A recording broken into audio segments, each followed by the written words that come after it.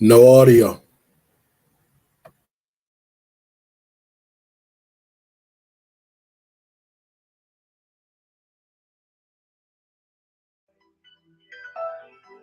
Ali, Ali, Ali, Ali, Ali, Ali, yeah. I praise Allah for these lessons. I'm striving to be the message, and I thank Allah for His blessings. Ali was the circle 7. I praise Allah for these lessons. I'm striving to be the message, and I thank Allah for His blessings. Ali was the circle 7. I praise Allah for these lessons. I'm striving to be the message, and I thank Allah for His blessings. Ali was the circle 7. I praise Allah for these lessons. I'm striving to be the message, and I thank Allah for His blessings. Ali was the circle 7. I praise Allah for these lessons. I'm striving to be the message, and I thank Allah for His blessings. Ali was the circle 7. I praise Allah for these lessons. I'm striving to be the message, and I thank Allah for His blessings. Ali was the circle 7.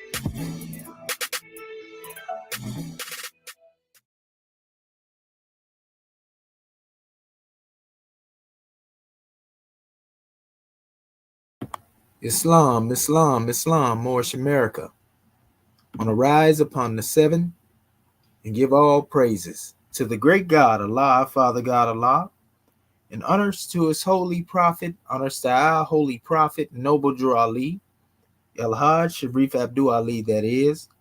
We give honors to our Moorish kin once again, here, there, and everywhere, and therefore honors to all of you who are continuously honoring yourselves by being yourselves. We give honors to our Grand National Seal. We give honors to our Grand National Emblem, National Flag, Divine Constitution and Bylaws, and honors to all of you who are indeed a living manifestation and personification of everything, and I do mean everything that our Holy Prophet brought to make us a nation. Let us come forth with our ancient Egyptian Adeptus research Sultanate session.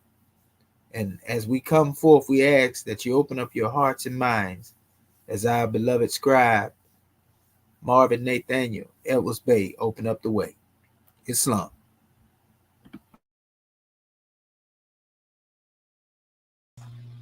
Islam, rising, giving all praise to the great God Allah, highest honor to His prophet, Prophet Noble Drew Ali Al-Hajj Sharif Abdul Ali. Give high honor to our theocratic government, our Moorish American government, high honor to our Act 1, and high honor to all of our officials, and high honor to all that's on this panel and those that will be coming. I give honors. Give honors to everything that's Moorish, our flag, our seal, our emblem, Divine Constitution, Holy Quran, Book of Ali, 101, 102, the exhuman of a nation. All of our divine revelations, I give honor. Give honor to the forerunners, Dr. Marcus Mosaic Arvell. Plus, I give honor to the ancestors from the shoulders we stand upon. We are the return of the ancient ones. And I will begin opening our meeting according to law in our ancient Egyptian Adept Moorish American prayer. Ya Allah Nuheru Meku Neteru. Ya Allah Ebheru. Ya Allah Ma'adheru. Ya Allah Hoteperu. Ya Allah Heru. Ya Allah Ma'adher Kuti. Ya Allah Awajet Detuti. Ya Allah Patem Sutek. Patem Heru. Ya Allah Bamaduti. El Hedges way up to Ali. Amen. Hallelujah. Hallelujah. Hallelujah. In transliteration, O Allah, the Father of the universe. O Allah, the Father of love. O Allah, the Spirit of truth. O Allah, the Spirit of peace. O Allah, the Spirit of freedom. O Allah, the Spirit of justice. O Allah, you are my protector. O Allah, you are my guide. O Allah, you are my salvation by night and by day. O Allah, through your holy prophet. O Allah, Juali. Amen. Holy Yasa, Holy Yasa, Holy Yasa. And now we'll begin reading our divine constitution, Morse America. Salvation, our God, unity. The divine constitution of Morse America. Act 1. The Grand Sheik and the chairman of Morse America are in power to make law and enforce laws with the assistance of the Prophet and the grand body of Morse America. The assistant Grand Sheik is to assist the Grand Sheik in all affairs if he lives according to love, truth, peace, freedom, and justice. And it is known before the citizens of Morse America. The bylaws, Act 2. All meetings are to be opened and closed promptly according to the Circle 7 and love, truth, peace, freedom, and justice. Friday is our holy day of rest because on a Friday the first man was formed in flesh, and on a Friday the first man departed out of flesh and ascended unto his Father God Allah. For that cause, Friday is the holy day for all Muslims all over the world. Act 3. Love, truth, peace, freedom, and justice must be proclaimed and practiced by all citizens of Morse America. No citizen is to put in danger or accuse falsely his brother or sister on any occasion at all that may harm his brother or sister because Allah is love. Act 4. All citizens must preserve these holy and divine laws, and all citizens must obey the laws of the government because by being a Morse American, you are a part and parcel of the government and must live the life accordingly. Act 5. No organization of Morse America is to cause any confusion or to overthrow the laws and constitution of the said government, but to obey hereby. Act 6. With us, all citizens must proclaim their nationality, and we are teaching our people their nationality and their divine creed, that they may know that they are a part and a parcel of this said government, and know that they are not Negroes, colored folks, black people, or Ethiopians, because these names were given to slaves by slaveholders in 1779 and lasted until 1865 during the time of slavery.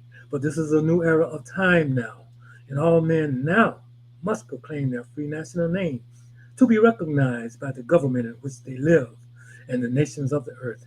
This is the reason why Allah, the great God of the universe, ordained Noble Drew Ali the Prophet to redeem his people from their sinful ways.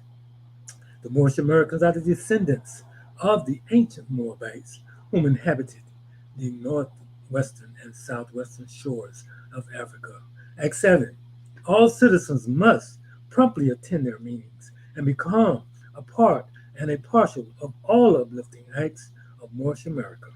Moorish Americans must pay their dues and keep in line with all necessities of Moorish America, and then you are entitled to the name of faithful husband. You must support your wife and children. Wife, you must obey your husband and take care of your children and look after the duties of your household. Sons and daughters must obey father and mother and be industrious and become a part of the uplifting of fallen humanity. All Moorish Americans must keep their hearts and minds pure with love and their bodies clean with water. This divine covenant is from your holy prophet, Noble Drew Ali, through the guidance of his Father God Allah.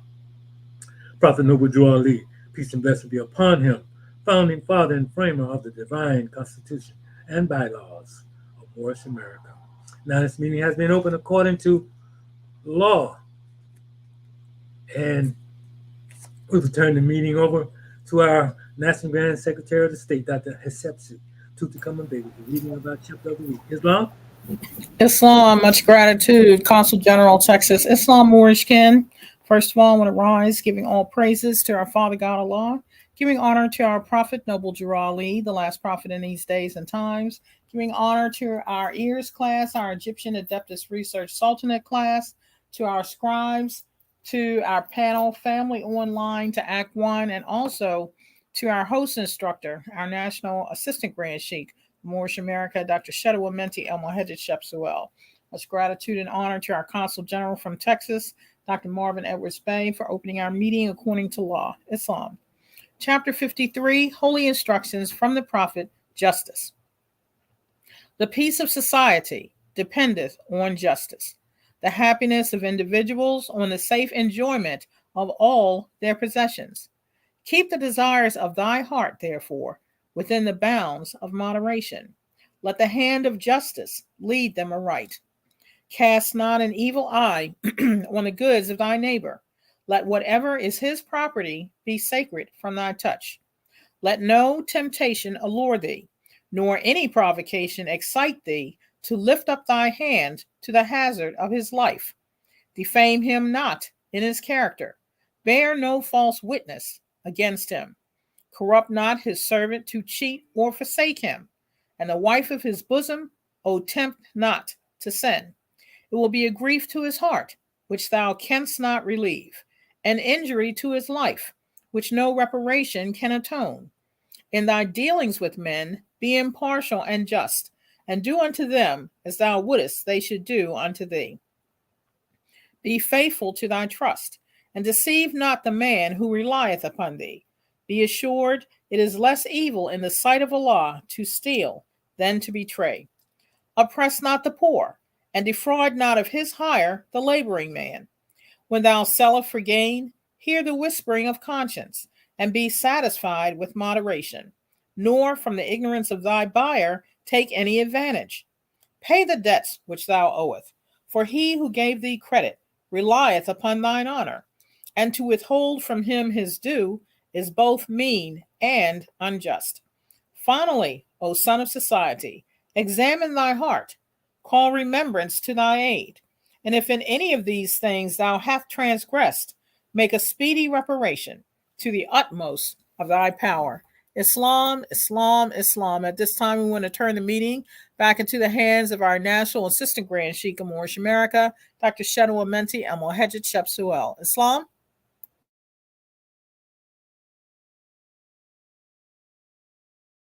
Islamism. Can you hear me, Goddess and Queen? Yes, sir. Loud and clear. Gratitude. Islam, Islam, Islamism without the schism. We haven't already risen.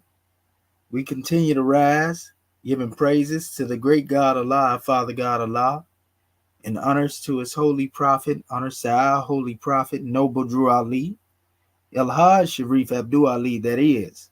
We give honors to our Moorish kin once again, here, there, and everywhere, and therefore honors to all of you who are continuously honoring yourselves by being yourselves. We give honors to our Grand National Seal. We give honors to our Grand National Emblem, National Flag, Divine Constitution and bylaws, and honors to all of you who are indeed a living manifestation and personification of everything. And I do mean everything that our Holy Prophet brought to make us a nation. I want to welcome you to another Egyptian Adeptus Research Sultanate session. I'm your host instructor, Dr. Shahid Imani Amohadi Shabazz El. And my ancient committee and high name being the same is Dr. Shedawamenti El Muhajjid Shepsuel. And we have a grand drawing once again for our Moorish kin to bring forth. And it's going to be a powerful measure as always. And so without further ado or delay, what we going to do, we're going to open up as we normally do with our chapters so that our Moorish kin can come forth and lay a basis and a foundation. Will be coming forth from the exhuming of a nation. And I want to actually start from page 401, Scribes. And we can get our scribe to volunteer in the reading here. Starting at the religious miseducation of the Moorish. And we're going to go up to, I just had the page here. Yeah, we're going to go up to page 408. Above is there across for you. So, Brother Bati Bey. You can start from there, and then you can actually, let me make sure okay. From Yeah, 401, you can what's the first page? 401. 401. Okay. Yeah, most definitely. Above, well, actually, what it says, the religious miseducation of the Moors. Okay. And then you're going to stop over here at the top of page 404. Okay. Islam and Grand National Secretary of the State, we will have you come forth with the divine origin of the 10 Commandments. And you can actually go over to above the Constitution of Ma'at. Gratitude. And then we will have our beloved brother Marvin Edwards Bay pick up at the Constitution of Ma'at and take us over to 408 above. Is there a cross for you? Islam, gratitude. Islam, gratitude. Islam, I will begin. First, I'd like to rise and give our man of praise to Allah. Honors to the Prophet, honors to our theocratic government, our royal council, our flag, seal, emblem, our divine constitution, our swift angels, muftis, citizens alike, honors to all the Moors that are in attendance here on the panel and the sound of my voice. And I will begin. The religious miseducation of the Moors. Virtually everything the Moors of the West think perhaps they know about religion has been systematically beat into them during their enslavement. First and foremost, in the history of civilization, it is impossible to educate slaves, commercial properties, and or chattels. Well trained, yes, but educated, never. This holds true in the midst of universities, specialized social government agencies, and religious entities. The majority of Moorish peoples colonized in the West know very little about religion, and although they sincerely love the Lord, they know even less about the gods they have been taught to serve. Couple this with the fact that they receive no education, which leads to knowledge of true self or the great God of their forefathers, and the result will be a prime candidate for undercover polytheism. Drew Ali explains taking away of the nationality of the Moors in 1774 and giving them the words Negro, Black, and Colored was because they honored not the principle of their mother and father and strayed after gods of Europe of whom they knew nothing. It is a well-proven fact as long as Negroes attends my school and serve me as their Lord and Savior by attending my churches, I will always own them. Willie Lynch. This translates into Maya at its best. That which is unreal seems real, and the real appear unreal.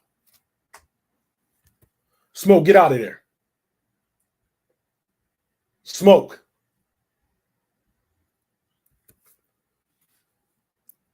To the NBC, their God appears real, yet is unreal.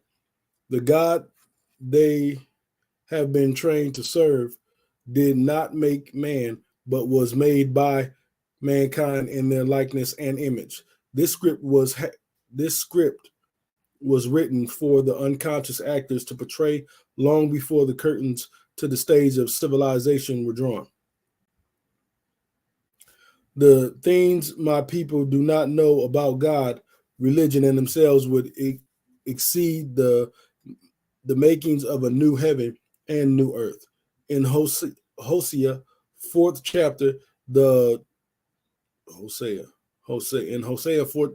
4th chapter, the charge against Israel revealed. My people are destroyed from lack of knowledge. Because you have rejected knowledge, I also reject you as my priest. Because you have ignored the law of your God, I also will ignore your children. Nevertheless, After 135 plus years of abolished slavery, the descendants of ex-slaves still dance to the beat of religions of which they know next to nothing. Because the Moorish people have been so legally enthralled and miseducated, they crave acceptance by virtually any semblance of freedom and truth. To say they are deprived of self-worth, which can be found only in one's true identity, would be an understatement. Subsequently, the descendants of slaves and are primed prey and proselytization of organized religions and social structures. Unfortunately, the majority of these civic traps are either made or controlled by state jurisdictions of their oppressors. The manumitters of the Moorish peoples have clearly proclaimed themselves as God when they named themselves the white man. Fortunately, in the same breath, he also revealed he is the Antichrist and foe to the great God Allah. He is not the God of the ancient Moorish forefathers. Nonetheless, the real problem is the miseducation of the Moorish peoples, which Noble Drew Ali calls mental slavery. The worst aspect of mental slavery is commonly called the Stockholm Syndrome. This is when the very minds of the captured, due to lengthy and systematic iron hand of oppression, assume the mentality of their oppressors. The Stockholm Syndrome is most prevalent in the Nazi concentration camps, where many Jews became better Nazis than the Gestapo. In modern prisons, many inmates, known as snitchers, are better informants than the paid correction officers. Like so, due to denationalized slavery, the oppressed and miseducated millions of Moorish people are better Christians than Europeans, better Masons than the Scottish and York Rites, better Americans than U.S. courts and states that own them. See 14th Amendment, and better believers in who the West say they are than in knowing or being their true selves. Excuse me. Noble Drew Ali states, some of my best Moors are still in the church. Excuse me. Some of my best Moors are in the church. This is true. But how did this come to be? Would they be there if they had their own old-time religion, Islamism, from which to compare and choose? Surely not. On the other hand, constant miseducation merely assures the fact slaves are those without choices. The horrible truth is no property is capable of education, because at best it would only enhance its occupied status. Education is reserved and exercised by ingenious citizens of various nationalities for their security, wealth, and prosperity. The ancient Egyptian mystery system was not only developed from the first religious creed, the ancient Moorish also used it during the civilizing of the world. The hierarchies of Islam, Buddha, and Judaism, Catholicism, etc., still use it to this day. However, it has always been forbidden to its rightful Moorish inheritors. Again, this topic is not to be offensive, just exhuming a clean and pure nation. If an angel does not bring the truth, who will? Speaking of angels, no little fat, wrinkled back. Excuse me. Excuse me. Excuse me. He said, speaking of angels, no little fat wingback European baby has ever been a true angel, except in the sense that his daddy called himself white. God. Drali corrected this miseducation when he taught the Moorish Americans, what is an angel? An angel is a thought of Allah manifested in the flesh. What are angels used for? Answer, to carry messages to the four corners of the earth to all nations. What is the shade of their skin? Answer, olive, susceptible to the sun melanin. Question: are the Moorish Americans any relation to those angels? Yes, we all have the same father and mother. A quick glance at the GNP, gross national product of the ancient Egypt, and it will rock the world with its production of the world's holy scholars. When one investigates, they will find Egypt has produced the world's most renowned celestial beings to ever be manifested in human form. This is the home for the graduate degrees recognized worldwide as prophets, gods, goddesses, queens, angels, messiahs, Christ, and other degrees recognized and other Christ and other archangels, e.g., Gabriel, Michael's, etc. Ask any Hebrew Muslim guru, Mahatma, adept, master, or well-learned Catholic or Shriner under an intelligent tone, and they will give you a favorable reply.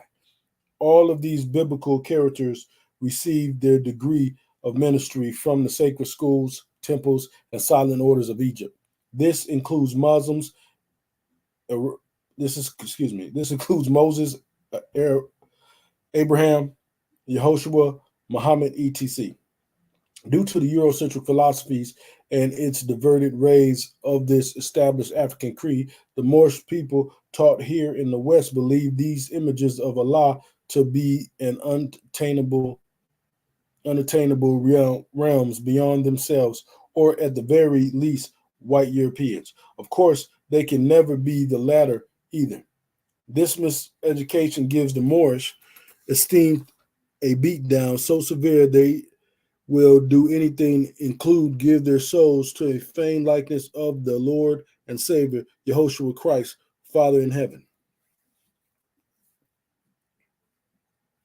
Namely, the same self-titled God lying out the side of his neck, white man, namely the same self-titled God lying out the side of his neck, white man, the ex-slaves have been undermined so low they do not equate themselves as being related to angels, kin to Yehoshua, or perfect and a part of the great God Allah. Through religious miseducation, they have been taught divinity, infinite spirits, and holiness are separate beyond them. In actuality, they themselves are omnipotent, and perfection lies dormant in each of themselves. Just the same, one of the side effects of mental slavery is self-denying. Due to scores and millenniums of forced acceptance of pale skin rule, the fallen Moors think it normal to imitate the status quo by denying their own. They instantaneously activate immunities to their truth about themselves, unless it's sanctioned by the obvious tyranny. Their national self-worth has been beat down so low until it has to look up at dependency of a beggar people. No beggar people can ever produce the best in themselves. This book, as declared by Noble Drew Ali, contains everything necessary to save a nation. One needs only to eat it, and they will be able to save themselves. However, before the majority of readers seek verification amongst their learned brothers in Africa and the East, they will run right to Rome for their discretionary approval. No problem. The prophet also said, the European, will be glad to see me bring you out of the darkness into the marvelous light and back into the constitutional fold of government. The European and foreign sympathizers are helping me, but it is your problem. The Negro problem is being solved only as it can, and that is through the connection of the Moorish national divine movement. If you have a nation, you must have a free national name in order to be recognized by the USA nations as a American citizen. This is what was meant when it said, "Seek ye first the kingdom of heaven, and all these things would be added unto you." The illusionary new world established by the nations of Europe is tired and dying. It is riddled with wars, disease, and reprisal conditions of the earth, fear and death. It is pieced together daily with cut and paste bubbles of promises which burst in the flight of time. They are ready to give it back to its original owners, but the Moorish must unteach themselves and then arm themselves with truth.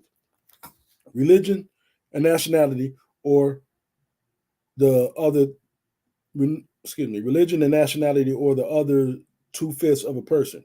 Yehoshua said, "A man's ideal is his God, and so as man unfolds, his God unfolds." Moorish Holy Quran 10:16. His religion basically includes the method in which he serves, worships, or gives praise to his God. All religious creeds are founded through or by the prophets or fathers of their special nation, e.g., Buddha to India, Confucius to China, and Muhammad to Arabia, or Greek Romans to Christianity. Since the ancient Moorish found the first religious creed, in Eastern Africa, nations have established a religion according to the precepts of their past, present, and future state. Some are also based into the hereafter. Can the Moorish be Christians? No, because it is against the uniting of their natural and divine duty to be obedient to the one true God. The basic postulate of being a Christian is the polytheistic homage to a trinity of God, e.g., Father, the Son, and the Holy Ghost. There is an addition of two more gods in Catholicism: the Holy Mother Mary of God and the Pope. There is nothing, and there's three popes. There is nothing wrong with this religious creed. They are made ideal by their founding fathers for the people of Europe, but not for the Africans of Moorish descent. This is why the self of the Moors has not been free or sustained happiness under the nearly 2,000 years rule of Christians. Moorish Holy Quran 35:21. Those still under the black concept that may profess Christianity, they do so out of ignorance that derived from oppression. It must be remembered all NBCs by design have been programmed for failure. Ask an Hebrew, Muslim, or Jew, and they should honestly reply, no nation in history has ever been successfully freed from slavery while serving the gods of their former slave masters. For the Moorish to be themselves free, they must return the cross, Christianity, and the church back to the European nations. It does not require a mastermind to decipher the same God-fearing, cross-bearing Christians which killed 93% of the tribal red-skinned natives and legally classified olive-skinned Africans as 3/5 of a person in the U.S. Constitution in 1779 and legally reclassified them as persons equivalent to commercial property in 1868, 14th Amendment, and entering into the year 2000 after 135 years of being held hostage as a Moorish nation and being force-fed Christianity with their pale-skinned biblical characters, etc., etc., etc., etc., etc., are the same Europeans which made Black Christians today. In fact, most so-called Blacks never question why it is easier to begin a church or open a spirit store than it is to buy a home, and why those who hail themselves as God-fearing are favored by the good old boys. The European status quo looks at Black Christians as being well broken and domesticated. These are modern terms for civilizing the savage or Christianize the heathens. They actually believe they must be Black must make blacks bear the same cross as their brother Yehoshua. This is why they sing, must Yehoshua bear the cross alone and all the world go free? This is a cross for everyone, and there is a cross for me. Reverse psychology and minute retention must be historical requirements to be an NBC Christian, because the last time I checked, crucifixions were to the Roman government yesteryear as the electric chair or lethal injections are to the United States today. Does this mean 2,000 years from now, there will be an electric chair for everyone and a lethal injection for me? According to Europe's version of Yehoshua, he died on the cross so that he could join this heavenly Father he often spoke of. To this day, Christianized Africans cling to the old rugged cross to receive their heaven in the sky after they die. 2,000 years of the same netherland. As someone asked, can the Moorish be Christian? Hell yes. Hell yes. No. Islam. And with that, I will turn this portion of the reading over to Grand Secretary of State, Dr. Hatshepsut Tutankhamun Bey. Islam. Islam, having already risen, given praise and honor where due, divine origin of the Ten Commandments. The Ten Commandments, as translated in the Bible, are not the true tablets of laws bestowed upon Moses out of Egypt, parentheses, ancient Kemet. The biblical Ten Commandments appear 2 places in the Old Testament, Exodus chapter 20, verses 1 through 17, and Deuteronomy chapter 5, verses 6 through 21. The 2 are similar but not identical, pending whether in the Protestant, Anglican, or an Orthodox Christian who follow Jewish tradition, or Roman Catholic and Lutheran traditions used by St. Augustine, which combines 1 and 11 and splits the last commandment into 2. The latter changes the numbering of the other commandments by 1. However, it is the basic principle of the 10 Commandments that comes as a prophetic warning by Noble Drew Ali. In his chapter 46, The Beginning of Christianity, the Moorish American prophet wrote, "These teachings were not accepted by the rulers, neither by the rich, because they loved the principles of the 10 Commandments. Through the 10 Commandments, the rulers and the rich live, while the poor suffer and die." In order to understand the original constitution of the commandments, one must study the holistic teachings of the ancient Moorish. Since the Garden of Eden, all initiates, parentheses, students, were taught their minds were a part of the divine mind. That I was a state of responsible perfection and constant mastery. This is why Moses was not told the name of the great God, but only to reply, "I am that I am," meaning I am you, or Emmanuel, parentheses, God in man, to identify himself as the Christ, so Pharaoh would understand. Prophet Noble Drew Ali, among the many inheritances, returned the true commandments to the Moorish peoples from Egypt's sacred Adept brotherhood. He was the first in America to teach from an ancient Egyptian constitution known as Tablet of Resurrection into the light. The European West, especially the Wallace Budge's translation, called this the Egyptian Book of the Dead, parentheses, a typical misnomer and customary pale skinning of African history. Fortunately, more contemporary scholars refer to it as the Book of Coming Forth by Day. This latter translation is more Afrocentric and relevant than the Romans' Book of the Black, Book of the Death, Book of the Dead. These highlights the meaning of the word black, which according to science means death. See question number 87. And the common fact that just because the truth-starved African-American scholars' colloquialisms, connotations, and misuses of European words does not alter their true meaning. For example, the word black means death or negative for all of history until the 1960s Black Power movement in America. Since then, they have given it the reverse connotation of life, and positive.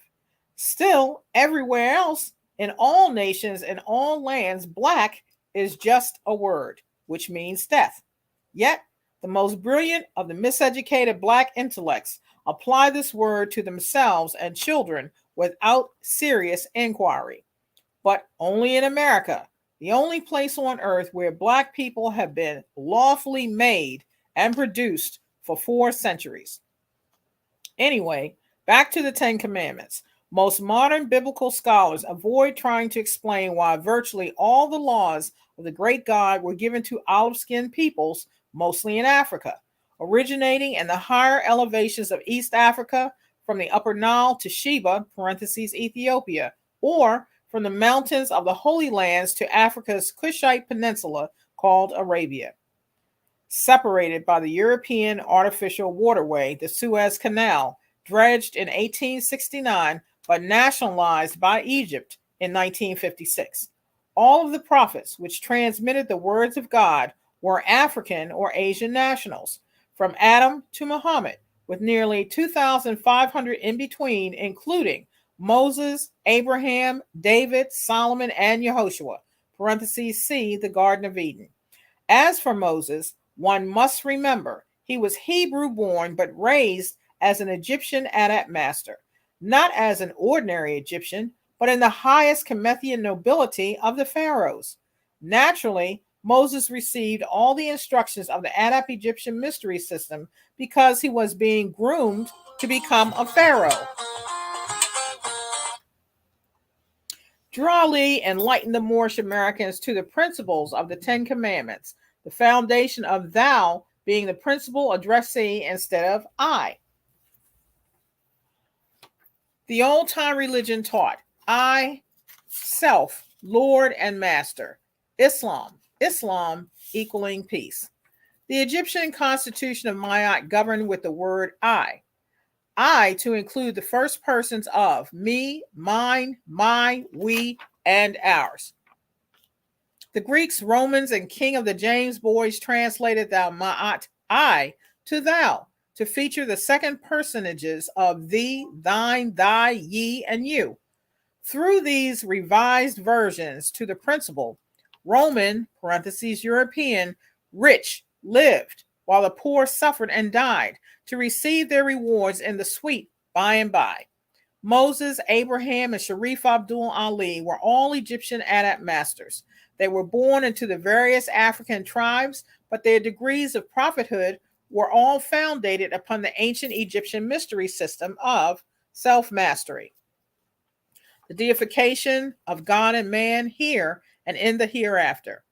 When Moses introduced the tablets of laws to the nations of Israel, they were pure and did not contain any other God before the one found within. Quran, Surah 7, Ayat 145. In Palestine, where Greek had been made the national language, it was the pale-skinned people who titled themselves God, meaning ruler of the land, question number 93, and other people were thou. Contrary to Western beliefs, the great God did not write the Bible. It is translations by European Greeks, Romans, and Englishmen from pillaging the tablets of African prophets. Nowhere is it written where King James or his kingfolk, parentheses Frank and Jesse, went to Allah and got the words ordaining them to write the Bible. All true and divine prophets, whoever left the book, say where and when they received the words from their God, because most of all the sacred writings were handed out in stages from the ancient mystery system of Egypt, albeit the Bible was never ordained to be. Where is its prophet? Its God. And where did it acquire the words holy? And since truth is immutable and will make men free, why has the Holy Bible, as the Word of God, been changed over 315 times with over 2,000 versions? In 1700s, the York and Scottish Rite orders of Freemasonry established this, quote, principle of the 10 Commandments, unquote, as the absolute requirement for initiation into its secret society.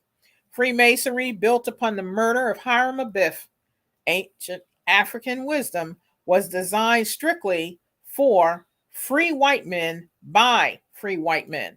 With the commandments firmly in place, members could assume the attributes of God, and all others were outside in their profane world. Basically, every Mason must recognize the lodge and fellow members as purity by swearing, "So help me God," upon demand.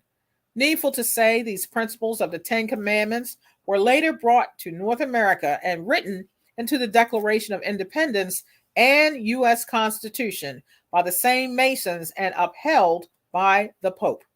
These are the biblical and lawful reasons why the Moorish will never be free as a pure and clean nation while under the Roman yoke and law.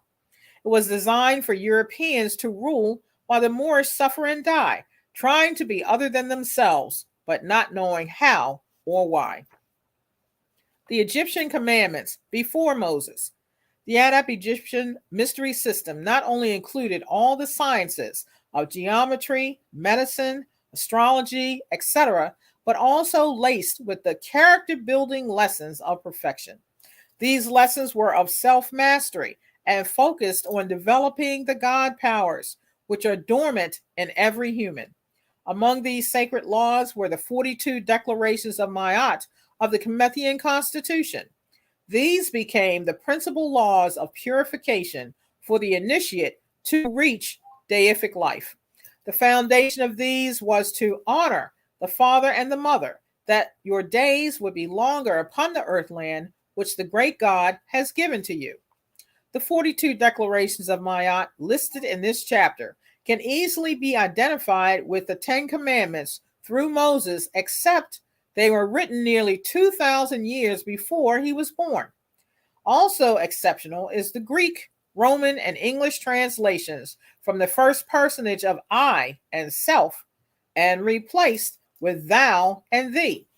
There is a world of difference between what I have not done as opposed to the Europeans' biblical misnomer of thou, parentheses, you shall not do. The English word thou is an ecclesiastical prose meaning a person or thing addressed outside of the principle, whereas I is the principle. The results are devastating because where thou shall not kill, it leaves ajar the door for the first person to kill without atonement. Today, it is mind-blowing for the Moorish to think in terms of themselves as gods or fruits of the great God. Nevertheless, blow it, because the minds they blow are not their own anyway. Remember, no finite mind can comprehend things infinite. Moorish Holy Quran, chapter 1. It was their forefathers who established the first religious creed, parentheses, old-time religion, and they could not have accomplished this unless they themselves knew the great God in all his infinite glory. When they, parentheses, the ancient African forefathers, wrote the Constitution of Ma'at, it was based upon the knowledge that sin lies in the wish, in the desire, not in the act. Before sin could be committed, I must be the understood principle. Without due consideration to the God principle, then all men will suffer the same fate as did Adam and Eve, the mothers and fathers of the human family. See Adam and Eve. Compare the articles of the Constitution of Ma'at to the biblical Ten Commandments revealed through Prophet Moses, an Egyptian Adept master. These laws of the Nile were established in the kingdom of God nearly 2,000 years prior to the tablets, parentheses, Torah, of Moses. At this time, we want to turn the reading to our Consul General of Texas, Dr. Marvin Edwards Bay. Islam. Islam and gratitude. That's the Secretary of State. Yes, I'm Dr. Marvin Edwards Bay, praise none self and given, but I'll reiterate, praise Allah and honor, highest honors to his prophet and everything that is Moorish. And I'll begin. The Constitution of Ma'at. I have not done iniquity. I have not robbed with violence. I have not stolen. I have done no murder. I have done no harm. I have not defrauded offerings. I have not diminished obligations. I have not plundered the nature. I have not spoken lies. I have not snatched await food. I have not caused pain. I have not committed fornication. I have not caused shedding of tears. I have not dealt deceitfully. I have not transgressed. I have not acted guiltfully. I have not laid waste the plowed land. I have not been an eavesdropper. I have not set my lips in motion against any man. I have not been angry or wrathful except for a just cause. I have not defiled the wife of any man. I have not defiled the wife of any man. I have not polluted myself. I have not caused terror. I have not transgressed. I have not transgressed. I have not burned with rage. I have not stopped my ears against the words of right and truth, ma'at. I have not worked grief. I have not acted with insolence. I have not stirred up strife. I have not judged hastily. I have not been an eavesdropper. I have not been an eavesdropper. I have not multiplied words exceedingly. I have not done neither harm nor ill. I have never cursed the king. I have never fouled the water. I have not spoken scornfully. I have never cursed the netcher. I have not stolen. I have not defrauded the offerings of the netcher. I have not plundered the offerings to the blessed dead. I have not filched the food of the infant, neither have I sinned against the netcher of my native town. I have not slaughtered with evil intent the cattle of the netcher. The 10 Commandments. I am the Lord thy God. Thou shalt have no other gods before me. Thou shalt not make unto thee any graven image. Thou shalt not take the name of the Lord thy God in vain. Remember the Sabbath day to keep it holy. Honor thy father and mother. Thou shalt not kill. Thou shalt not commit adultery. Thou shalt not steal. Thou shalt not bear false witness against thy neighbor. Thou shalt not covet thy neighbor's house or wife. Carefully note the change of principles in the King James Biblical Version.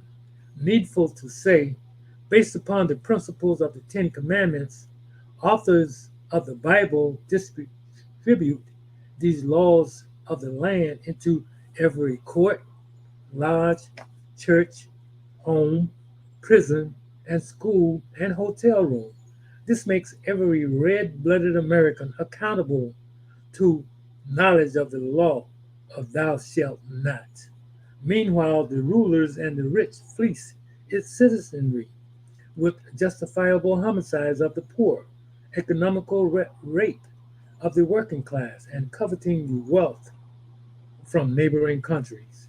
This too is justifiable religion, and the same gods which own the poppy fields and distribute cocaine into the urban interiors of the land are the same gods which punish both the dealer and the addict, for thou have another drug god before them. The same gods that manufacture weapons of destruction and sell them to the common people are the same that lock it up thou ass for the use of them. Today, in the various courtrooms of America, blacks are bewildered into a stupor as to how can they, the Europeans, steal, kill, covet nations, and even serve other gods before the Creator and forgive themselves with a slap on the wrist, while we go to jail, big time, or executed. Little do Negroes realize the answer rests upon the principles of the 10 Commandments in your Holy Bible. In the European cultures, the judges are exalted forms of wishful masters and honored as gods, see Freemasonry. Therefore, it should not be considered as an unsolved mystery when the laws of the G are enforced when thou goeth before him. After all, every thou, y'all, you all is taught the Ten Commandments from childhood. Hence, this gave rise to the phenomenal warning known throughout the Christian world. Ignorance of the law is no excuse, because y'all, thou, have been commanded exactly what thou shalt, what thou shalt not do upon in here, America, that with three K's. This brings so light the modern day legal upheaval of fur and feathers about the 10 of the 42 laws old man Moses stole from the 42 of the ancient Comitian Constitution.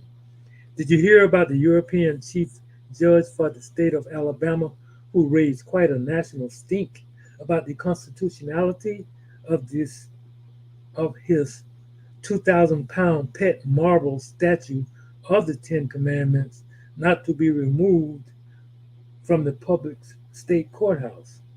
That was in the summer of 2003. He even threatened to chain himself to the heavy stone before he would let some Yankee politicians remove the words of God from the state government's building, and had rallied thousands of supporters that agreed with his conviction. However, it's this author's firm suspicion that if anyone had really wanted him, so if anyone had really wanted him to remove that rock, the good judge had been slipped the truth. However, it's this author's firm suspicion that if anyone had really wanted him to remove the rock, they could judge, the good judge had been slipped the true African origin and history of his beloved Ten Commandments. He would have ran, foaming at the mouth, and personally hammered that graven image to find power. The Ten Commandments, the demise of Egypt. The question is often asked during the constitutionality of Ma'at, the Ten Commandments and the sacred institutions of the Egyptian mystery system, with all the world's first wisdom, philosophies, and civilization. How could Egypt allow itself to be conquered by the Greeks, Romans, Arabs, French, and British? Over the past 2,300 years, these invading empires have taken turns at raping Egypt, destroying their intellectual and historical resources, knowing Egypt was the light and held the keys to civilization. But why? Did the great God forsake the cradle of the human family? How could the combined Comitian upper and lower kingdoms fall victims to these lesser god men? Firstly, there is no one answer to this line of inquiry, but there is a great answer among the many. It lies within Kemet's holy instructional system itself. Drali states, of those who the sons of men have agreed to raise to sovereign power and set as rulers over themselves, the scepter of power is placed in thy hand, but not for thyself, Egypt. Were these ensigns given, not meant for thine own, but the good of thy kingdom? Most Holy Quran 29, verse 1 through 2. The strength of Egypt was in its heart. It must be remembered Kemet, Egypt, represents the gnosis of Amexum's Akubalan, or Africa. Origin and divinity of the human family. first civilization and cultural empires founded upon man's harmony with his creator, establishment of all sciences, medicines, mathematics, astronomy, botany, philosophy, jurisprudence, art, dentistry, surgery, architecture, and literature and religions. Remove the above from today's European countries, for example, America, Canada, England, Britain, Australia, Germany, Greece, Italy, etc., etc., etc. And this entire world, as we know it, would crumble into utter darkness. Wisdom, which is the consciousness that man and Allah are one. Most Holy Quran, verse ayat 7, verse 23, was given to the early Cometians by the first physical man, Adamites, Nubian Moabites. Then temples, sacred schools, and universities of holistic life sprung up from one end of the Nile to the other and throughout Egypt land, producing prophets, angels, and men of wisdom and sciences. However, there was just one thing wrong to the Egyptian mystery system with its deification curriculum. It was ultimately confined predominantly to the rich, the rulers, for example, the pharaohs, elite, ambassador initiates from foreign lands, and people of means. These teachings were restricted, even forbidden from the common people. For example, the poor, handicapped, slaves, lower class, aliens, undesirables, John Doe citizen, etc. Although it must be remembered the average lifespan of Cometians was 30 years of age. The Holy Prophet Drawley revealed this as a great failing in our history, as the enmity between the lion and the lamb. The lamb is the poor people, the lion is the rulers and the rich. More Holy Quran 46:3. Speaking of lambs, most theologians fail to point out the ignorance of the lamb. Yes, it is true that lambs are humble, meek, gentle, and even cuddly. But lambs are also so dumb until they would be extinct if it weren't for a few self-employed shepherds. Then again, ask any wolf, either shepherd or wolf, will tell you that a predator can attack a flock of lamb, devouring one lamb from the flock per day until the entire flock has been consumed. It is in the nature of the lamb to be as stupid as it is innocent.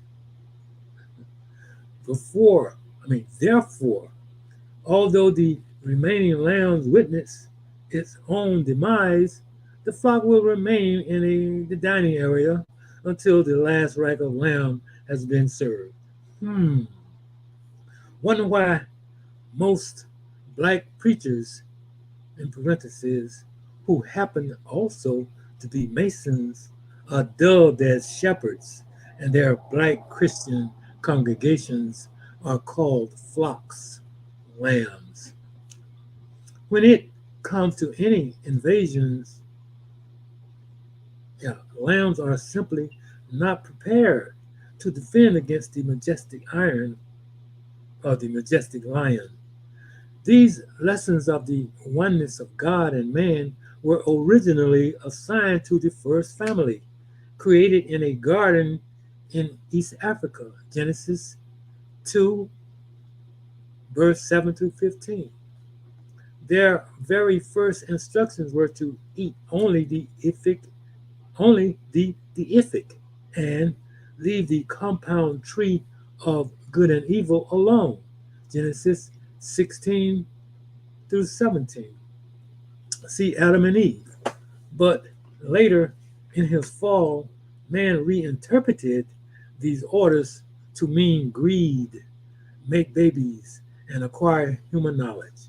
It was during this portion of the fall of man when the survival of the fittest became the law of the earth land.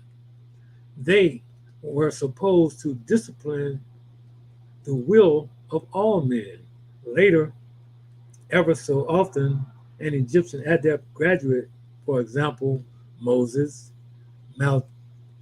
Melchizedek, Abraham, Solomon, David, and Yehoshua, would violate the secret of the blessed and peculiarly favored, then would attempt to teach these saving powers to fallen humanity, usually as carnal man not wanting the light. These prophets were rewarded with heavy doses of misunderstandings, exile, and death. Moreover, by their very own nationals of whom they had come to save. The adepts and gods of ancient Kemet knew the public was unstable and ungrateful. Man must be given the truth in degrees according to his consciousness at that at that time. However, the pharaohs developed secret brotherhoods to withhold these truths. During his illustrious life, Sheikh Sharif Abdul Ali, knowing the opposition to truth embedded in the minds of his Moors, appealed to their Christianized state when he wrote on page 3 of his Holy Quran, "These lessons are for all those who love Yehoshua and desire to know his life, works, and teachings. Also, how the Father can set their house in order, and the mothers are to teach these lessons to the little ones." Today, man still believes the truth is not for everyone, but that is not what Allah has said. Here in America, the European has patterned their educational system upon the identical format as the ancient Egyptians.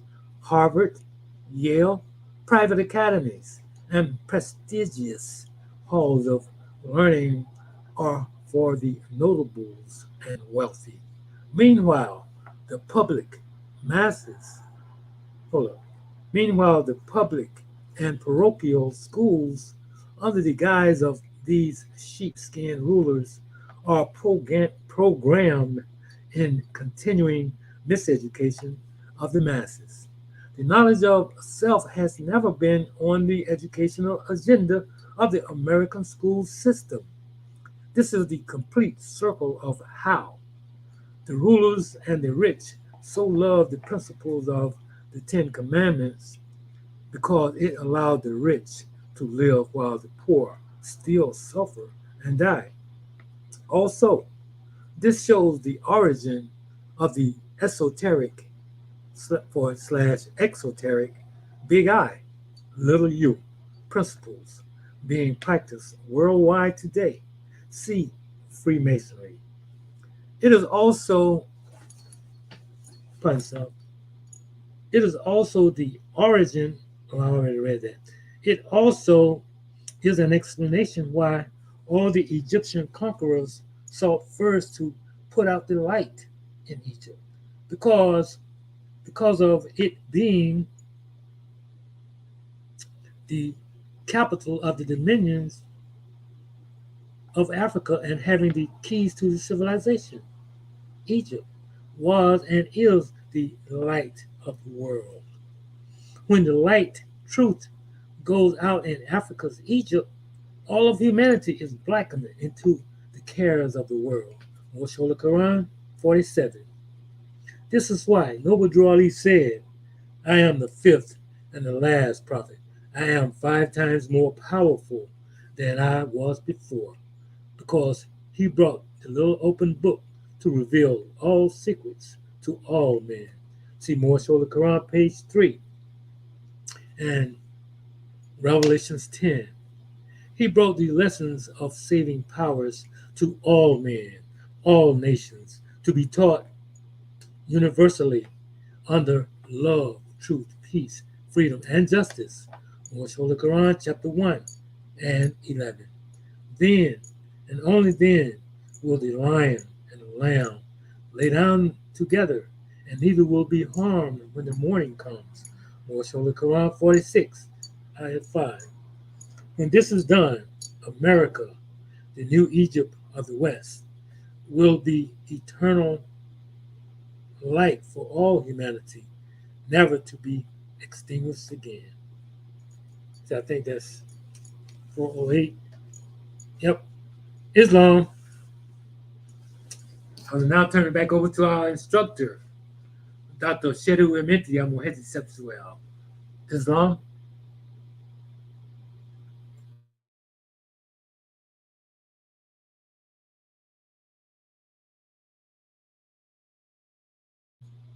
Islam. Can anybody hear me? Islam, we hear you. Islam, we hear you, grand man. We just had a little frozen going on over here. Gratitude. Yeah, Islam. gratitude. Islamism. Islam. Want to give honors to all of our Moorish kin for bringing forth the readings in regards to dealing with land of foundation for everything it is that we demonstrating right now. And it's a powerful measure brought forth from our father's treasures. We're going to see if we can get this thing to act right, because I really don't have a whole lot of windows open. So I'm going to close down a few over here and then see how this thing work as we go through it. Mashallah. If not, just bear with us along the way, because I'm seeing I got a little delay in here, even just then, where I just went over here and changed this. So what I'm gonna do, I'm gonna just be real careful as I demonstrate. Let me see what happens if I move things with my hand, because I may be able to do a little better by moving things with my hand. And I'm getting ready to share my screen in a minute. I'm just trying to make sure I got it moving pretty good before I go there. So give me a second here, because I may be able to do better by using my hand than with the mouse. Look like I'm doing better with that, so that's what I do. I'll go there. All right. Let me see here. Let me see. Okay, there we go.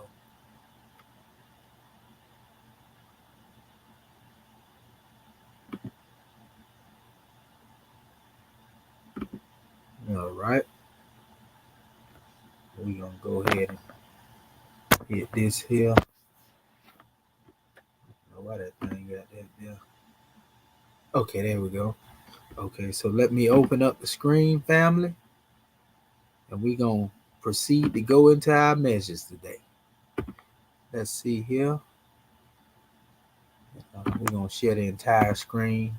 Make sure everything is good. I'll do this just in case I go out of that. And can you see the screen, Morris? Can? Yes, sir. Okay, gratitude. So the way that we want to go into this special measure, as we know that we are fresh in bringing these particular alphabets into our consciousness, we have dealt with even pulling certain measures out and building up our own phrases with the words.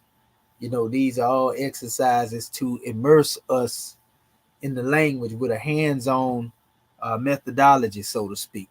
That's the process. The more we work with these things, the better that we are able to utilize them. So one of the best ways to do that is just go step by step when we do this. And so I want to start with the letter A, since it's at the top of the Demotic alphabet. You can see me change the screen right here. Let me see here. Yeah. And we'll go back and forth just to give some confirmation to our family. This is our BG Demotic chart, which we have a whole bunch in here, like tools that we can link up even with the Coptic and the Hieratic. We have already established also the facial recognition chart, well, we can always go back and check the way that we pronounce something. So that's what this is, basically a good go-to to make sure that we are actually pulling up the alphabets, and also be able to add to the chart where we may need to as well, in order to bring about clarity. But pretty much this is the basis, of all of the different attestations and the expression, as we already know. So we're dealing with the letter A, and we're going to actually pull up, a particular papyri, so to speak, at least a copy of the papyri that's digitized and put in this particular measure. And we lead on with the letter A, so we want our people to be able to identify this right here. And we're going to also go through that papyri before we really go into breaking everything down. We're going to see where we can find these symbols and these signs in the papyri, through and throughout. So we'll actually go line for line. And remember, these are the letters expressed for A in Demotic. And we're going to go over here and pull this special measure up. We see they put a little mark up there, but we ain't really paying too much attention to that. We're going to just go to the first attestation in regards to dealing with this papyri. And this is actually, we're going to deal with the papyri that's coming out of Memphis, and this is special demonstration right here. We ain't really going into the aspect of just focusing on the words per se yet, but we'll get into that too. We're going to deal with some transliteration. This one, actually, the encoder here was Janique Corte. It's basically letting you know that it's Demotic papyri. And to go into the actual breakdown of it, because it didn't have a whole lot of information in here, we can see it's from 505 between that time to 344 BCE. So this papyri basically would have predated the Rosetta Stone, because the Rosetta Stone was created, they say, in 196 BC. So this is like, between, let's say, 4 and maybe 200 years from the closest date, if that, 100 and some odd years, so to speak, from that. So these actually would have predated the Rosetta Stone, predated the time that the European came up with the stone that Champollion so-called was able to, so-called, in his mind, decipher something. So you have also the object numbers, which they give you here. All of this has to do with showing you the source material. And we can go into every one of these areas and really find what's being stated here. If we were to go into these particular areas, let's just do this just for the sake of showing our family, and it's taking you again to the same date, the province Memphis, which is Saqqara. We hear Saqqara being spoke of all the time in our particular Moorish Holy Quran. This is Lower Egyptian known, for those who don't know what that is. Lower Kemet is often what they call the north in our maps that we look at. Upper Kemet is what we normally call the south in the maps that we look at. It's vice versa. And if you go into an old map by the Moors, again, the Kubilan map, it will make more sense if you've seen Lower Egypt and Upper Egypt as it relates to that particular map. So we have it again as Demotic script. And basically, you can go in many different areas. I don't want to go too far into every aspect of this right here, but we'll click on certain things, just to show our people the map in general. Let me get this out of the way here. And so you see all these different places. This, for example, would be your Lower Egypt in this particular area, and this is Upper Egypt when you come up here. So to go up the Nile, you actually come this way. It's almost like on the map you normally look like you're going down, but you're really going up the Nile by going this way. So that's just to give you that. And this shows you different added station. You got many different places here too, by the way. Like if I were to really home into this demonstration and pull it up, you can literally go here and find many different places. You just go through here, it'll take you, but it's a map actually in the tool itself, but this just gives you a more broader aspect of it. If those who are familiar with maps know, they know that this is what they call the Red Sea area here. You got your Raven Peninsula coming up in this area, Sinai and everything. We could go through here and find all of these different areas. It's a whole bunch of stuff. You get a lot of names here, though. See, that's Mount Sinai right there, actually. See, it's located here. So if Moses was in Egypt when they say they crossed the Red Sea, he would have crossed over, and then it ain't strange that it said, this is also, I want people to see that too.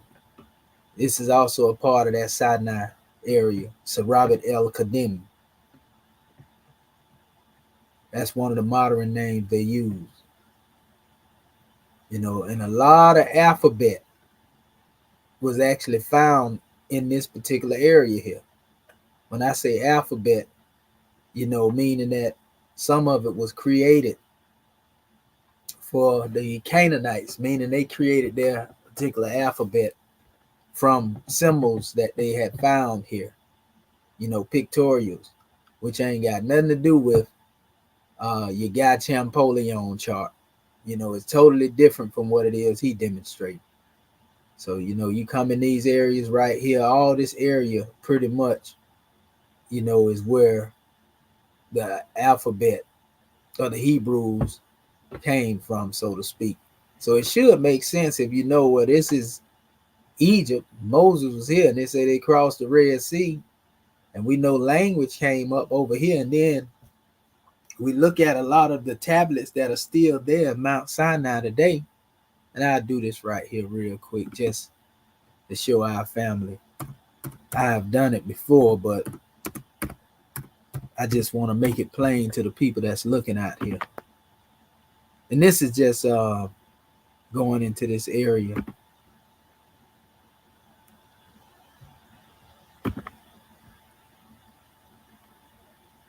I'm trying to see it right here.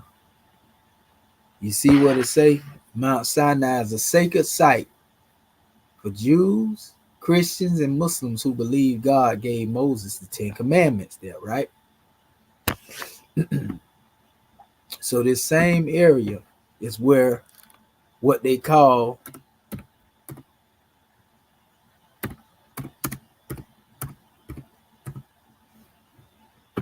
Proto-Sinaitic, was actually found.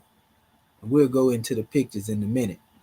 So when you hear Sinai and Mount Sinai, and they tell you the Proto-Sinaitic script was found in this area, then it makes sense. See what it says here? Proto-Sinaitic, also referred to as Proto-Canaanite. Now you see the concept of either interchangeably. You can use either one of these measures here. And I'm just giving this like I'm going to get back to my Demotic, but I'm showing our family something and hopes that they can get it because we spoke on Moses and the 10 Commandments and all that. We're going to make it make sense. So Proto-Sinaitic, also referred to as Proto-Canaanite, when found in Canaan. So we know the Canaanites also represent a people and also represent an ancient name for the original inhabitants of the region that we call Arabia. So those who were called Hebrews, and Arabs, so to speak, as well in that area would be properly referred to in this time as Proto-Canaanites. give me 1 second here, Morris Ken. Okay. Okay. So, and it says our early alphabetic. Because see, a lot of people would tell you this is actually where the alphabetic expressions come from as far as dealing with your A, your B, your G, your D. But it goes back a little further than that, as we showed our family before, to what we call Phoenician that evolved out of the hieratic. But that's a whole nother lesson. And what they have called Phoenician, they also have an alphabet in the Proto-Sinaitic, that actually relates to that, is the same alphabet that they call Phoenician. In other words, the Phoenician alphabet that they call it, they have a Proto-Canaanite version of that. If you go into Carthage, they have a Punic version of that. If you go into different nations all throughout Africa, you'll find that all of them adopted that as far as the alphabetical form. It's long before they ever talked about a Greek, and long before they ever talked about a Coptic. So once you understand that, you understand what a truly alphabetic writing, as far as when we deal with letters, come from. It didn't come from no Greek, that they claim Champollion used to decipher. So, neither did it come from anything else that came after that, but it starts again with the Phoenician. And we showed our people the alphabet, but we'll do it in a minute when we get a chance in a second here. But it says early alphabetic. So this is where your abjad and everything else, one of the places that it showed up very early. It says it's found in small corpus of 40 inscriptions and fragments, the vast majority from Sarabat al-Qadim, which we showed that to you a few minutes ago before we went here on the map, in the Sinai Peninsula. So when you hear that, now you know what this is. Dating to the Middle Bronze Age, they are considered the earliest trace of alphabetic writing and common ancestor of both ancient South Arabian script, see, and the Phoenician alphabet. You see? Now I was speaking off the head and just going in this area, but now we'll click the link since we here. So this is, the main symbols that was used for alphabet, and it evolved, as far as the letter form evolved out of the hieratic, unbeknownst to many people. Now, some people will call this Koine Greek, because there was an alphabet of this that was found in Greece. They'll call it by many names, like I said, because, it goes into this particular area. Notice it says here, it says the Phoenician alphabet is an alphabet, more specifically an abjad, known in modern times from the Canaanite. It says in Aramaic inscriptions found across the Mediterranean region. The name comes from the Phoenician civilization. And the Phoenicians represent also a Cushitic people. So we have to know this. So this is more like, if you will, a brother nation of Kemet, a brother nation of Egypt. And so again, we have records, and we showed this too in our last measure. We even showed some of the influence, on these special drawings as well. In fact, what I'm gonna do, since I'm speaking on this, and then we're gonna go back to our particular letters and all that, but we always want to make sure that we give our family clarity. We trying to show you exactly where this stuff originate from, and that way people have a prime insight, as to what it is that we demonstrate. So I'm gonna try to do this here. Let's see.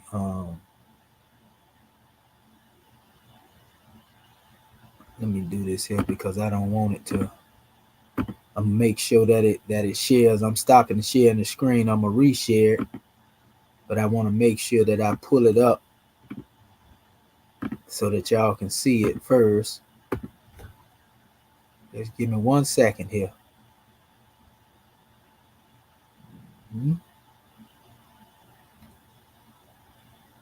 Okay, there we go, right there. And I actually showed this, like I said before.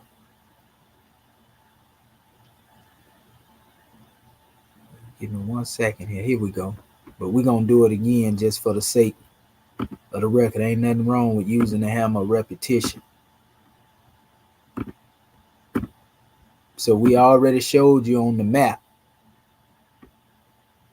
We showed you on the map basically where everything is. So I'm going to read this real quick since we here.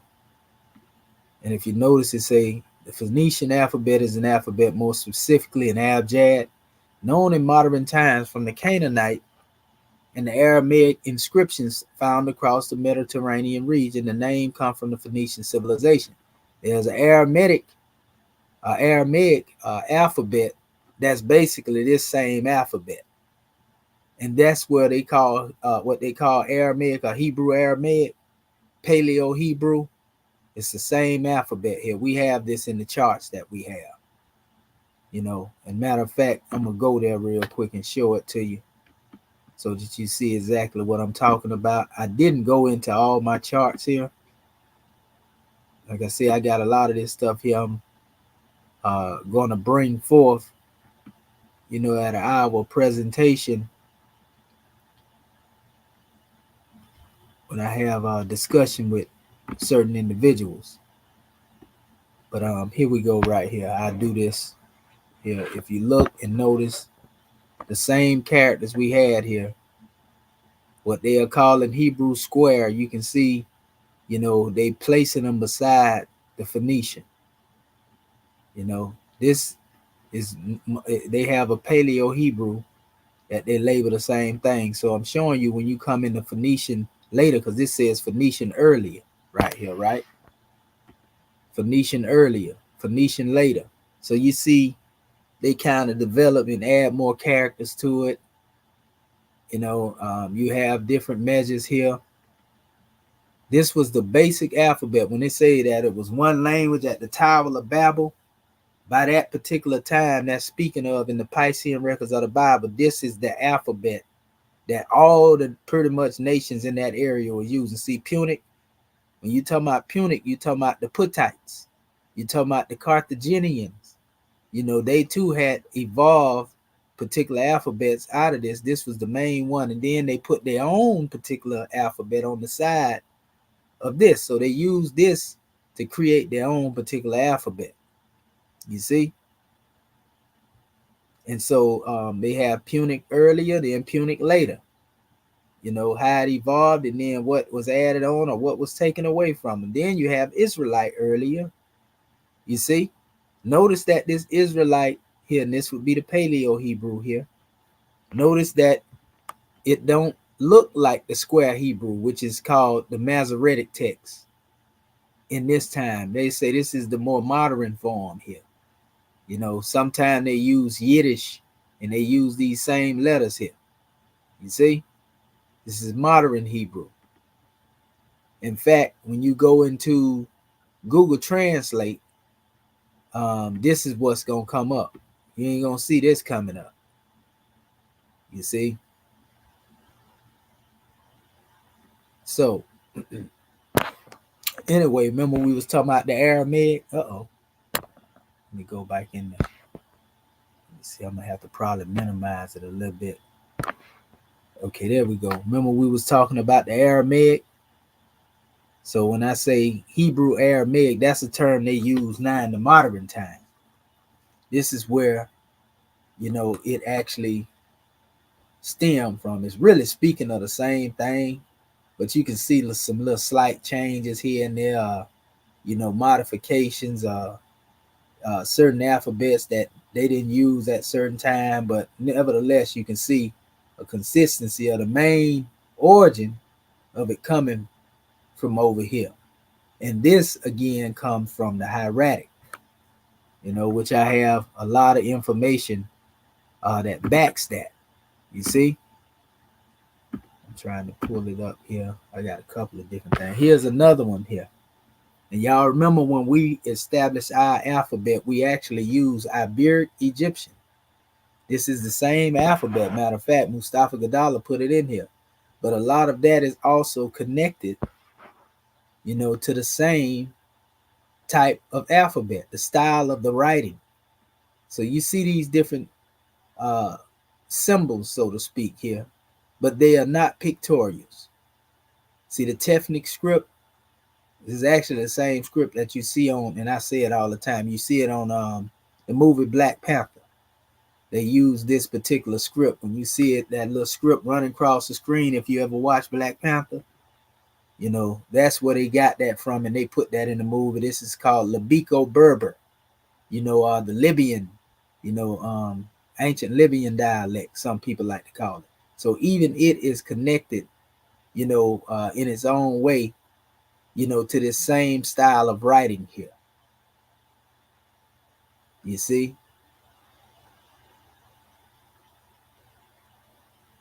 So this would be an Iberian Egyptian chart, and notice on the side, what do they have here? The abjad: A, B, G, D, Hey, Wa, Ka, Ha, Ta, Ya, Ka, Lam, Mim, right? Noon, Sa, you know, and we can go on and on and on and on with this. But this is the telltale measure of the relation of dealing with the abjad, because you can basically pretty much pull them all there together. You know, in the book J.W. Lee, and I was quoting from that book not long ago, showing our family, you know, how the European was talking about the Moors when they say the Tartessans and the Moors. See this Tartessan aspect right here, because this is the Iberian. The Iberico, this would, you know, that's the Iberian Peninsula. That's where it said the oldest man has been found. It also mentioned the Technic, you know, in a lot of the findings of what they call the Atlantia Mauritanias. I just wanted to add that on as well since we there. So we dealing with the map, we dealing with language, alphabet charts, going back to these things. So here's another more evolved map to show you the same alphabet and the different changes in it.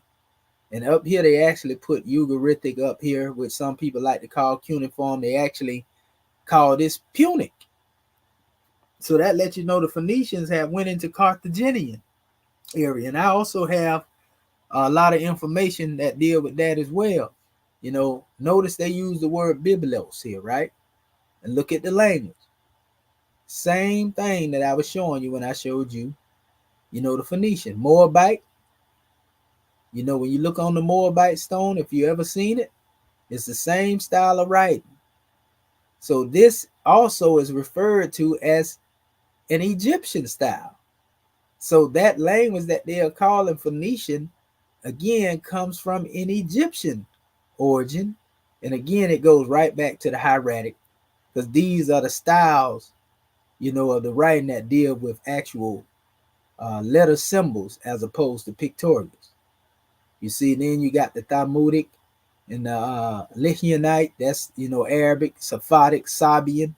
This is actually ancient Arabic right here, drawing from some of these same principles as well. Himyaritic is the term they use as well. This is Cushitic, you know, South Arabian. Notice this is when they adopted that particular language before what they have now. So again, they're showing you the Aramaic in the same style that we showed it to you in the other chart.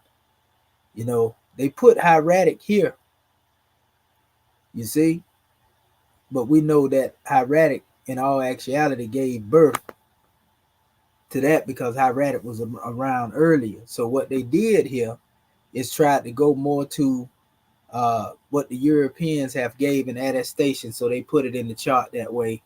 Then they went to the Greek. And notice I pulled this up though, because if you notice, they showing this pictorial writing, you know, as they start trying to come forth and trying to implement it after all these other alphabets come into existence. You know, so the monuments that were created, such as your Rosetta Stone and your Pale obelisk and some of the temples they end up doing, a lot of this came, you know, after the fact, you know, and then we come all the way up into all these other languages that were created, you know, Latin, see, Pomeriani, Syriac, Mandaic, Arabic. Notice all of these particular alphabets here are dealing with real alphabetical symbols. You see? And they kind of out of order with what the way they put it there, but we see what they were trying to do, because we know this would be last. Normally the Latin would be the last thing there, but even here they did put the A, B, G, right? And then they actually put the K and H there. I know why they did that, because K and H and G is really one. So I see what they was trying to do if you're dealing with sound shifting. So then they went to the letter D and the H, the W, the Z, the A, the same thing that we was just showing you, the abjad. The basic abjad go up to like a 22 letter system. And I actually have another document, records dealing with the alphabet and its origin, and it tell you how every nation took their particular portion and went in their particular area and created their own thing. So I have another chart here, and we just simply emphasizing, these special measures. And they actually show, this is very important right here. Notice it says Egyptio, right? And this is showing you pictures. Not saying that these were letters and all, but they're showing you where the people evolved their alphabet from in the form of pictures. So let's say on the monuments of, let's say, the Temple of Luxor, the Israelites that were over there, by the time they got to the Sinai Peninsula and they had seen those same things over there in that area, and they developed their alphabet out of that, then they came up with their own application of these measures to these different drawings that actually was supposed to be this particular alphabet here. They was applying to these different picture forms here, which are not the same as what E. Wallace Budge and your boy Champollion was doing, but that's where they got the idea from to try to demonstrate this. But really, this is the true alphabet. Phoenician is the true alphabet. Paleo-Hebrew is the true alphabet of the Canaanite, Proto-Canaanite, and so forth and so on. You see here it says Armeo, that's Armenian, the Aramaic part itself. Aramaic, right? Then you have over here other alphabets coming out of this.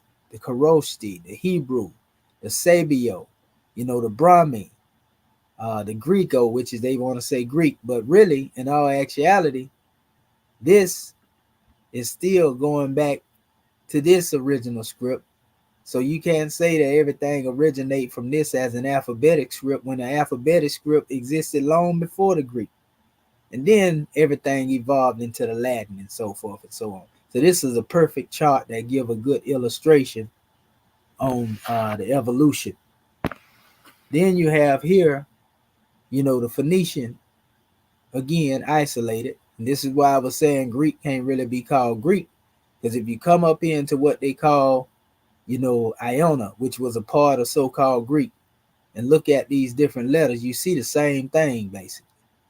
They took a letter out here, but you see the majority of this stuff is literally the same thing. Whether they took something and turned it the other way, or they made a change one alphabet, some of it is exactly the same. Like you come into Athens, you see a little change between it and Ionia, right? And then if you come over here to Corinth, you see the same thing. They got a few little slight little changes here and there, but nevertheless, you definitely can see they coming from the Phoenician. Argos, Crete, all these so-called different Greek dialects, they call them Greek. We know better. It's really Coptic, different forms of Coptic, and this is what they would call modern Greek. No, they all go back to this with slight variations. And that's why I was saying, if you're going to try to use something to deal with transliteration, they should have been dealing with Phoenician, because some of these letters ain't the same in certain areas where they changed them, but we know what a majority of the root of the alphabet evolved from. You see? So they knew this alphabet, but then they went and created their own version of it and changed the letter here, changed the letter there, switched it around, turned it upside down to the left, to the right. And again, you see the abjad right here. Let me blow that up a little bit. A, B, G, D, E, right? It goes on, same thing. You know, we can't make this stuff up, family. I'm showing you different charts, and I made sure I took the most detailed so that our family can get the picture. It's another example. Remember, I was talking about Punic. Punic, anytime you hear that, that's talking about the language that was being used in Carthage and during the time of Hannibal. You know, Carthaginian, that's dealing with, the ancient Mari, the Moors, and all of them at that particular area. They like to call them Berber, but we know better. Now, there's something very important about this here, because we're showing you all these different symbols because this is the style of writing that your Demotic and all that right there has a relation to, your hieratic has a relation to. So some of these letters actually, are very similar in the same with the hieratic letters and the Demotic letters. When you get in this area here, a lot of them are very similar. And also there's a language history dealing with what they call Senzar. And we talked about this before. And Senzar is what produced this special style. You'll see all of the letters coming out of it. Where's Senzar at? Senzar is found, it's a place actually in Egypt. Senzar in Egypt. It's a place known as Senzar. But Senzar was spoken of by a lot of the scholars, from the Eurocentric standpoint. Blavatsky and Henry Steele Alcott, and there were books that were wrote on this right here. We'll go into it at another. We actually went over it before. We'll go into it at another time. I'm just mentioning that for the sake of what it is we're looking at in front of us, and saying that they pretty much, when you look at these alphabetical symbols, that style has a particular lineage to it, but all of it is still going back to Kemet, is my point. No matter how they use it. So here's your Greek that would evolve again, and see how they have it in the abjad order. They have A, B, G, H, and D. We know what they saying, sound shift right there. See, and then they come over here in their so-called Greek language, and you begin to look at this, and they come up with all of these things here, and this is the same thing that we was calling Phoenician earlier, or even Paleo-Hebrew, before the Greek came into existence. You see what I'm saying? They just changed certain things and called it something else, and we know that what they call in Greek is really Coptic, or Hecopta, with the exception of the fact that they actually took like 6 or 7 letters out of the Coptic, because the Coptic consists of like 32 alphabets, where the Greek consists of like I want to say 26 or somewhere around there, 27, 26. So here are the Turkic ruins. This is the Turkish language. Notice the same style of the writing among the Turks that we were showing you with the Iberico Egyptian, and also the similar aspects of its relation to even the Phoenician, Aramaic, the Semitic. You got non-Semitic here in the Mediterranean area, but even though they're saying they're non-Semitic, the same style of writing is being used here. And when you get over here, it ain't strange, because it actually starts with vowels. The A, the I, and the U. And I can show you that in the Iberian script, the A-E-I-O-U and all of that right there, as well as the Meroitic script, in the old Nubian script, and so forth and so on. And as a matter of fact, that's what this goes into. The next ones, I'm showing the evolution. So you see A-E-I-O-U. Look at the symbols. Same symbols, but this is Iberico. I showed that to y'all in the first slide, though. Iberico dealing with, again, the Iberian Peninsula. Remember, we evolved our alphabet out of this style of writing. See? So and when they go through it, they break it down, and this is really like a breakdown of the abjad to a certain degree. Only difference, this is your A would be found here, the B would be here, Your K would compensate for the G, right? And then you would have your D and your T also there, and then they'll run these down like your letter L, your R, N, M, and S, and all of that. But all of these same symbols are symbols that are found in what they call Phoenician. Even when you look at the what is called the Emerald Tablet of Tehuti, this is the same exact type of writing that's on those tablets that people think are fake. You see what I'm saying? But if you don't know the language, then you don't know what you're looking at anyway. So here we go again. Same type of style of writing.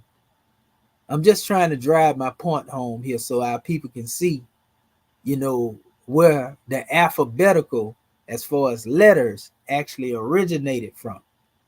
You know, so again, here's Phoenician. Notice they putting the Greek on the side of it. You can see slight changes here and there. That means if they change a certain letter here and you were trying to use this to transliterate something, it wouldn't be right.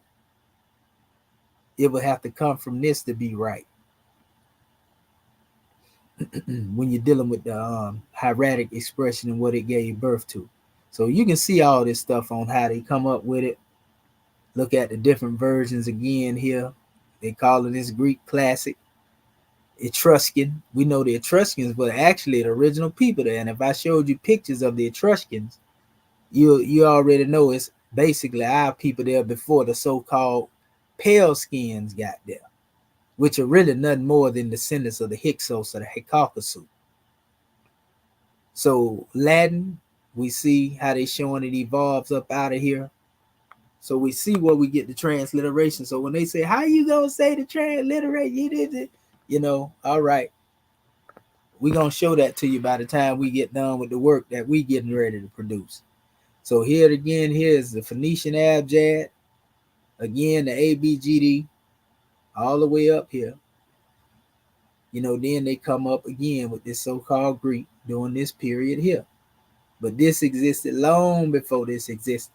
So we are correcting the record, you know, that has been taught to us as a people. Here it again, here it go again. Same thing right here. Alphabeto Phoenicio Archaico. This is like saying an alphabet that is Phoenician and is archaic. That's basic. Archaic Phoenician alphabet is what this is saying. And notice they use the Etruscan De La Marsliana again. And notice they got the abjad right here. Notice this is the same thing they were trying to call Greek, but again, it goes right back to the Phoenician. See the abjad here as well. You know, then they give different other expressions of the same alphabet, which is they calling Greek alphabet again here in this chart. But you see what a parent is. So this is giving you good education, family. This was a chart that was actually created by one of the Europeans as well. As actually was what his name chart too. I want to say Dero, if I ain't mistaken. Let me see. It should have it down here. He normally put it here. Well, they did put this in here though. The Phoenician and Hebrew alphabets as derived from the Egyptian hieratic characters. The Phoenicians, in order to form an alphabet, to appear to have selected certain Egyptian letters from a type of hieratic character. Cursive, it says, form a hieroglyphic found in the papyri of 2500. You know, and that's what this is what the European added in here. Notice this wasn't originally. This is he added cursive form. When you see them brackets or whatever there, you know, that's basically showing you that was added into this particular mention. You know, but mainly you're dealing with the hieratic character. These are not hieroglyphics right here, even though they use that terminology just then.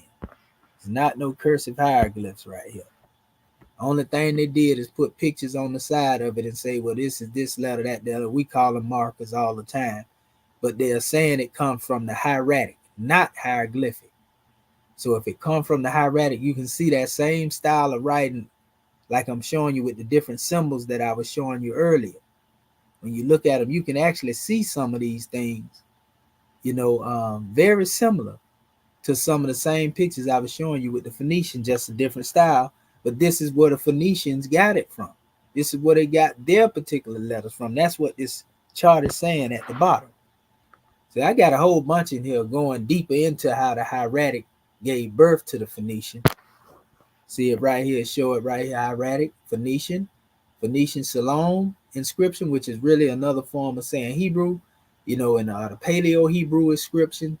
And then this is where the box Hebrew, again, the Masoretic text, and again, like we were showing you, they call it Yiddish in some aspects.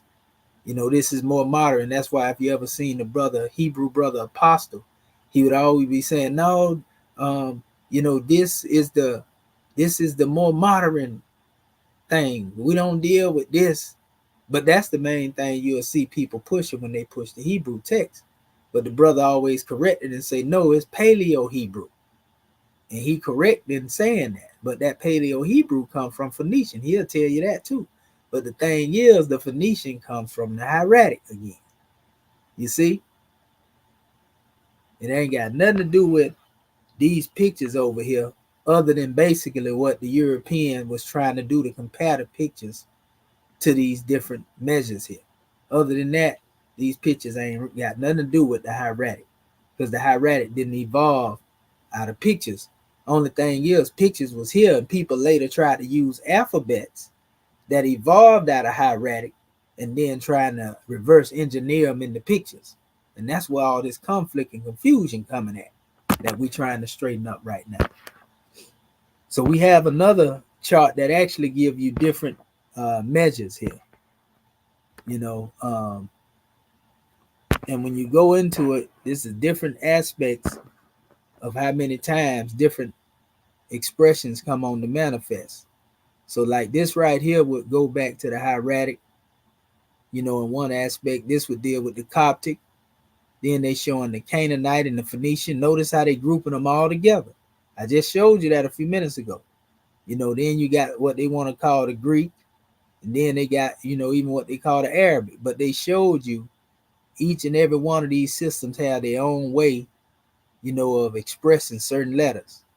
Like Akan, Alohom, Aksum, Oxum, Amexum, right? Oxum. Same thing here. Then they showed the Aleph, Alpha, Aleph, right, in the Arabic.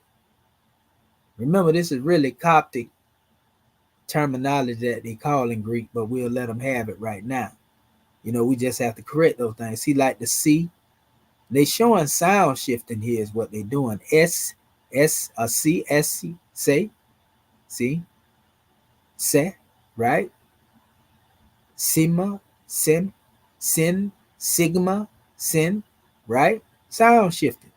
I, ein, epsilon, ein. You see? Yet in all, it's the same measure. And they did this based off the Latin alphabet. The phi, fa. See how I tell you the P is interchangeable with the F, pi, and the phi. See, we may end up having to add this even to our ABG Demotic chart as well. He, hori, he, heta, ha. See? And we can go on and on and on with the same special measure. All that do is give you different forms of expression of it. So I wanted to show you that. And then now this makes it even plainer. I done showed you with the language. I showed you with the map. I showed you what a Phoenician, was found at across the Red Sea in the Sinai Peninsula or the Canaanite area, right?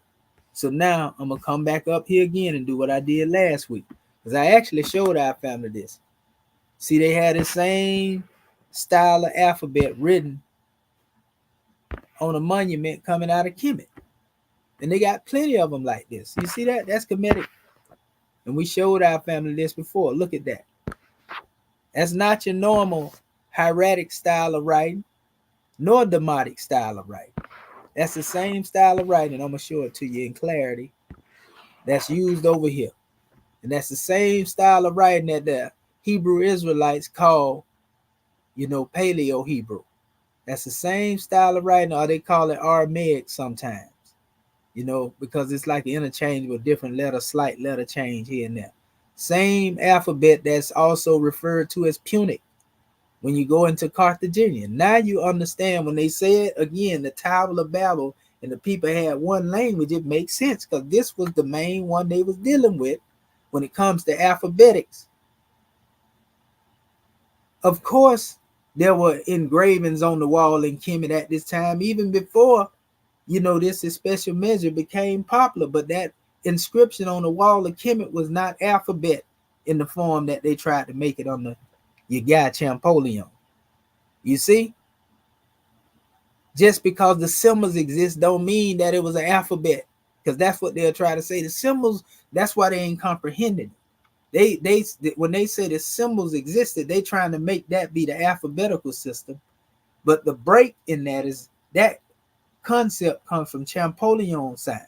So of course the symbols existed, but they wasn't alphabet.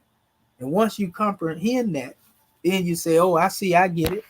So here you have a chart here. This was written by some of the same Egyptologists, European, and you can notice that they was actually dealing with the Demotic or the Egyptian inscriptions. And look at it right here. Hold up, let me go back. You see what they call it? Inscription Egyptian.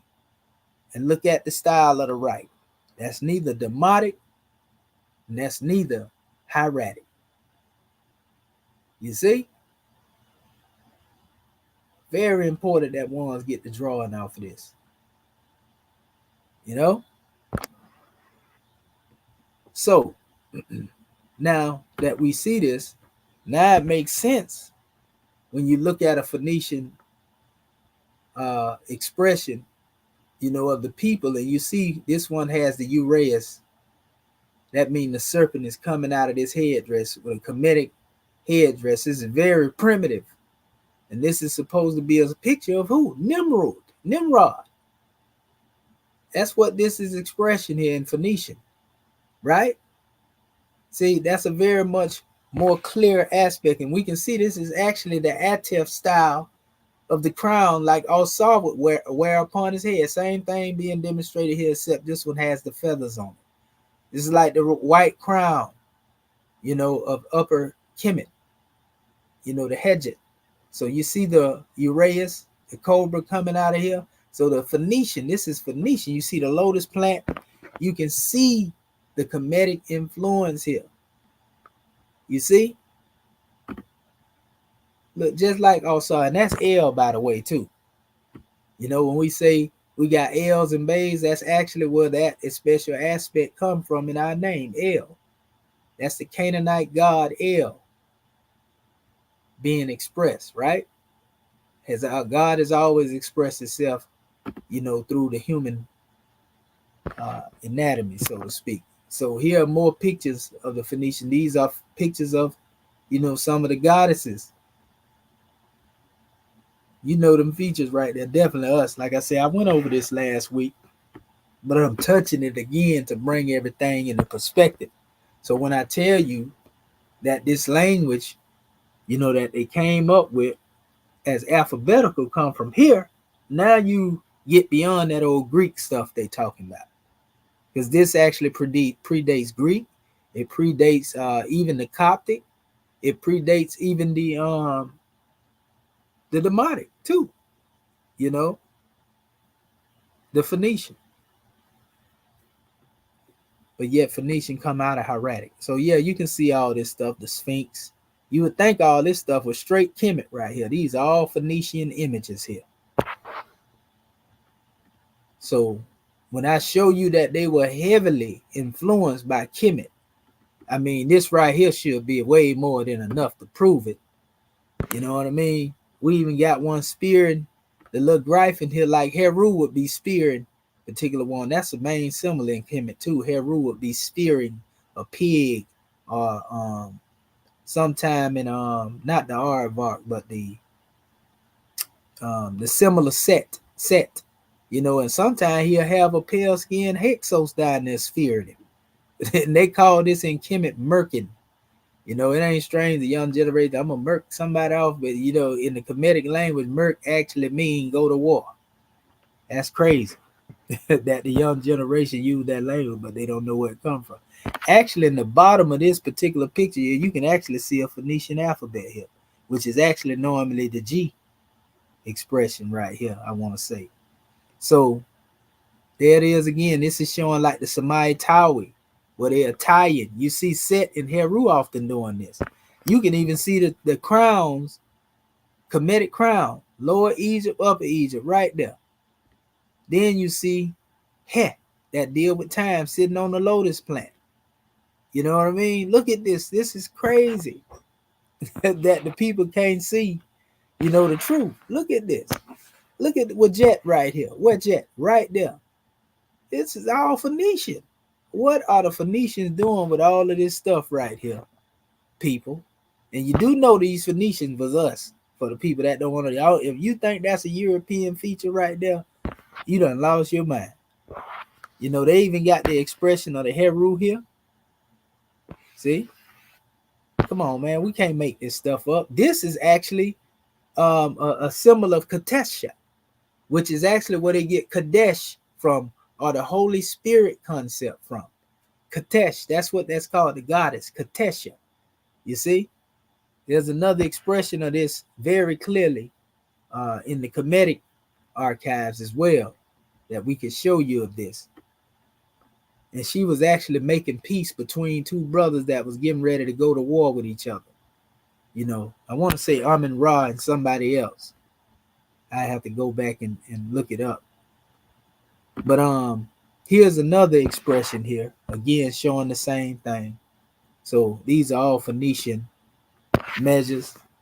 See, they even have like their expression of a sphinx with the head of a ram, which is mostly dealing with Kunum, Amun Ra. You know, and then you have the headdress, the Atef, again, Lower and Upper Egypt, but yet this is Phoenician culture. This is the early Phoenician culture before it became watered down. And you start seeing the pales. You see, this is like a segment. You know, the lion deity. See, with the sun this on the head. Come on, man. We cannot make this stuff up.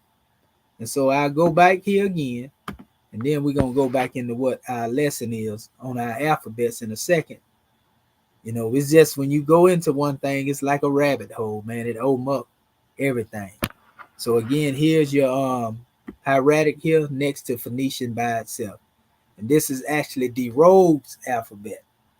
You know, De Rogue was another scholar, and he actually was demonstrating before your boy Champollion. Matter of fact, Champollion studied up under, you know, a lot of the tutelage of this particular one. And so again, they showing you how this script here pretty much come into being. And you can see some relative measures here. Actually, when you put them side by side, you can definitely see some measures here that's very similar when we deal with the hieratic and the Phoenician. When we look at it, oh yeah, it may be a little slight change, but a lot of this stuff is pretty much spot on, family. Look at that. On a 1-for-1, oh yeah, we can definitely see how they evolved, what they evolved out of that. And this became the dominant alphabet. Like I say, that went throughout all cultures, right? So it says here in my source, the argument of preceding pages may now be restated categorically as follows. The Semitic occupation of Egypt lasted for several centuries. The origin of Semitic alphabet is connected with this occupation by 3 distinct lines of evidence. I just gave 3 distinct lines of evidence just then. The first is external. The sojourn of Israel in Egypt is nearly synchronous with the Hyksos period. Before the Hebrews went down into Egypt, the art of writing was unknown to them. And when they came out of Egypt, they possessed it.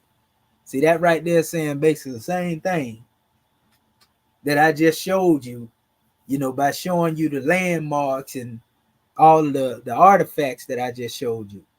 The inference seems clear.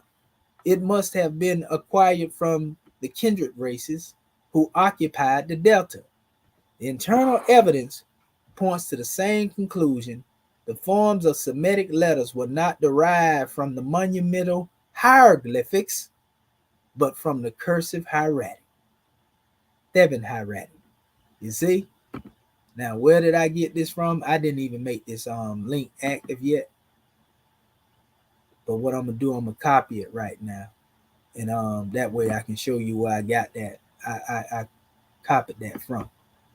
So you see, they're telling you right there everything I just said over and over, everything I've been saying for the last 2-3 years now. So what I'm gonna do, I'm gonna show it to you real quick. I'm gonna go over here and just go to this book. Then we're gonna get back on our letter A in the Demotic and go into the lesson of what it is. I love doing this because I pretty much let the ancestors guide me. See, this is where I got this from. That quote that you just seen me read, it's got way more than that in here, but I just took that one portion. As a matter of fact, notice they even talking about the rogue's alphabet. You know what I mean? So that alphabet chart is separate from this book, though it's mentioning pretty much what it is. See, it says, assuming that the rogue has proved his case, certain chronological consequences are involved. We have seen that there were 2 distinct hieratic scripts differing from each other. In essential particulars, the hieratic of the New Empire, represented by numerous papyri of the 18th and 19th dynasties, and the hieratic of the Early Empire, represented by the papyrus of Priestley, which I keep telling the people is the oldest writing, or the Book of Tahotep is what they talking about right here. Like, come on, people, we cannot make this stuff up. And we actually have that in these slides as well. It is an essential feature of de Rogue's hypotheses. To the earlier hieratic alone can the Semitic alphabet be affiliated. So de Rogue was on point way before Champollion was, but his method was never taken serious. So Champollion went on to try to Europeanize what he was doing, and that's why he lost the mark. And Champollion had knowledge of these Semitic languages too, but he wanted to try to attribute something to these so-called Greeks and Romans, and not go back to the source. And that's why we can't trust, what it is he demonstrated. Because we know he was trying to spin the narrative for himself. See, it says, thus the tales which are possessed by several of the Semitic letters, Daleth, Mem, Peg, Kof, Resh, can only be explained as having been attained from the characteristic tale forms of the early hieratic. These tales being either absent or inconspicuous in the hieratic of the New Empire. In addition to these tale forms, there are other particularities which are equally decisive. A good instance is supplied by the hieroglyph of the shutter, which takes the cursive form here in the papyrus of Priestley. See, notice that ain't no picture, that's a symbol, and affords an obvious prototype of the Semitic letter Pe. See, they comparing that letter that came later in the Paleo-Hebrew as evolving out, and we just showed you how the hieratic and that side by side is on point. You see? And it just goes on telling you basically the same thing, reiterating this whole book here. And I got way more than it's just one book that I got, that a lot of these Egyptologists or Egyptolamites have not yet come forth to even fathom. They ain't even studied this stuff here, because you don't hear them talking about it. It says, but when the New Empire arose, early hieratic form had gone out of use. It says, and we find in the latter hieratic an entirely new cursive type. This is the more modern expression. Some of it's similar, but then they have other measures. But it says, which plainly cannot have descended from the old hieratic form, but must be an independent derivative from a monumental hieroglyph. You see? It is manifest only in the earlier hieratic, it says, could have furnished the prototype of the Semitic letter. Other letters such as Shin, Keth, He, Yod, Kork would supply materials for similar argument. So it says, on such grounds, de Rogue maintains that the prototypes of the Semitic letters can only be found in the cursive writing of the early Egyptian Empire. This conclusion, based solely on paleographic evidence, refers to the origin of the Semitic alphabet precisely to that period of Egyptian history at which the Semitic adaptation of the Egyptian writing was not only possible but extremely probable. These historical considerations are of too great importance to be dismissed with a mere passing allusion. So, I mean, you see it. I just gave you the source, and this is by Isaac Taylor, who is often quoted by Mustafa Gadalla, by the way. You see what I'm saying? This particular work right here. You know, so he quoted a lot of this himself. So, I mean, we can go on and on, but y'all get it already.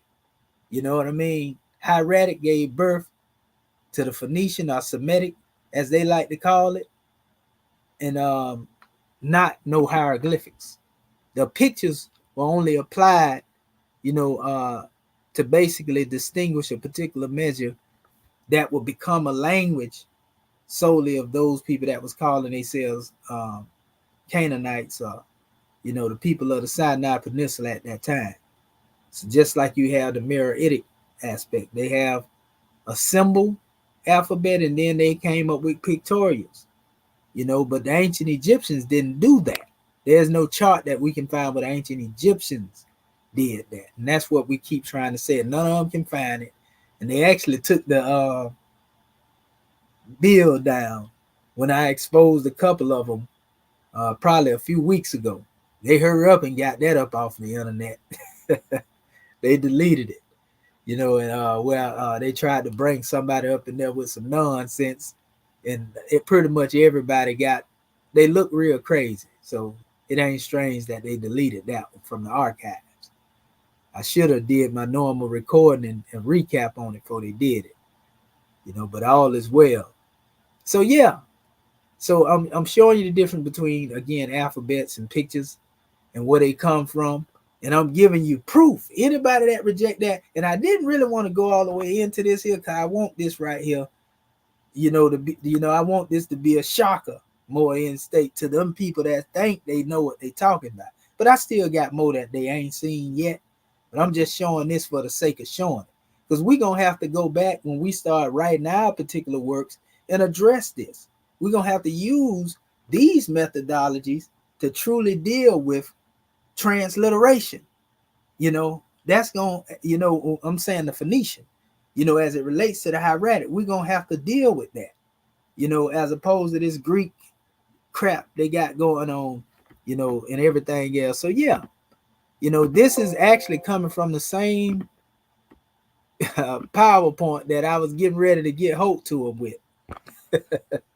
So again, this is like a sneak preview, but nevertheless, I'm just showing you the origins. Once you understand this, you understand the language. Can't nobody deceive you no more. Can't nobody just tell you anything, you gonna run with it. You understand?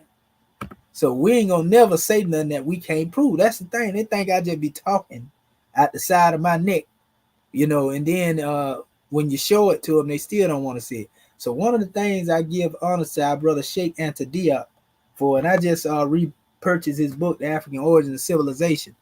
The elder used to use archaeology, etymology, you know, and he would basically use all those aspects. That's what I just showed. I showed archaeology.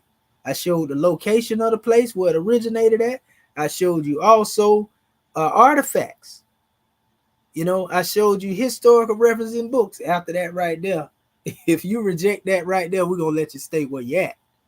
But this is only for the clarity of the scribes and the people that are watching us now that we brought this up again. So as we were speaking a few minutes ago, going back here, now when I say what I said, the Phoenician alphabet is an alphabet, more specifically an abjad, known in modern times from the Canaanite and Aramaic, it all makes sense now, right? Found across the Mediterranean region. The name comes from the Phoenician civilization. There the alphabet go that we were just showing you that was compared to the hieratic. You know, the Phoenician alphabet is also called by the early linear script in a Semitic context, not connected to the Minoan writing system. Islam. So, go ahead, brother. Islam. Are you showing something? Yes, sir. Yes, sir. Let me go back. Islam. Okay.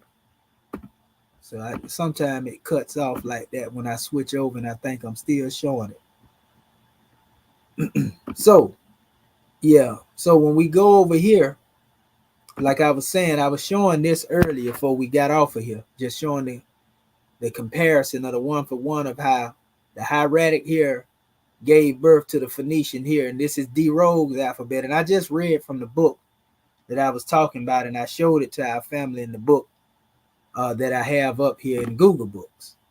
You know, as a matter of fact, but actually I just closed it up, but I can do this right here.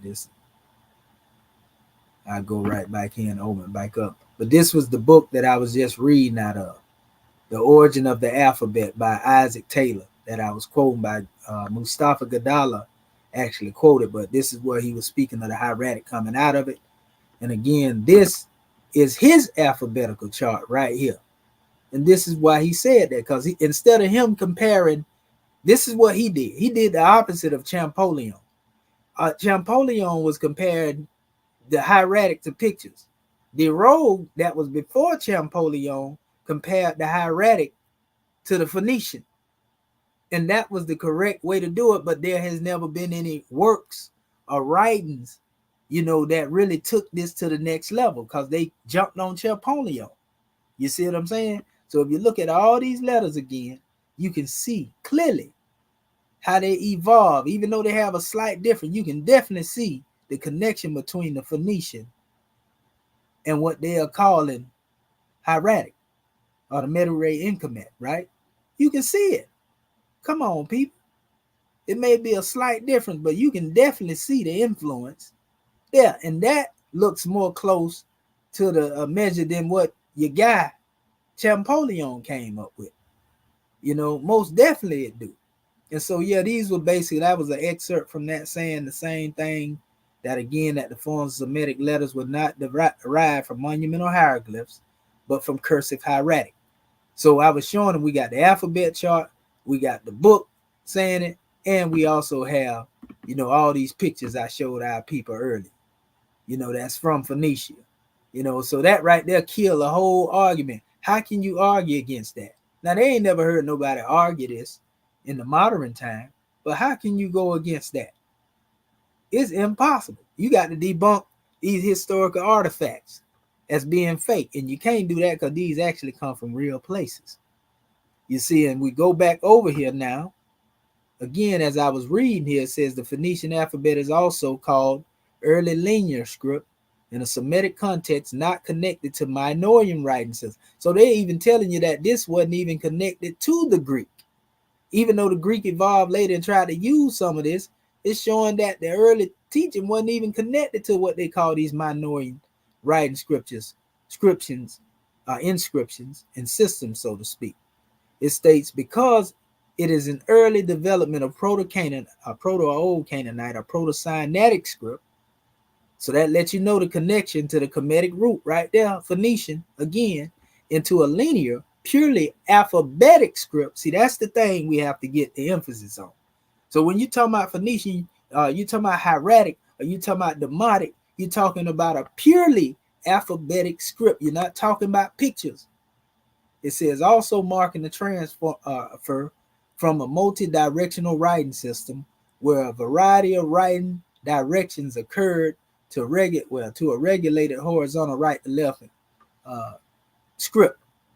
It says its immediate predecessor, the Proto-Canaanite and Old Canaanite Proto-Sinaitic script, used in the final stages of the Late Bronze Age, first in either Egypt or Canaan, and then in the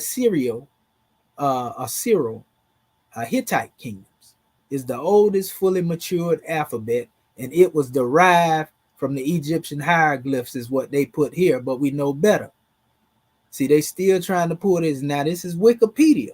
This is where you have to know the sources that you read, because the Rogue telling you they come from hieratic, and they're saying here and they speaking of the Syrio Hittite kingdom, saying they derive from the hieroglyphs, but that's the part that they keep trying to push as a narrative. You see, and so when you know history, you can go and see these things, say, nah, that ain't right. Now I could go in here and edit this stuff and put hieratic there instead of hieroglyph, but I ain't got time to be, doing all that right there. We'll let them have what they're saying and just point out their errors along the way. But we know Phoenician ain't no hieroglyphs. We know Punic ain't no hieroglyph. We know the Ammonite writings and the Moabite, right? Them ain't no pictures. Them alphabets. So let's stop playing with ourselves. You know, because that's what first people say, oh, that right there mean it come out of the hieroglyphs. No, that means you don't know what you read. And the person did this article knew a partial truth, but they still are being influenced by, you know, something else as well. But we'll still go on and show you. This is how you separate truth from falsehood right here, family. You know, I'm reading this to show you, you know, how to read and see these things.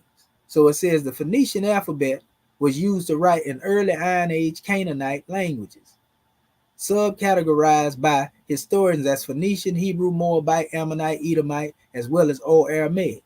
And that's the reason why they even said it was derived from Egyptian hieroglyphs, because the Hebrews, remember, have a pictorial script. You see? But that pictorial script is not the same script that Champollion got.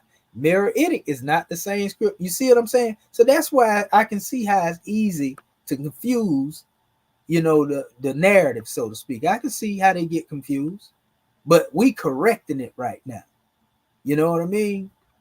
So it goes on. It says it is used in Phoenicia, coastal Levant, led to its wide dissemination outside of the Canaanite sphere, spread by the Phoenician merchants across the Mediterranean world, where it was adopted and modified by many other cultures. Remember, I was telling y'all about the language, the Phoenician, and how it changed different aspects. It became one of the most widely used writing systems. The Phoenician alphabet proper remained in use in ancient Carthage. Remember, I kept saying Carthaginian, the Punic, that's what they call it, Punic. See it right here, saying the same thing that I said. I'm saying it off the head, but when I read this, it's saying the same thing, basically. So all this is saying really what has already been said, so I don't have to go there. Remember, I was talking about the root 22 of the consonantal letters, dealing with the abjad. Once you know this right here, can't nobody deceive you about no language, family. Notice, though, it tell you it was written from right to left, just like hieratic was written from right to left. You see? Just like Demotic is written from right to left. You see? And so if you look here, even here, you know, they try to throw Egyptian hieroglyphs in, right? And the only reason they're doing this is because the Canaanites took pictures off of Egyptian monuments, you know, and they had particular measures where they came up with script, symbolic script, so to speak, beside their alphabetical script. That's the only reason they did that. I'm telling you, that's what Champollion came up with the idea to try to compare their particular script to the Greeks. And I got another book that I can go into, but it'll take a lot of time for me to do that, and I don't want to take up too much time. You know, I may be going to it next week or something. But I got another book that actually goes into how this actually happened, how each one of these nations took different pictures and made their own demonstration out of them, and then called them an alphabet. But the ancient Egyptians themselves, they didn't have an alphabet, you know, in the form of pictures. These were other nations that were taking these things and using certain symbols to make. That's why they don't say the same thing.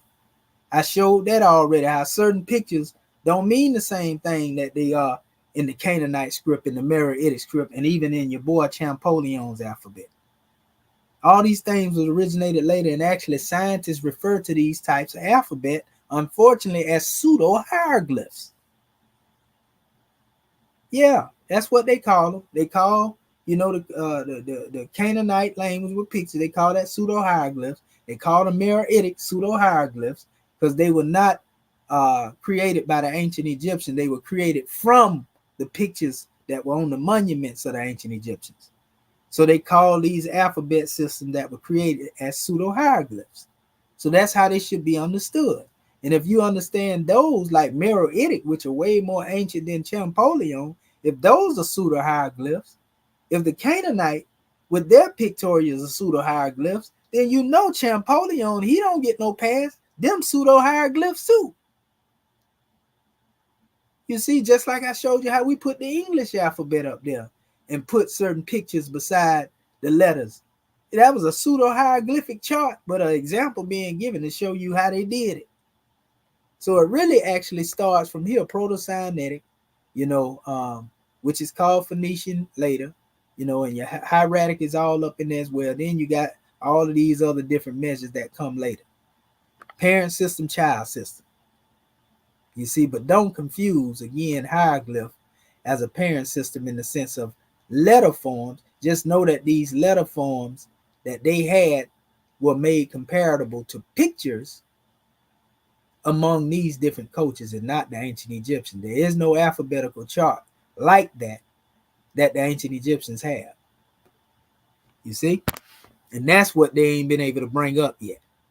So now that that is being stated, I'm going to go out of here. I ain't going to close that out till I see.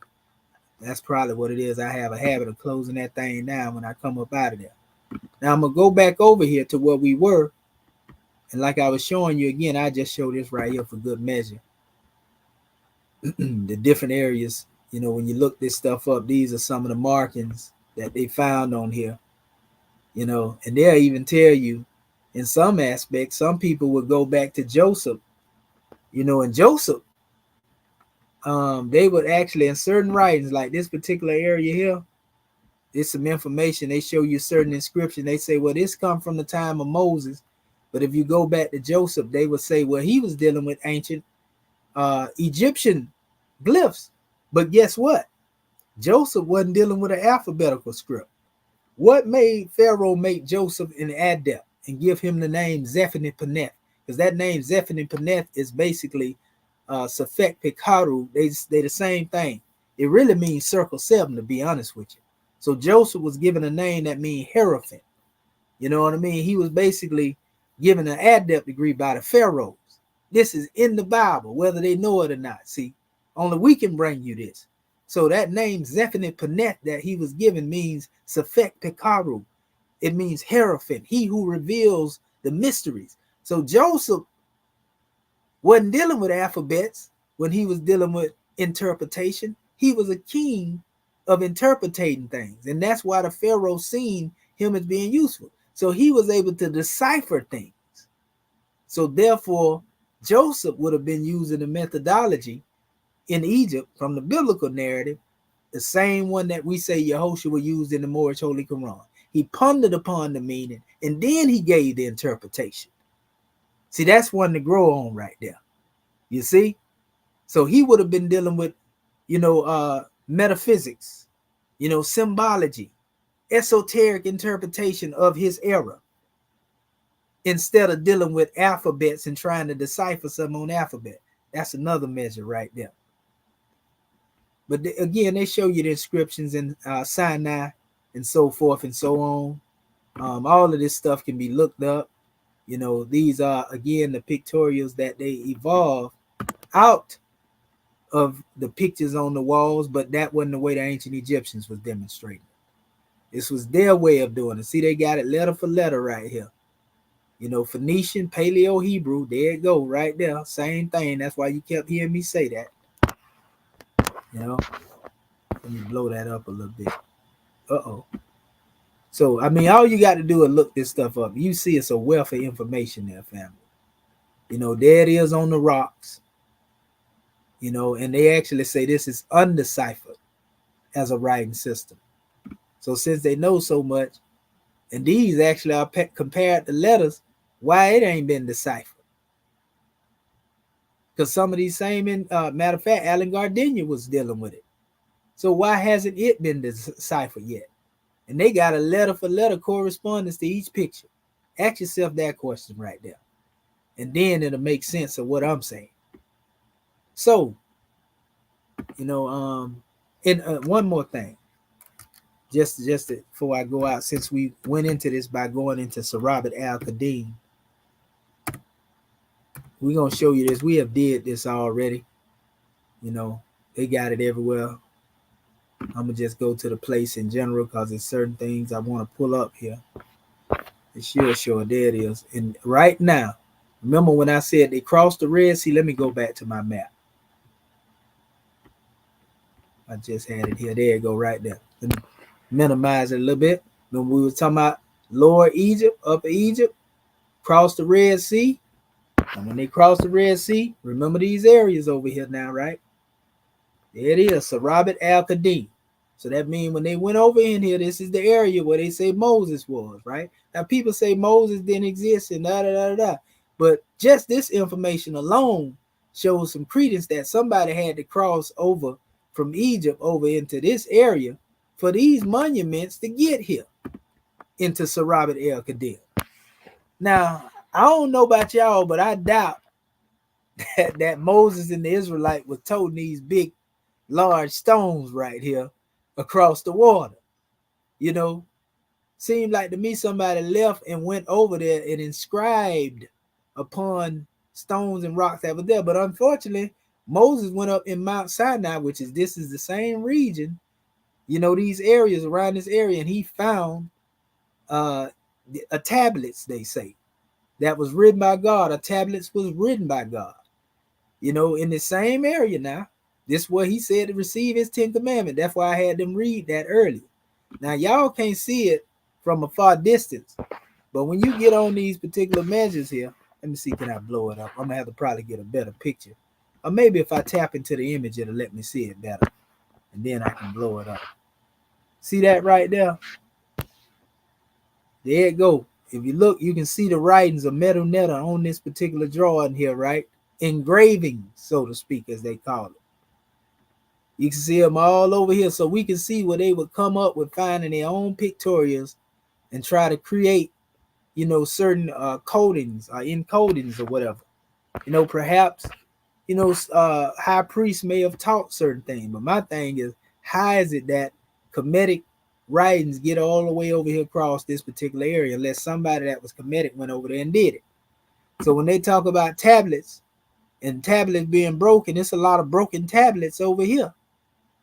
If they want to say, well, Moses broke it, you know, because actually a lot of this was dealing with the temple of Dendera, not well, Het Heru, basically, you know, Het Heru. A lot of this was venerated, and that's why they talk about the worshiping of the golden cow. You see the cow that they had, the bull, that was the goddess Het Heru. So it makes sense when they say the Israelites were worshiping the calf, because this temple was dedicated, you know, to the goddess that represented that. Look at this stuff over here. We can't make this stuff up. You see?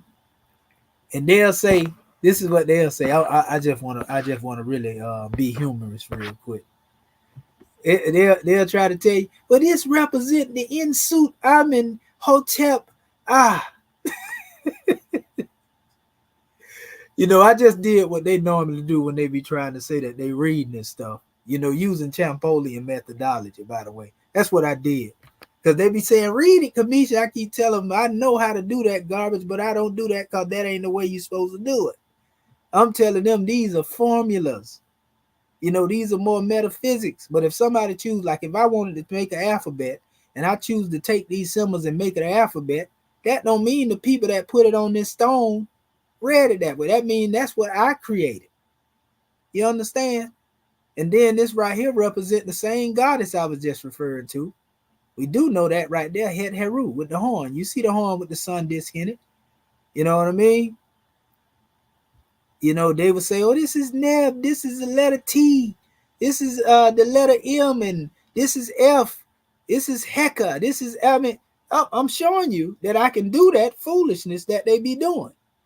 But that is not the right way. And I'm glad I ain't never wrote no book like that, by the way.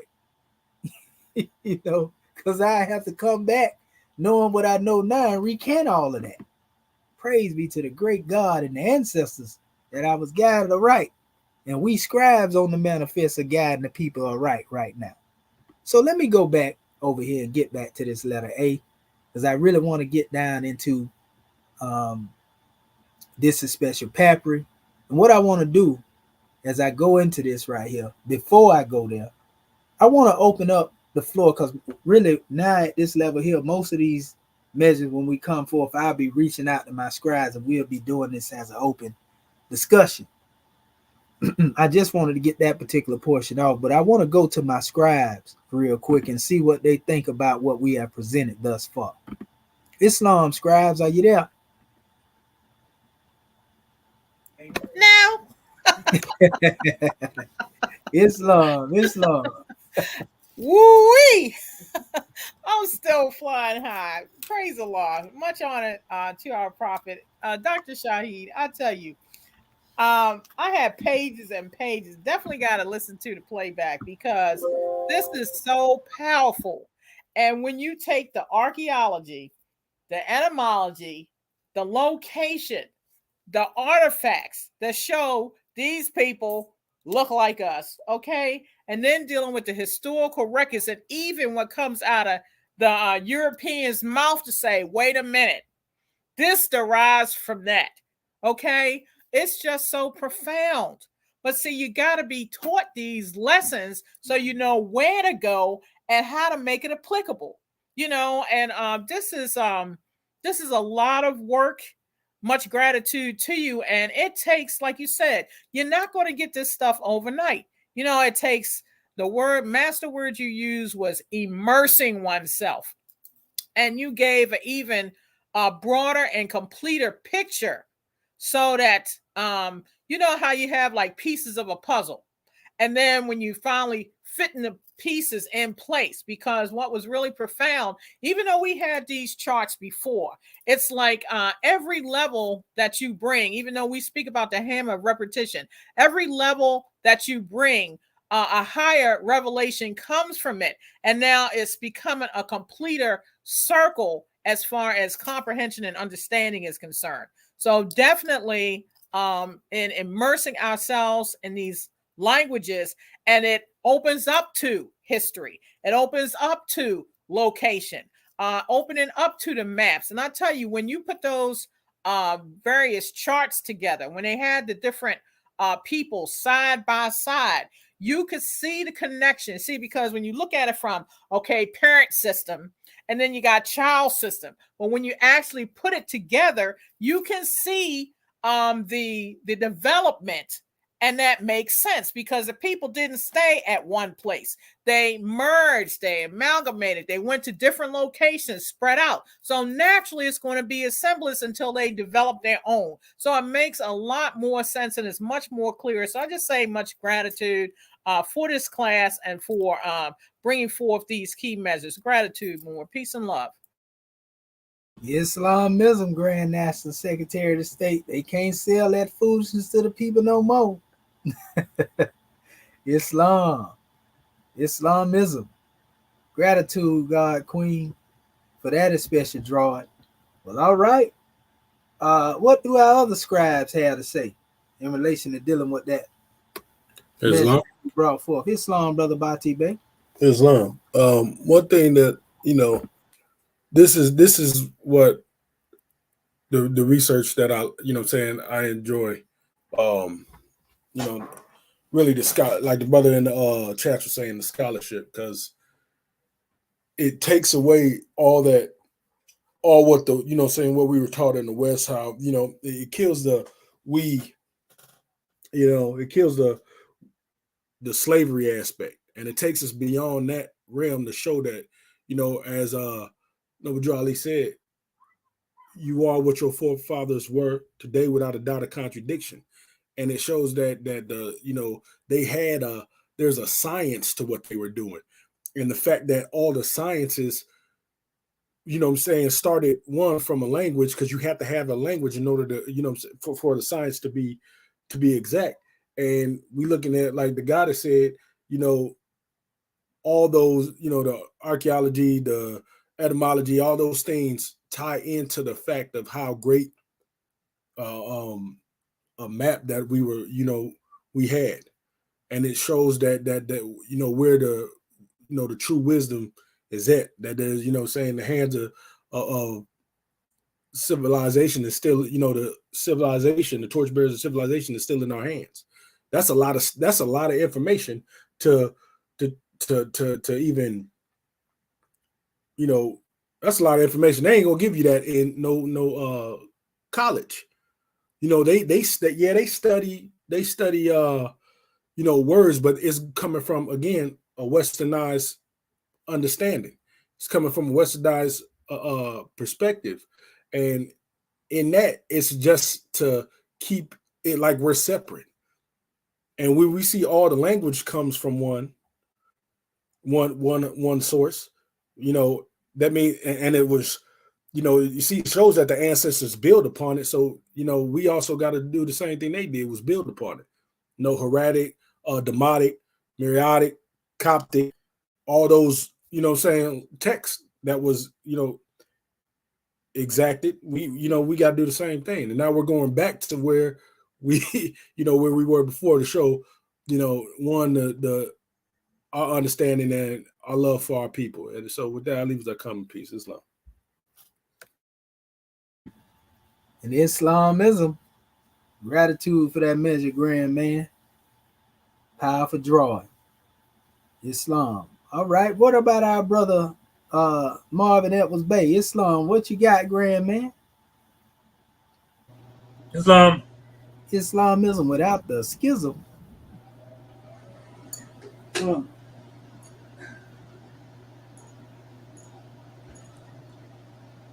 Yeah, I was trying to cut this fan off. All right. Yeah, gratitude for calling on me. Yeah, this is Dr. Marvin Edwards Bay. Praise and honor have been given. We understand the severity of what has taken place in reference to our contribution to the world, and going into the language, the alphabets, is critical. And I just appreciate your, unceasing, efforts to uncover, even in the face of all of the adversity, just as all of these prophets, haven't been, as we was reading earlier, all of the prophets and all of the teachers from the past, what they brought to the people refuted, they rebuted, they went against it, and so I can appreciate your, like I say, unceasing effort to convey the truth of what actually happened to our language, which in fact is so interconnected to what else happened to us. They stripped us from the foundation of civilization. They started, with the language, and then they beat us down, and it made us accept Christianity and all the rest of that, stuff. And so the only thing I can say is that we appreciate one of ours, that's sincere and dedicated, taking on a mission to unravel all of the lies, all of the misinterpretation, and I'm just being grateful for being here, being part of this unfolding. And gratitude for allowing me to speak. Islam and peace. And gratitude for this special measure. Family, it's a shame that the European, deal with these special measures and they know when the truth is being spoken, family. It's a shame how they go out their way to try to shadow ban this information that we putting out here. You don't hear us up here cussing people out. You don't hear us up here dealing with no vulgarity in the language. You don't hear us up here demeaning nobody or nothing like that, but it's merely the truth that have these people trying to hide this channel. And that's why it's growing gradually, here and there, but they trying to keep it from being seen. Because I know it by the consistency we done put in the work out here. And I seen it saying at one instance that we had more people on here observing. But I can tell also, like even when you turn the measure on, they don't put it in the live expression like it normally was when I turn on even the views. But that's neither here nor there, because in due time, everything that's in this channel will unfold, as seeds that are being planted, so to speak. And a lot of this, I would tell you, I don't even think it's Rome just doing what they doing themselves either. I believe it's more of individuals that have been coming against us, dealing with flagging the information that we bringing, and so that's all good and well too. That just goes to show you the extent that people will go to try to keep people from hearing the information you bringing. Ain't no doubt in my mind that that's what's going on.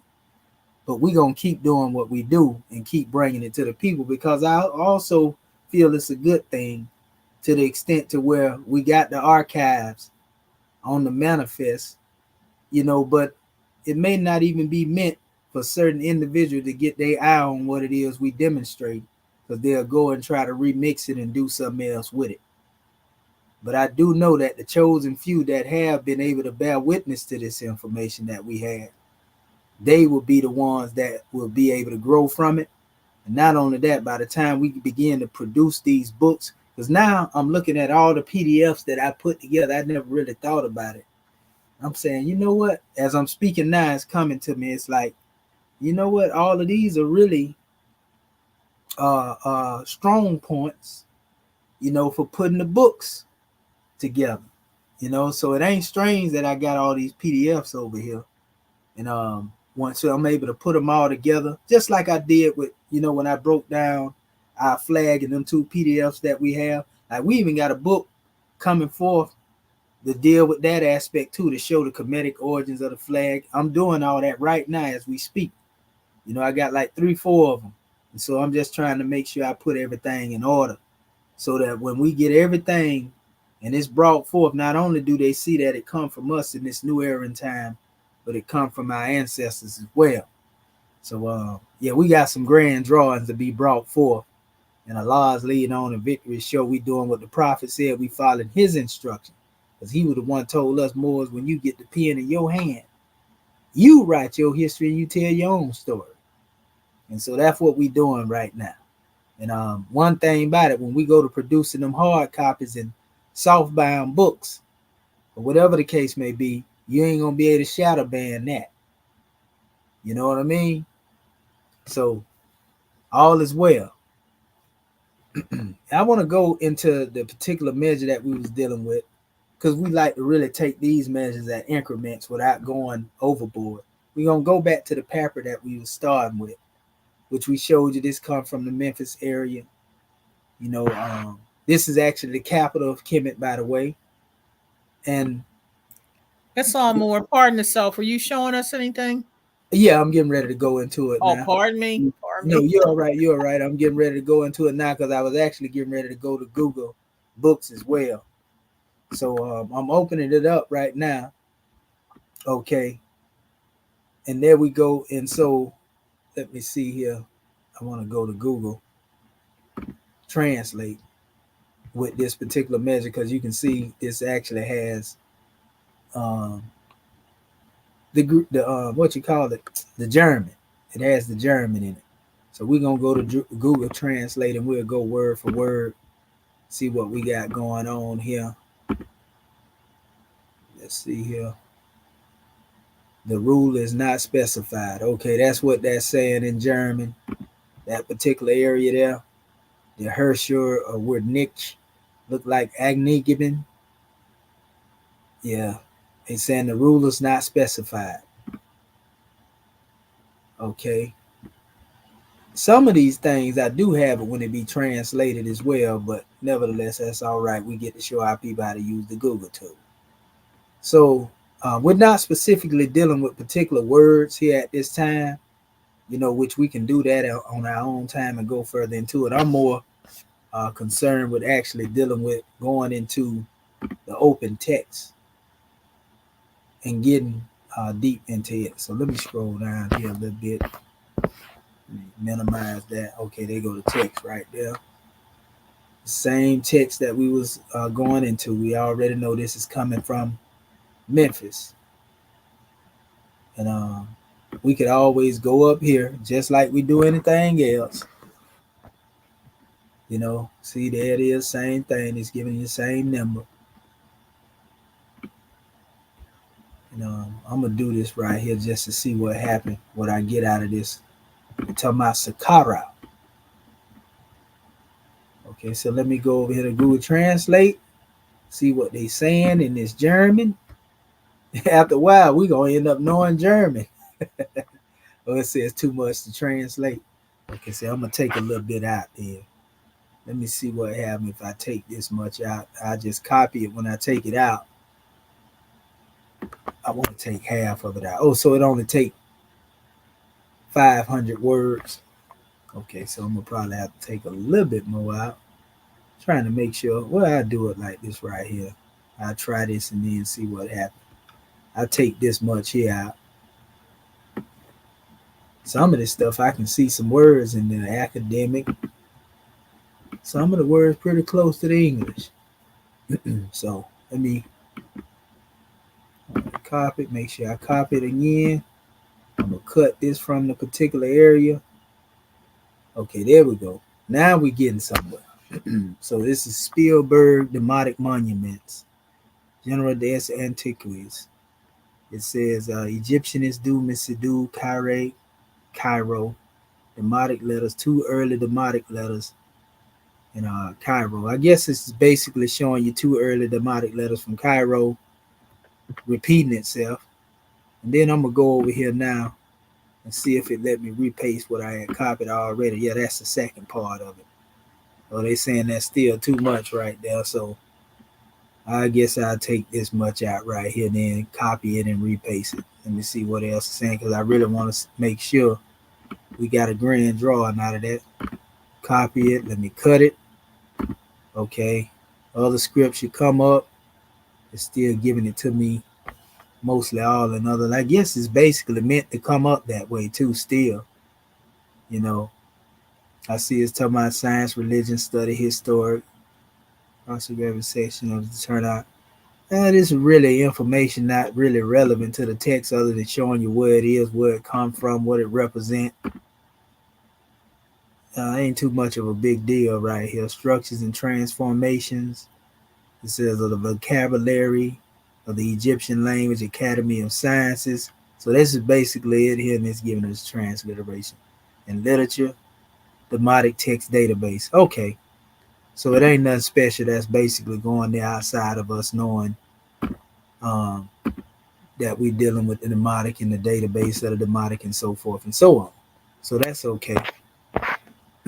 So we want to go up here and get involved with the text a little bit. When we were talking about the letter A a few minutes ago, I didn't mean to hit that too, by the way. We was talking about the letter A.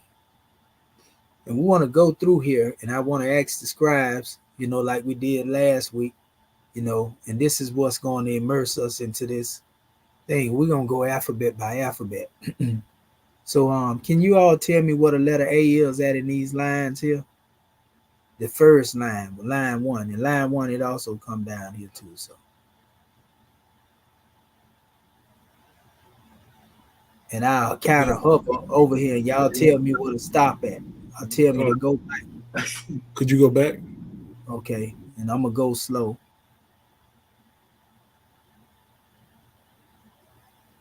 And I might be wrong with this one, but it looks real close to it. Right there. Right there? Yeah. Nope, I messed. That's not it. But that one looks like an A. It did for a second.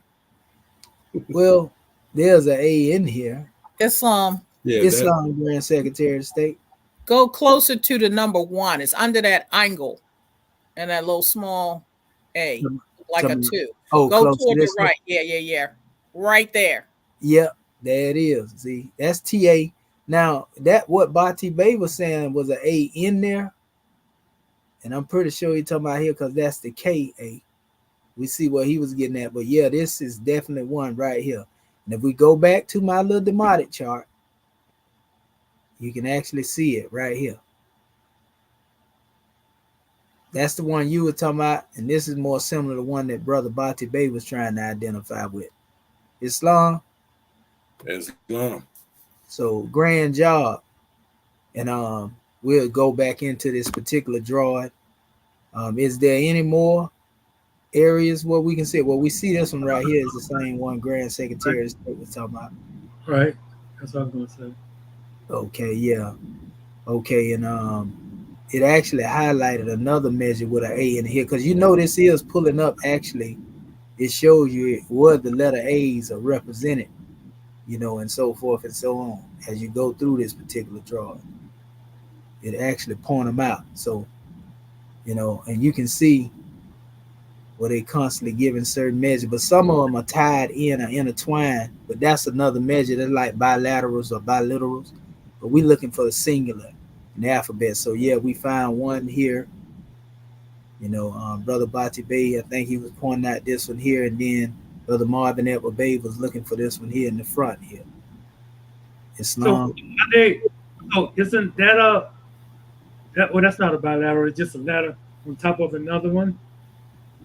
Yeah. I mean, when it come down to it, I'm saying that most of them where they identifying these letters at, even though they have bilaterals in here, trilaterals, you know, you can mostly still see the singular alphabets is what I'm getting at.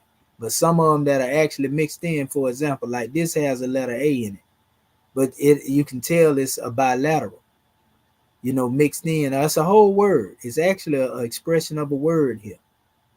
It's actually a trilateral, so to speak. And then they add the A in it, but you don't actually really see it as the alphabet A that we normally see in this chart over here. You see what I'm saying?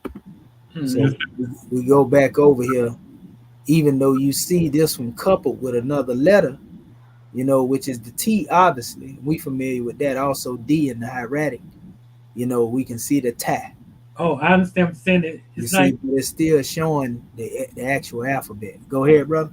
yeah, I understand what you're saying. It's not like connected Exactly. together. Will create a whole different expression. For Right. example, like, let me see something. Like you can see it saying A up here, but you see how this is forming whole words and sentences. You see what I'm saying? Right. You But know, but then it's not the singular expression of the A that you find up here. So you right. would have to go into the biliterals and triliterals to see the connection of that. That's a little more advanced than what we're trying to do right now. Right. We dealing with the singular letters is what we're trying to focus more on. You know, and just trying to find them in each one of the lines. So in line 2, you know, because pretty much everything else up here we know will be part of like that bilateral, trilateral, full word expression. Do we see anything here in line 2 where we can find the letter A? Yep. Yep. What about that? Yeah, it's about like on a quarter of the letter. I mean, quarter of the sentence on the right. Okay, I'm gonna go through like this right here all the way, and y'all tell me when to stop. Keep going. That was actually one though, that or that Right. right here. Next one, right? Yep, That's an A. that's right. That's right. But I know the one you talking about, brother Bati Bay, right over here. Same thing as the other that was up here actually. And there's It's another one that words. look like a bilateral or trilateral. Yeah, Keep going to the right, talking about further over. right there. Hmm. Yeah, Abbott. Yeah, it's like it's rolled in, but you see how you can see it's rolled into that one Yeah, from the beginning. But you wanted again, the singles. Yeah, yeah.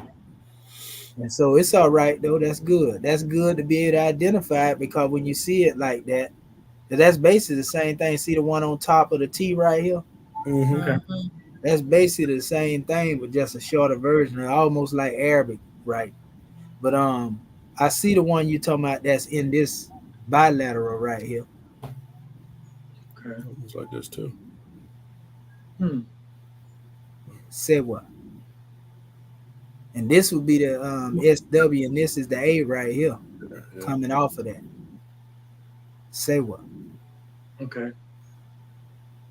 And this is cat. Okay. But yeah, we can see that right. It's basically really though that the little 2 y'all showed. And this is also a part of the line too. Y'all see anything in this line here? Well, that other one that with the on top. Well, tell me where to stop at. Right there? Like, Yep, yeah. yep, yep. Top. That's where the top come in at. What about down here on the third line? Okay, it's one yard right next to that T. Oh, yeah. What's T? Keep going. Okay. Right before that M. Keep going right there. To my here? Like in the middle. Yeah, Yep. tied into it. Right.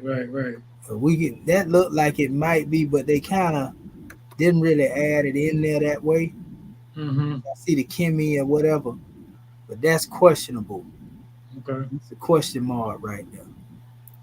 You got one right on the end, Yep. Yeah, Grand Secretary right of State. there. Nah, She got nah. it. See the N and the A? Yep. That's the nah. See, that's the N and the N and the A. Cause see, I'm gonna show you something too, family. But this is actually showing, know how we was doing in the hieratic where we would find a word and then the word will be separated by like a determinative. Right. That's the same expression right here, basically. Hmm. You know what I mean? But anyway, it says nah. And that again, that's the N, nah. That's right. Grand Secretary of the State definitely caught that one. Okay. But this is the other portion of that line right here. You see anyone over here in this line? So is that going to be that A with the Hold down on, tricky too. That's tricky right there. I see the A coming off of there. Mm-hmm. That's like actually an. and Yeah, an. And then let me see. You said it was a nut? Yeah, down further.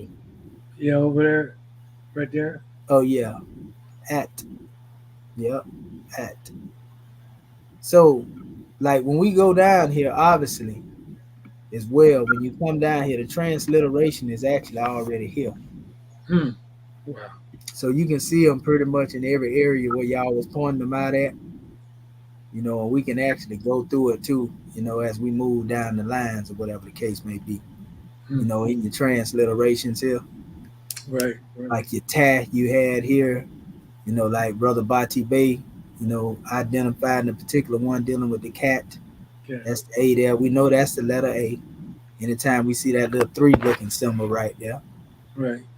We see sa, pa, you know. So there are all these expressions, you know, you can definitely see them mixed in there. And that's what we'll do. We'll go line for line and go back and forth. That'll probably even be better. We'll start it from this line, the next line to 4, since yeah, these were obvious. We already pointed them out. So let's go to line 4, and then we'll go back down there and look at Islam, Grand Secretary of State. Question, and looking at your chart, the one that has the 2 with the that's flat, okay, the it's actually down there with the F is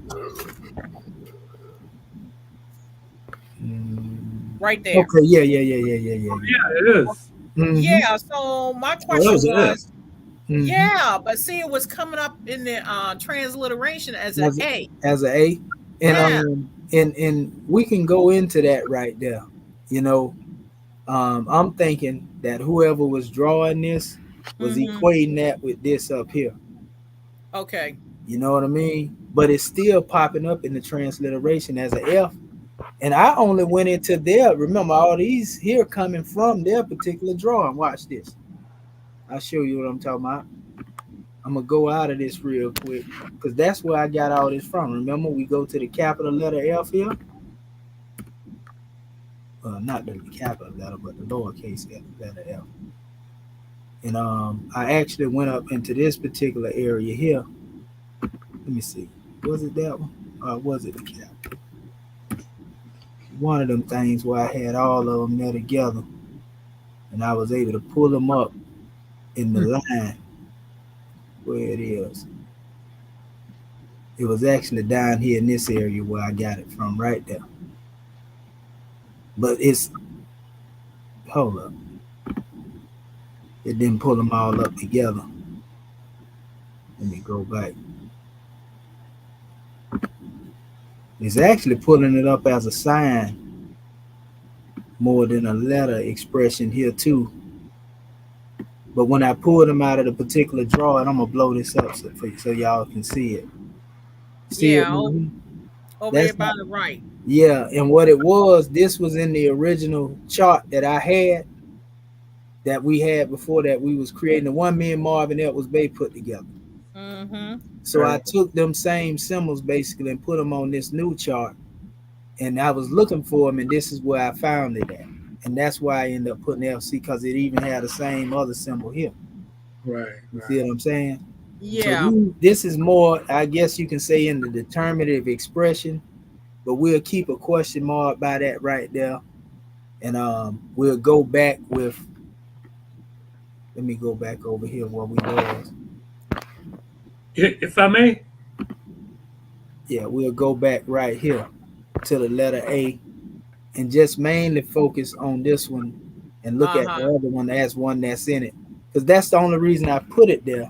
But if you notice, you'll see I put the first letter that's Yep. really known as F right here. You see, and so I put all these things here as attestations more than anything. Islam. Yeah, but I was not questioning your chart. I was questioning when you were highlighting over the papyri, Yeah, how the yeah, papyri had the A, yeah, like the little signs that look like the three. yeah. Most definitely. Yeah. No, that's what I was saying. I wasn't looking at it as a questioning aspect. I was looking at it from the aspect of just giving you right here on the first letters that I put Mm-hmm. here. They definitely the letters that are meant to be known, but the other letters that come behind them, like Mm-hmm. I really didn't have to put these here, right? I'm Like the glad you ones from the did. outside.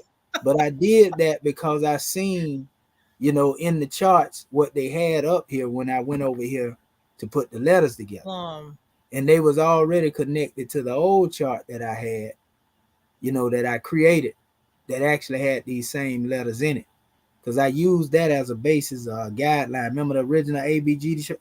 Matter of fact, I'll show you the one I'm talking about, the abjad chart that I had created previously. Let me see. I might be able to just pull it up here. Let's see. ABG, the universal key. Yeah, I think I got it in this one right here. Yeah, I got it right here. See, this is the chart we had already put together. And so when I came up here and I started going through the comparisons, all of these was the same. But then when I got down here to the letter, hold up, I got to go to the other side of this here, trying to find that letter that was for the P or the F. There it go, right there. As a matter of fact, yep, the yep. F and the P, I put it in there like that because it was here Wow. as an attestation. You see what I'm saying? Mm-hmm. But when I Small. got to that other area, the actual one they created, it started out with the other letter, and so that's why you see them all there like that. Praise So the Lord. mainly I use this as my guideline chart because I had already did it. Praise the Lord. Yeah, and then when we go over there, but remember, always remember the main one is that first letter, so to speak. Okay. But when it fails, look at these other things. But now we can look at this and say, okay, well, this is more of an indicator determinative aspect, but it still yields an A expression. Uh-huh. You see what I'm saying? But this is the actual F, and this is the real expression of the A, and this is the real expression of the A. You know, and Small. it goes, it definitely goes to a particular measure, and it takes a little time. But yeah, we got it definitely on point right here. So that's what it is. Let me go back over here to where we were, and so we can kind of put a question mark on that, but they still yielding that again as a letter A when we go into the transliteration as well. Why they doing it like that right there? It's a good question. Maybe because the same reason that I have it connected to it. I don't know. But that ain't definitely showing up as an A exactly as an alphabet. It's more showing up like a determinative. Let me see here. I'm gonna go back and go back in here. All right. Oh, I gotta put my letter A back in there. Capital A. Click on that there, and that'll get us back where we was. Okay, let me go up here. What my little things at up here? It ain't showing me my little. Oh, let's see. I'm gonna try it again here. May have to do this here to do it. Trying to pull them up so I can actually get back in the papyri.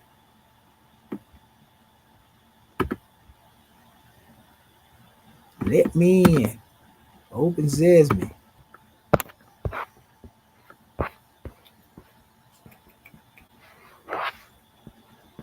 Okay. Where you at?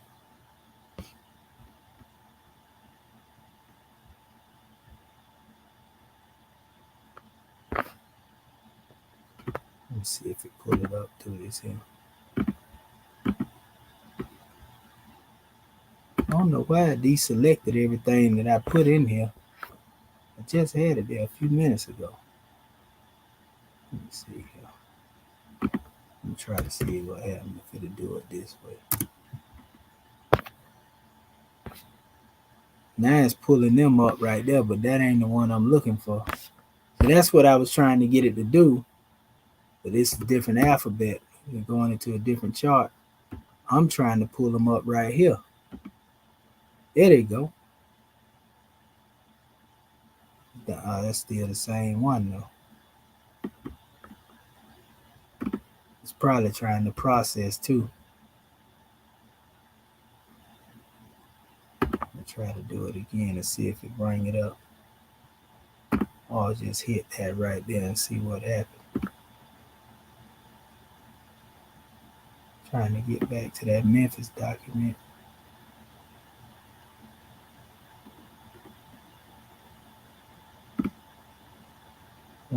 Just in. Maybe this is, I can get back there here. Not there, not there. Not there. That it? No, that ain't it. Yeah, that ain't it.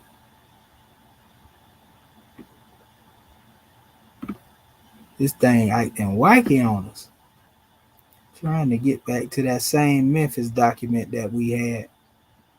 This is where I went to get it. And now it's giving me something else.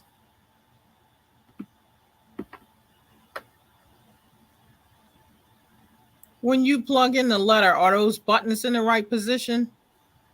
Yeah, well, when I plug it in up here at the top, yeah, basically all I did is hit the letter A, and when I hit it, it pulled up what was there. But for some reason, it ain't pulling it back up like it was. Let me see something. I may be able to do it this way. But they didn't put the rule on here. Goodness gracious. They said it wasn't no rule in here. Let me see something. You know what? I may be able to do it this way.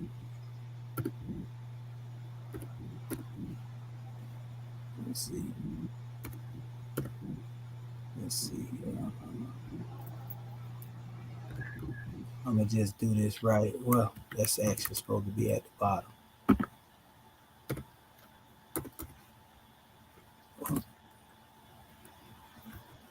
Okay.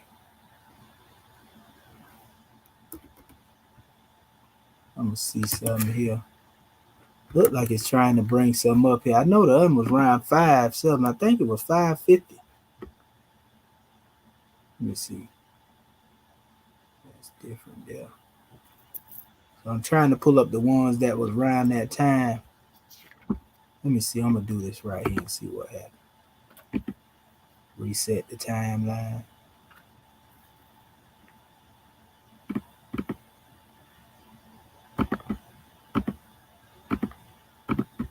It still ain't letting me get to it.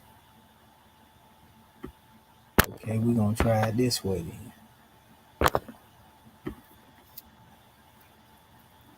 So I know it's going to give me, well, let's do it this way.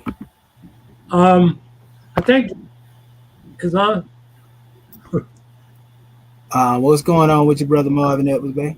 Yeah, I think the National Grand Secretary of State was saying, like, at the top of this page right here, all the way up to the top, like those toggle switches, Are they all aligned? The one that I keep hidden right here. No, the one over to the left. Well, over here. Yes, sir. No, yeah, you don't. I don't never mess with these here. Yeah, Okay. this is what I put it in right here. I just went and hit the letter A, and you see how I pull the character up. Mm-hmm. Originally, when I pulled this character up, it opened these up down here, these tabs. You see these tabs right here? Yes, sir. Okay, Memphis. I see. And then I hit the tab, right? Yeah, like that one right there. If I hit Memphis, right? Mm-hmm. Right, and then it pulled the paper up. Problem is, I'm trying to pull a particular paper up that I had a few minutes ago. This ain't the same paper though. For some reason, when I went out and came back in, it didn't give it to me. I'm gonna see, can I do it this way? History, man. I'm gonna see, can I pull it? No, it ain't let me do it that way right there neither. Let me see something over here. I may be able to do it this way. No, history. No, it ain't let me pull it up that way. Okay, I'm gonna go back over here. That's crazy that it took it off of that, because now it's bringing up the same thing over and over again. I'm gonna see something right here.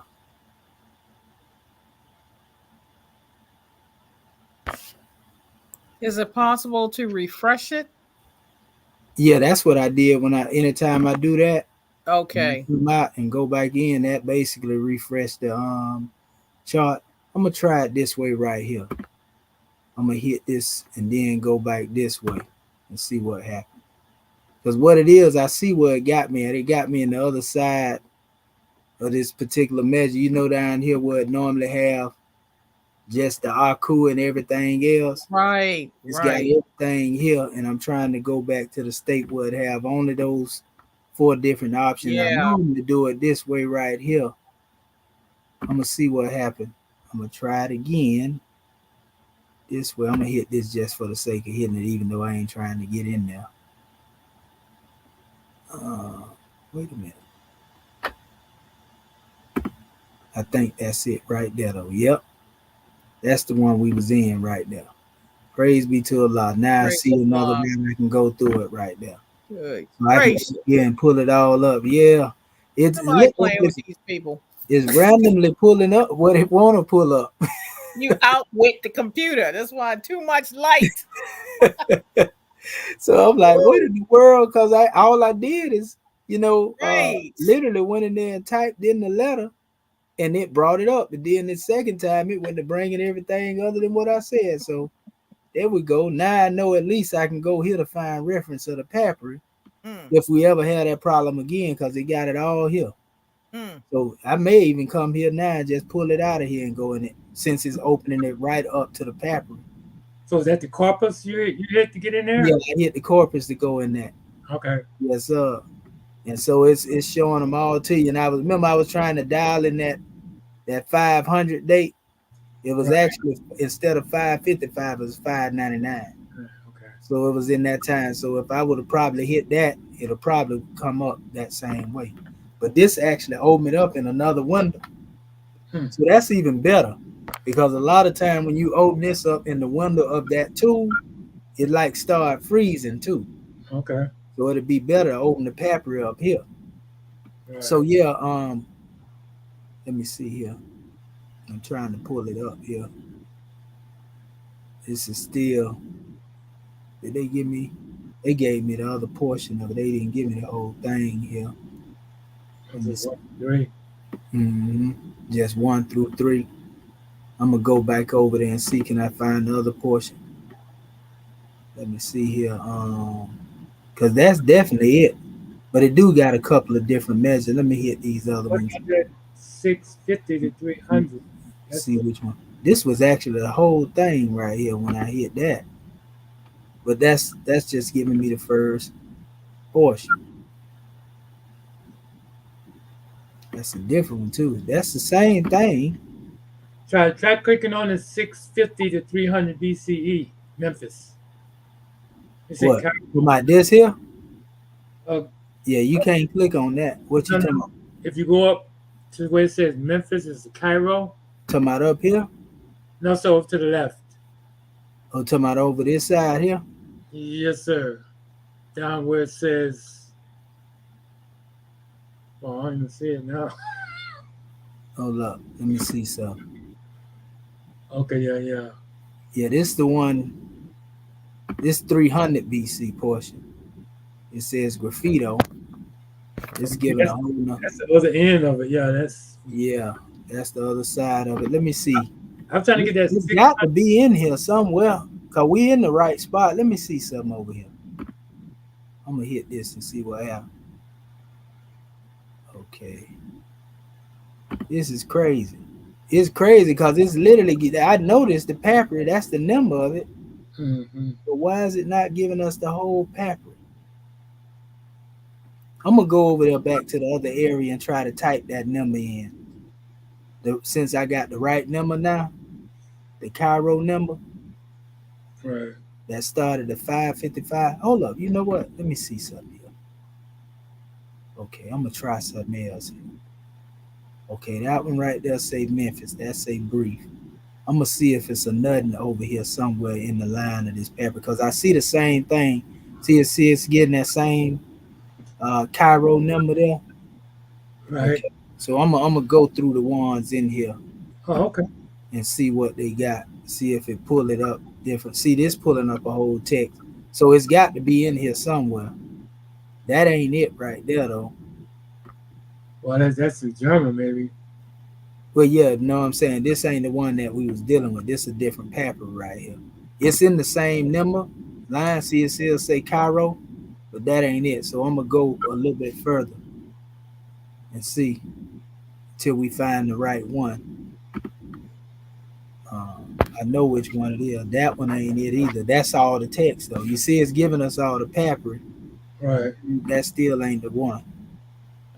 Hmm. I can use any one of them, but I'd rather use the one we started on. Right. Okay. I think this is another one that says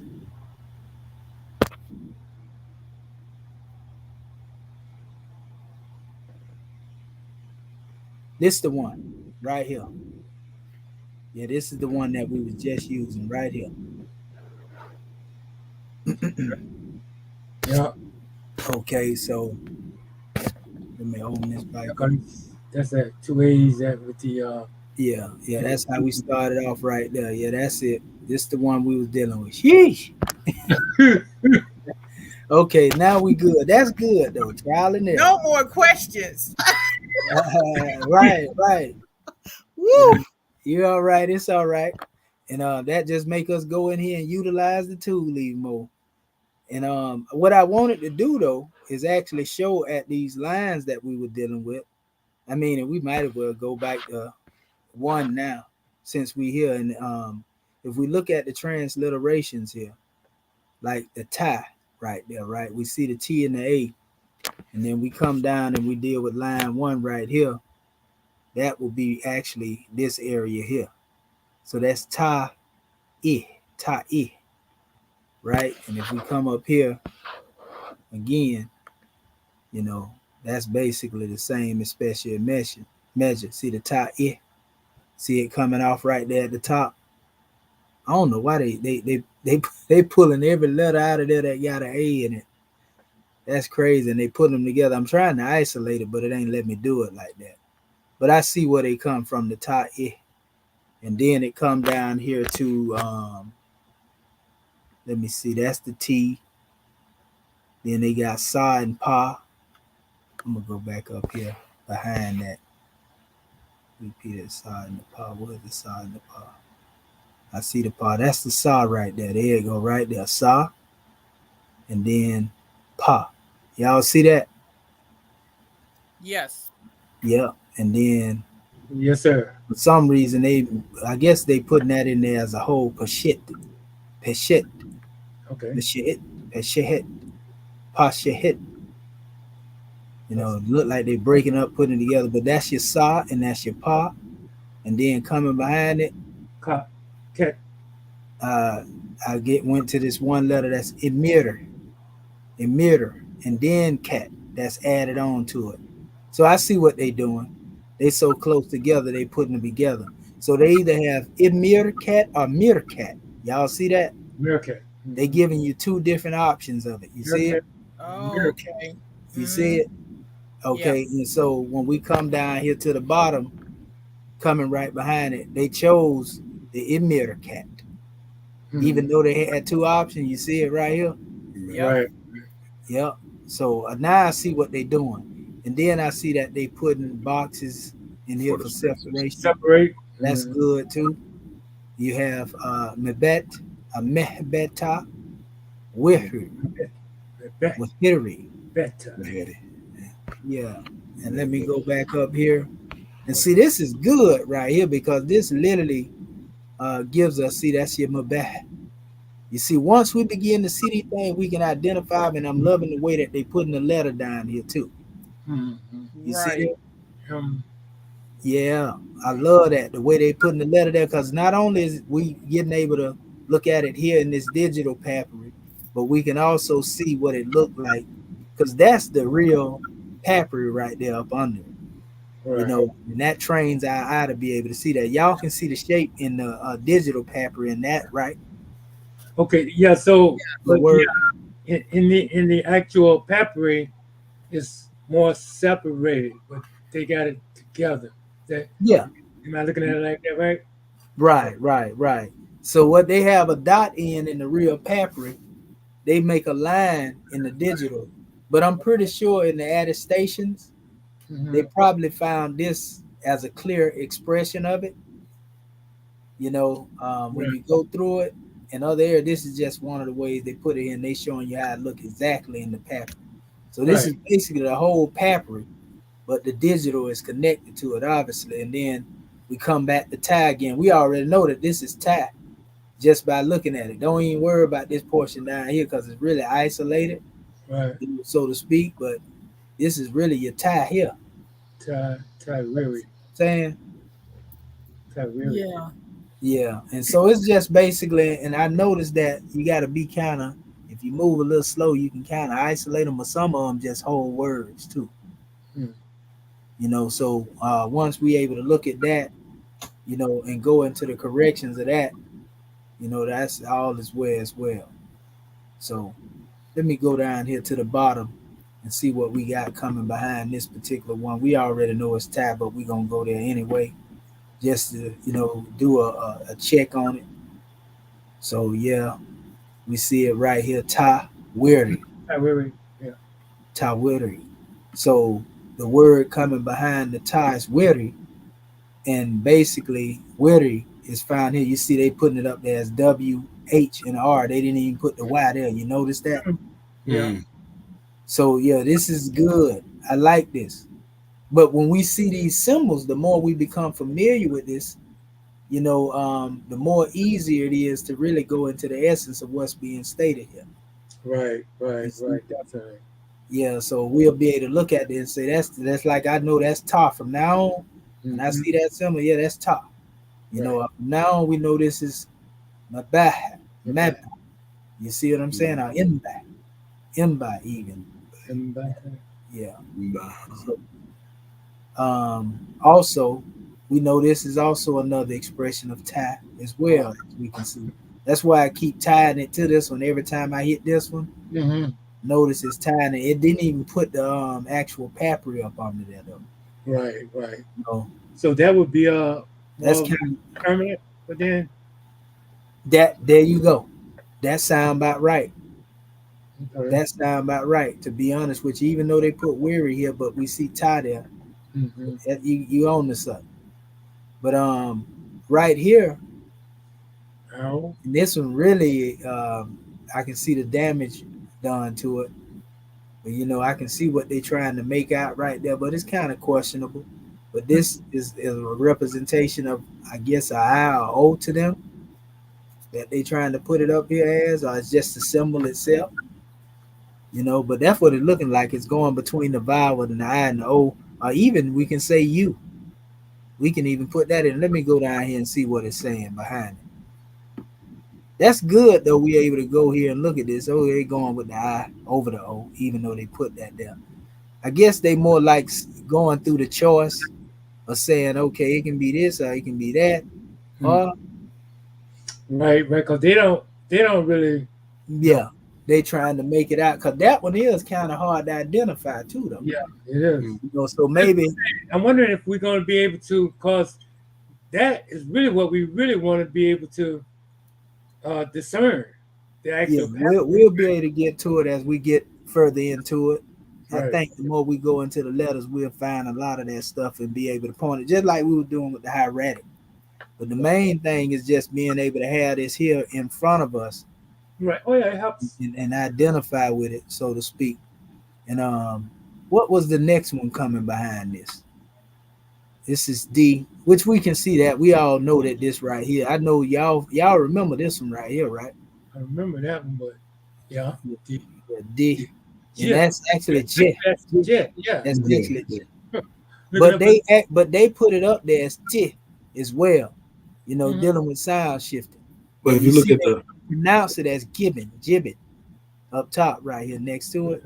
Okay, so that's Gavin. So we can see, yeah, it's J, but this is also seen in some aspects as T. J. And I'm gonna show you what I'm talking about. Right here. See right here?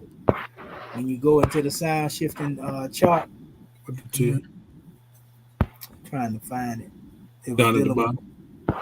well, you got that one right there. This Where is you the pointing same one right down here.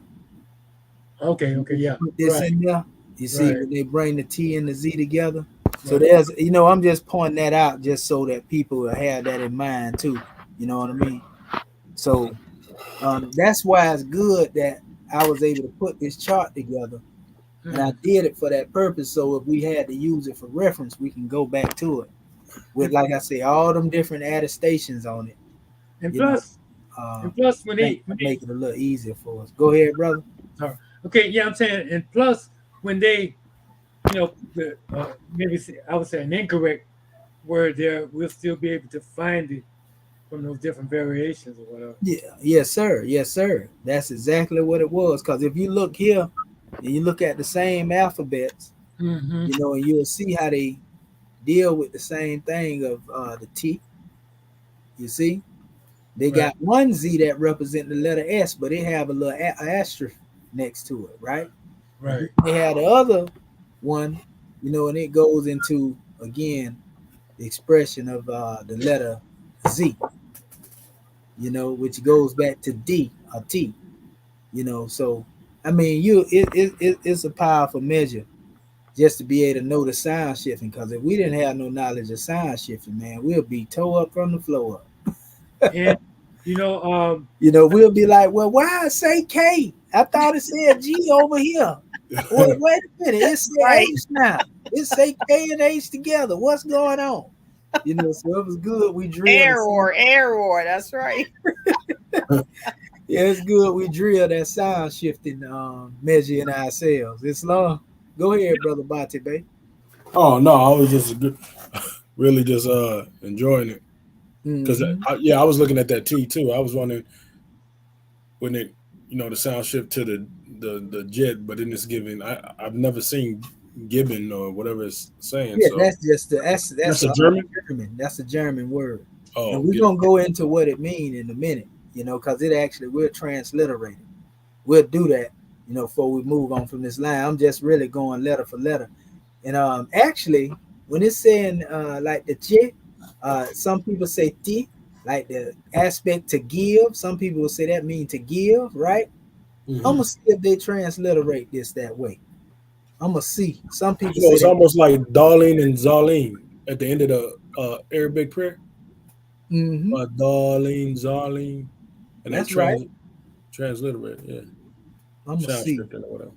I'm gonna finish it out first, and then I transliterate. But look like it's talking about giving something. I want to see if they even saying, and that's in German now. So I don't know German. This is some people call it educated guess. I'm gonna see when I pull it over. It may be right, maybe wrong. But anyway, this is pa. Again, here you see that. That's a Right. bilateral. This is Ray or Ra. Okay. And actually have GN at the end here. We gotta definitely let them make that out. And this is Key. yeah, they expressing that as a hard K. That's right. Cock. Okay, scene. It says okay. This is pasihir. Look like pasihir, and this is aha. I definitely know what that is. And this is me. And I see they added the same T, a G there. I wonder why they did that at the end. Imperative sudden. So okay, then this is the same thing. I was thinking that mean give, to give. Like I said, I don't know German, but I'm just looking at what I know that this normally representing the letters. We know who Ta is. We know what Ta represents. We know what Neter represents. We know that represent God. So it look like it's talking about giving something. It's speaking of Ta and God. Look at their definition of the word. See, got. I know y'all seen them say the English word God derived from the German word Gott. I know y'all seen that before in writings, right?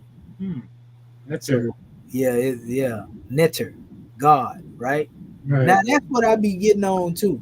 These people be talking about transliteration. They don't believe in God, but everywhere we see in the name Netter is being translated not only in German but in English. They transliterating it as God.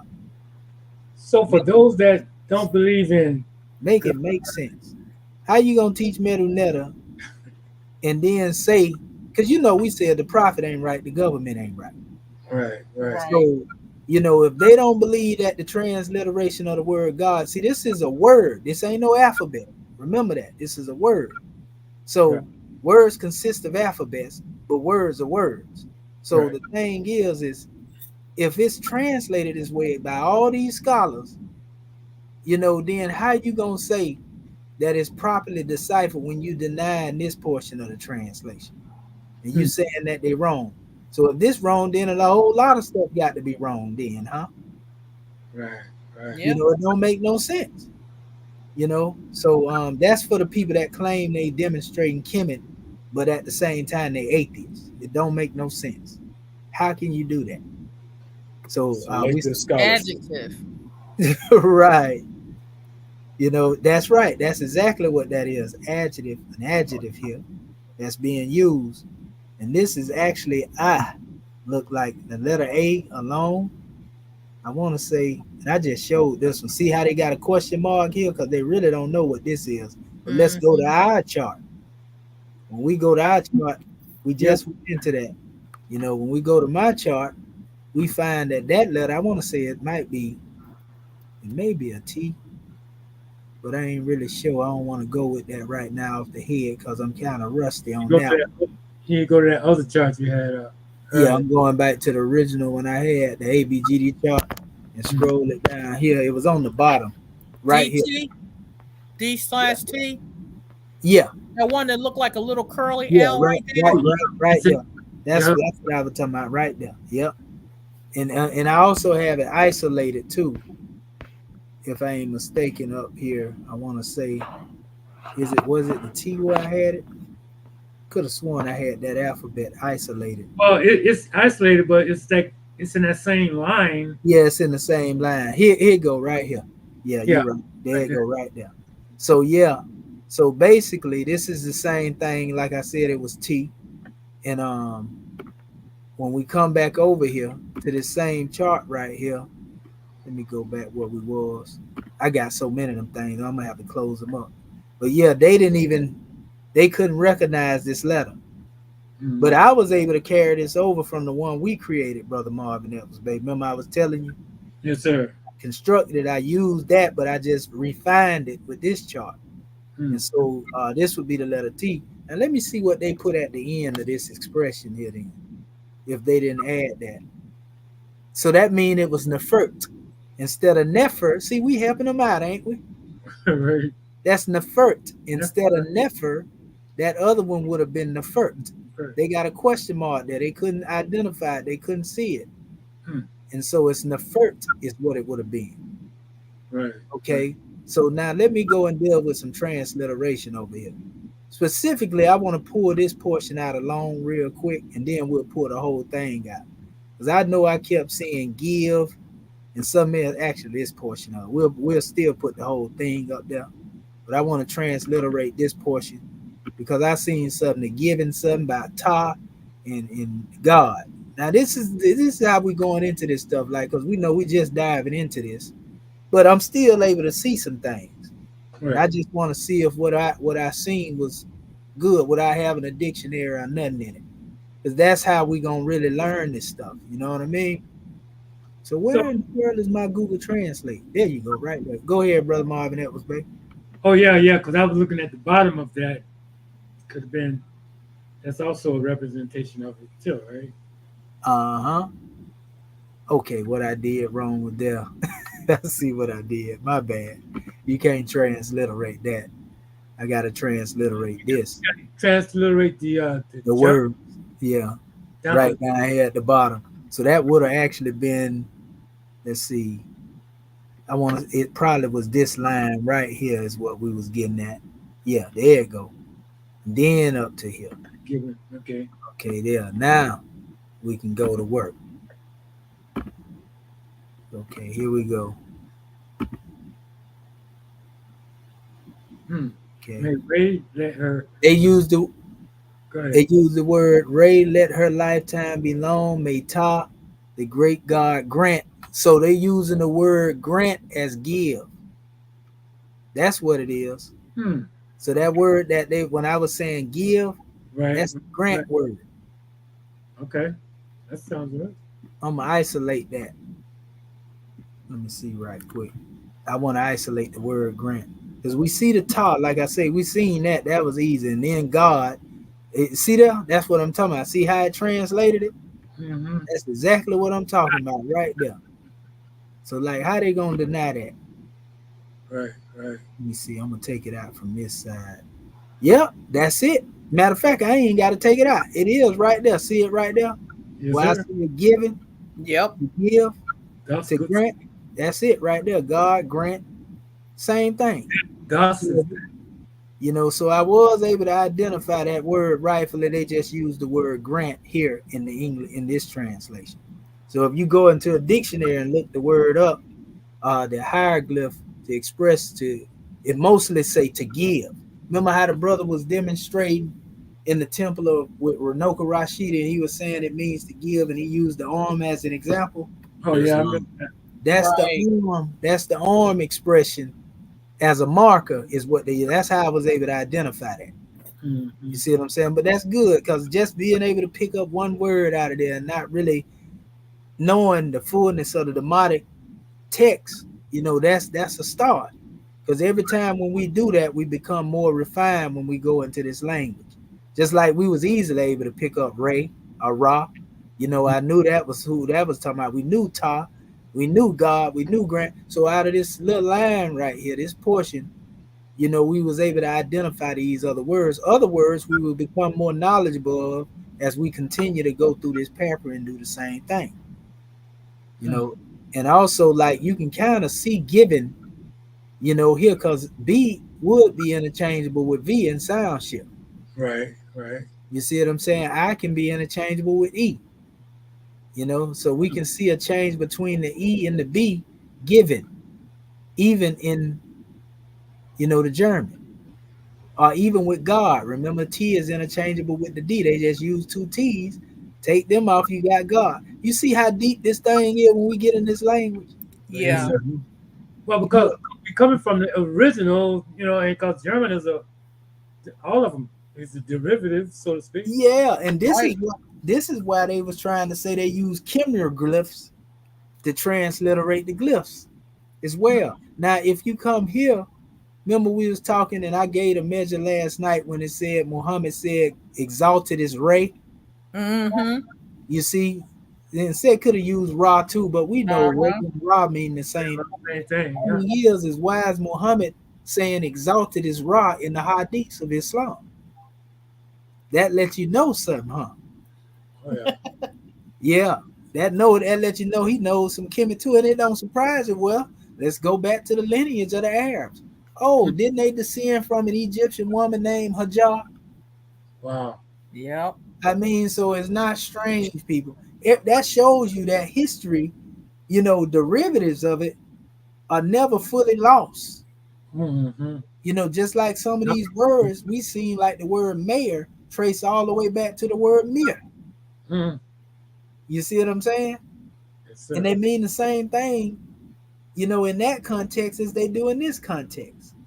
Right. Great, one who is grand, a magistrate, so to speak, Right.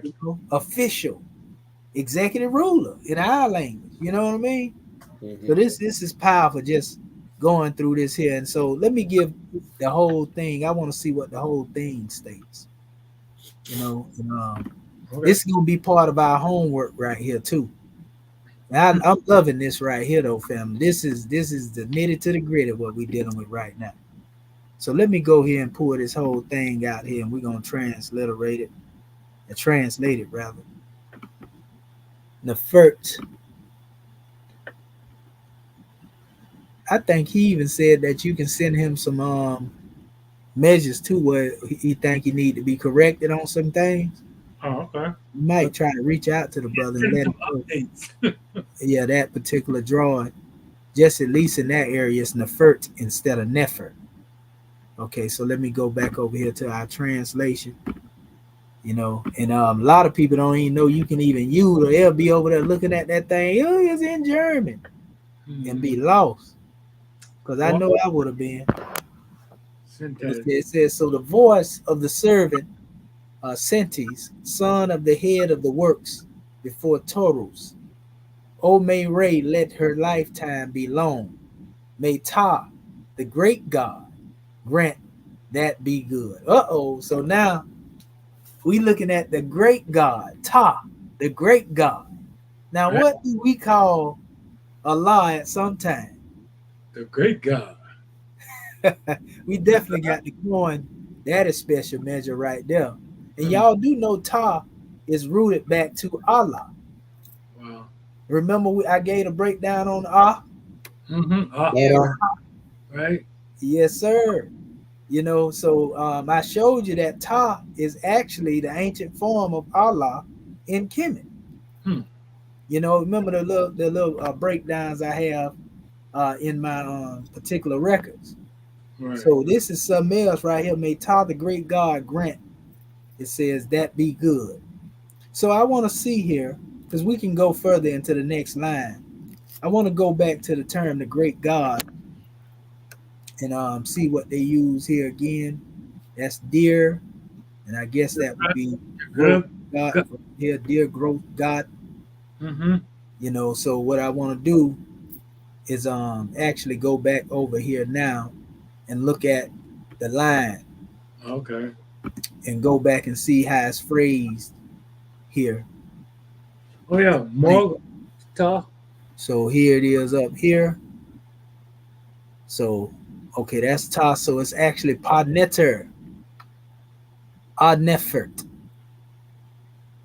and they put Nefer here. Mm-hmm. Yeah, and okay, I see it right here. Yeah, that's it right there. Parneter, Parneta Ah. That's what it is. Parneta Ah, the great God. Right. Okay, so we know how to say that right there in the demotic term. That's grand. All right. Let me go back over here to our line.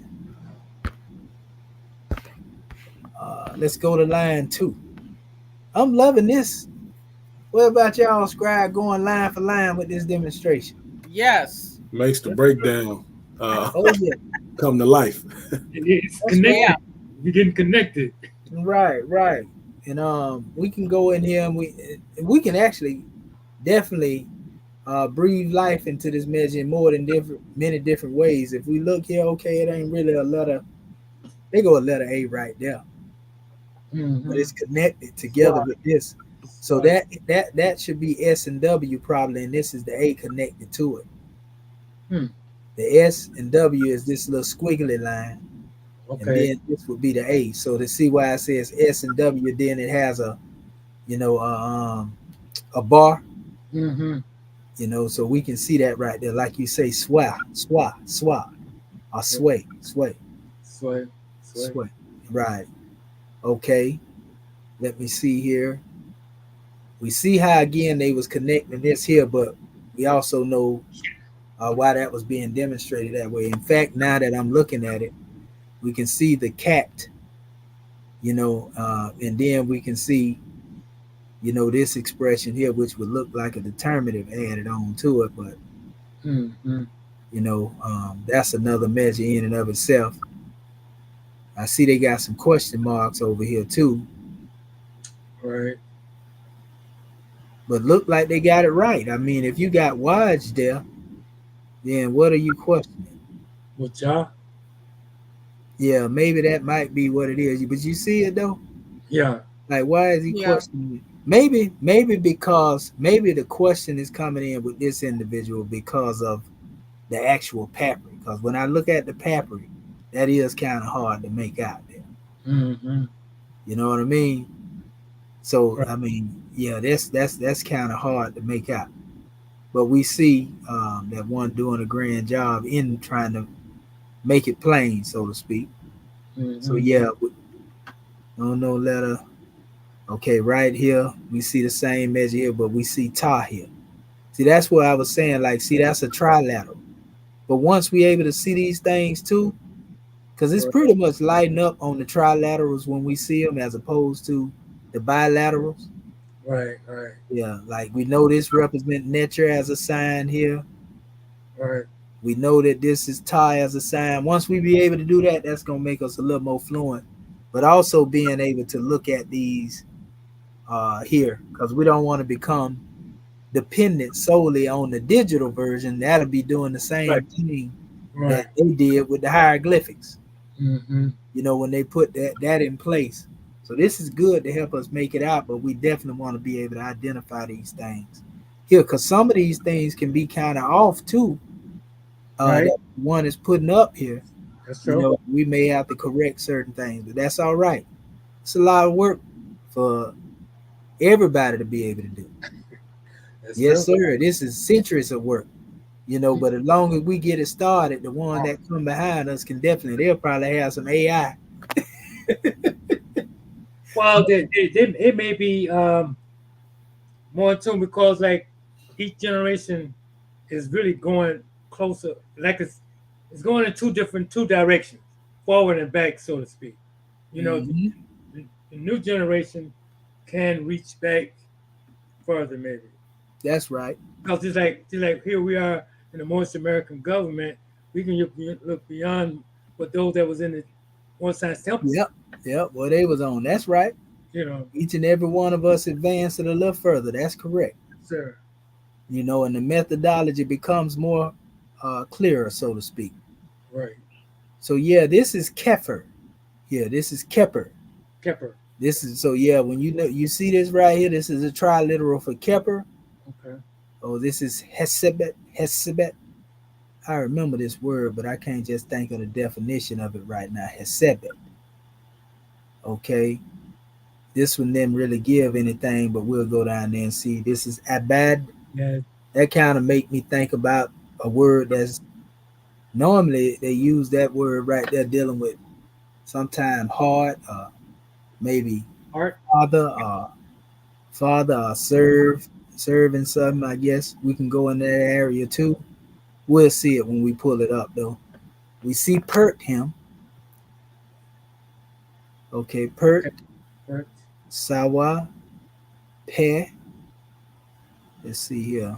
Pa, Immercat, Immercat, right? A Mircat. I seen that too in a lot of the different dictionaries. Okay, Razoo. that's just the letter R Art. they actually have here. Let's see. Turmeric. Oh, this is actually giving you the definition of the word, but it's giving it to you in Hmm. their little language or whatever. Whole thing. Yeah, that's German. Okay. So that's turmeric. Because remember, when you see the W there, that's just like a U. Okay. You know, you don't have to try to sound the W out like woo, or nothing. Right. You just Well, two. a W, the vowel is actually can be used as a vowel as well as a Yeah, consonant. that's how the vowels came into existence. Actually, Right. Right. So. they came out of the consonants. Just four of them was chosen. Right. You see, like the A, E, I, O, U, they come from like the A, you know, the H or the E, and the I, which is with the Y. You know what I mean? And then the O, which is with W and U.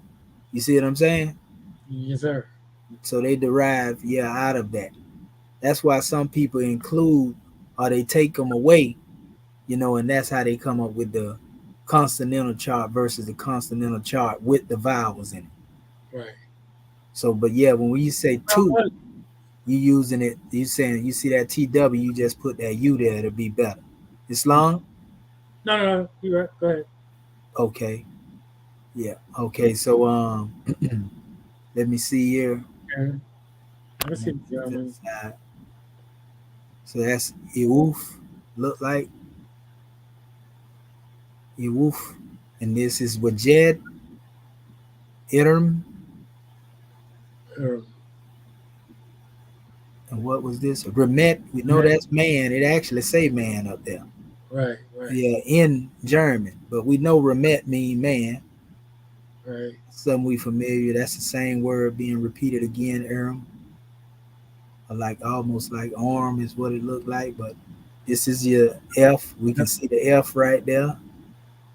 I seen an F like this without the other little piece on it, so I know that's good.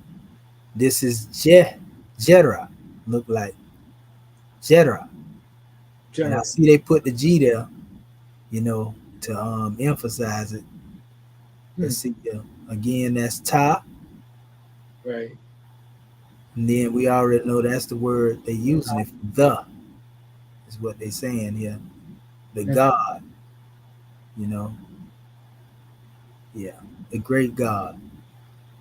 Yeah. So, and then they had a box here. So what we can do is we can look at this again, Kepper. We already know how these things were stated out, and then we'll come here and then let me go to the next line.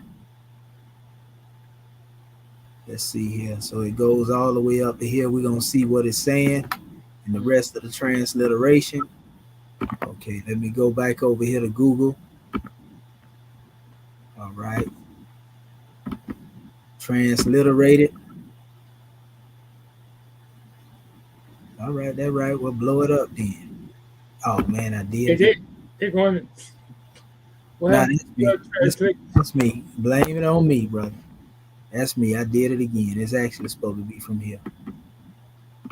I keep trying to. I see what you're saying. You getting transliteration. Yeah, I'm still trying to do what it ain't advanced enough to do yet, basically. Right. Maybe I need to try to find out how to create something like that. Yeah, that's not a bad idea. I mean, like, we have no limitations, you know. Right. Matter of fact, we definitely should need to do that, or solicit some brothers that's say advance into that part of it. Yeah. Yes, sir. And now I see now why the numbers was there, because I was wondering, because this is actually dealing with months and days. Oh. So it says, in the year of the ring, 17th month, in the third Peret. So Peret actually means day. But that's good to know. You know, it says day 5. It says the head of the works reached safely. Then it says turmeric with all the people who were with him, Ta, the great God. One thing about it, they knew who the great God was, didn't they? Right. Oh, they knew. Most deaf. They knew who the great God was. You know, Tahala. The great God. So, go ahead. What year was this Capri? Yeah, this the one. Remember, was from 550. 599. I want to say. Let me see. It got the date. Well, this is actually from 505. Pardon, sir. Okay, yeah. So this is from 505 to 344 BC. I mixed it up with other paper that I was pulling up earlier. Okay, so it would have to be from closer to that side, because the Demotic didn't really come into The Demotic, they tell you come into existence 600 BC. 600, right? That's what I'm trying to Mm. say. But this was way before the Rosetta Stone. I can tell you that because I remember Rosetta Stone 196 BC. Hmm. See what I'm saying? Right. This right. is before the so-called Greek language and all that right there. They talking about. Right. You know, even though they be trying to, they talking about Demotic Greek. Ain't no such thing as no Demotic Greek. Stop trying to attach the Greek. But they just straight out lied about a whole bunch of stuff.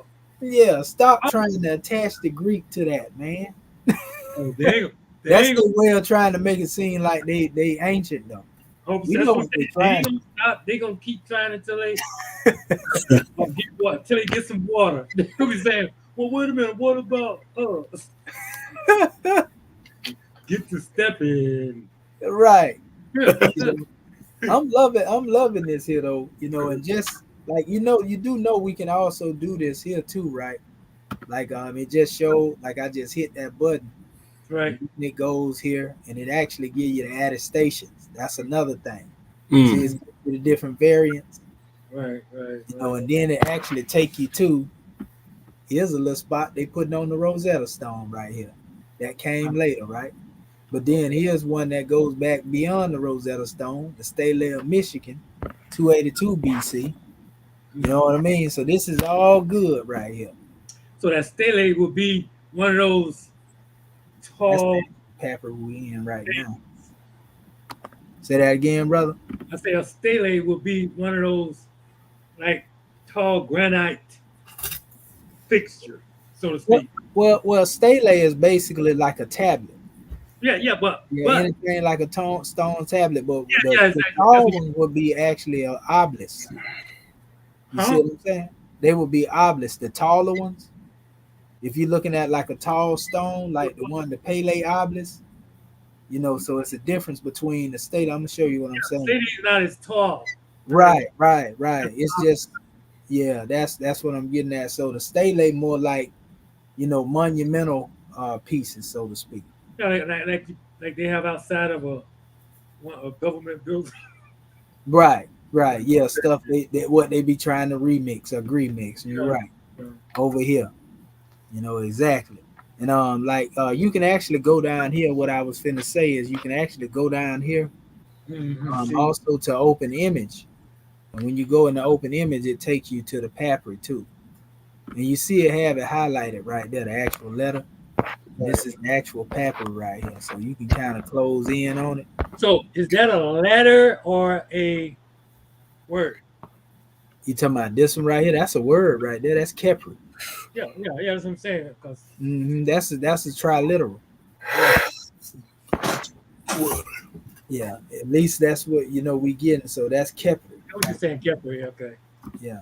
So when we come back over here, see? Kepri, you mean like Kepri, the deity? Yeah, like the Vita. You see it right there? Right. Yeah. That's like the National Assistant Grand Chief. I mean, no, National Chairman Kepri. Yeah, Kepri Asulbe. I'm telling you, man, you gotta start spelling it like this. Say without the vowels, huh? Yeah. Right. Yeah. So that's basically how you see it in the transliteration right here. All up through here. Everybody that got a name that's comedically based in some of these papers, you're gonna find yourself. You definitely see it. Sister Hatshepsut, you're gonna find that. Like, look at him. Like this right here says Remet Neb. Now I can already see that this is dealing with Lord and man and some of that. That's what I'm saying. As we continue to go on and on, like this stuff gonna start popping out. You know what I mean? Right. It's gonna definitely start surfacing, and that's the purpose of us doing what we're doing right now. It also had to do it. We're gonna have to do it on our own. You know what I mean? Like go and do our own research on our own. Right. Yeah, that's basically what it is. I'm gonna try one more line in here, and then we'll go through. You work us hard, boy. Hey, think about it though. The methodology we chose definitely took us to where we at very quick. Oh, absolutely. I mean, True, And true. we had to do this as we was moving along. Cause we ain't got nobody instruction telling us, hey, you need to do this, you need it, cause they don't even know it. You know what I mean? that's right. Like we literally the only ones out here trying to go into this stuff right now, outside of the brother who created the thing here. But even in his measure, he ain't really going into the teaching as we doing it. Right, right. You know, as far as teaching it to the masses. And we have found so much out about language, I can tell you that much. Right, how it's connecting up. Yeah.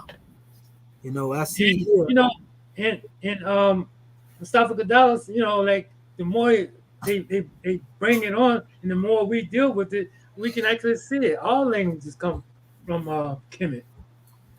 Oh yeah. All of them. Yes, sir. Yes, sir. Because even the Arabic, they changed a few words around, a few letters around. Yeah, yeah. Our Yeah. language. It's something else because between Arabic and Hebrew, Mm-hmm. what I'm noticing the Hebrews, a lot of their words are more we'll say a lot of their words show that they derive straight up out of Kemet. Right. You know, Arabic do too, but more of the Hebrew words show that they come out, and it makes sense because think about it. You know, Moses was dealing with the Canaanites, which are called, you know, really Hebrews now, but the real name is Canaanite. That's why Hebrew Israelites can't find who they are, and people keep saying ain't no Israelites because they got to realize they was Canaanites. Right. Right. Right. Then once they accept, some of them know, but some of them don't. Some So of can them I- fight, Great. and they don't want to accept Canaan because they feel like, well, Canaan's supposed to be a descendant and dealing with the Moabites and all that, and we say that they were cursed. See what I'm saying? So that's why they're trying to fight that. Go ahead, brother Bachi, babe.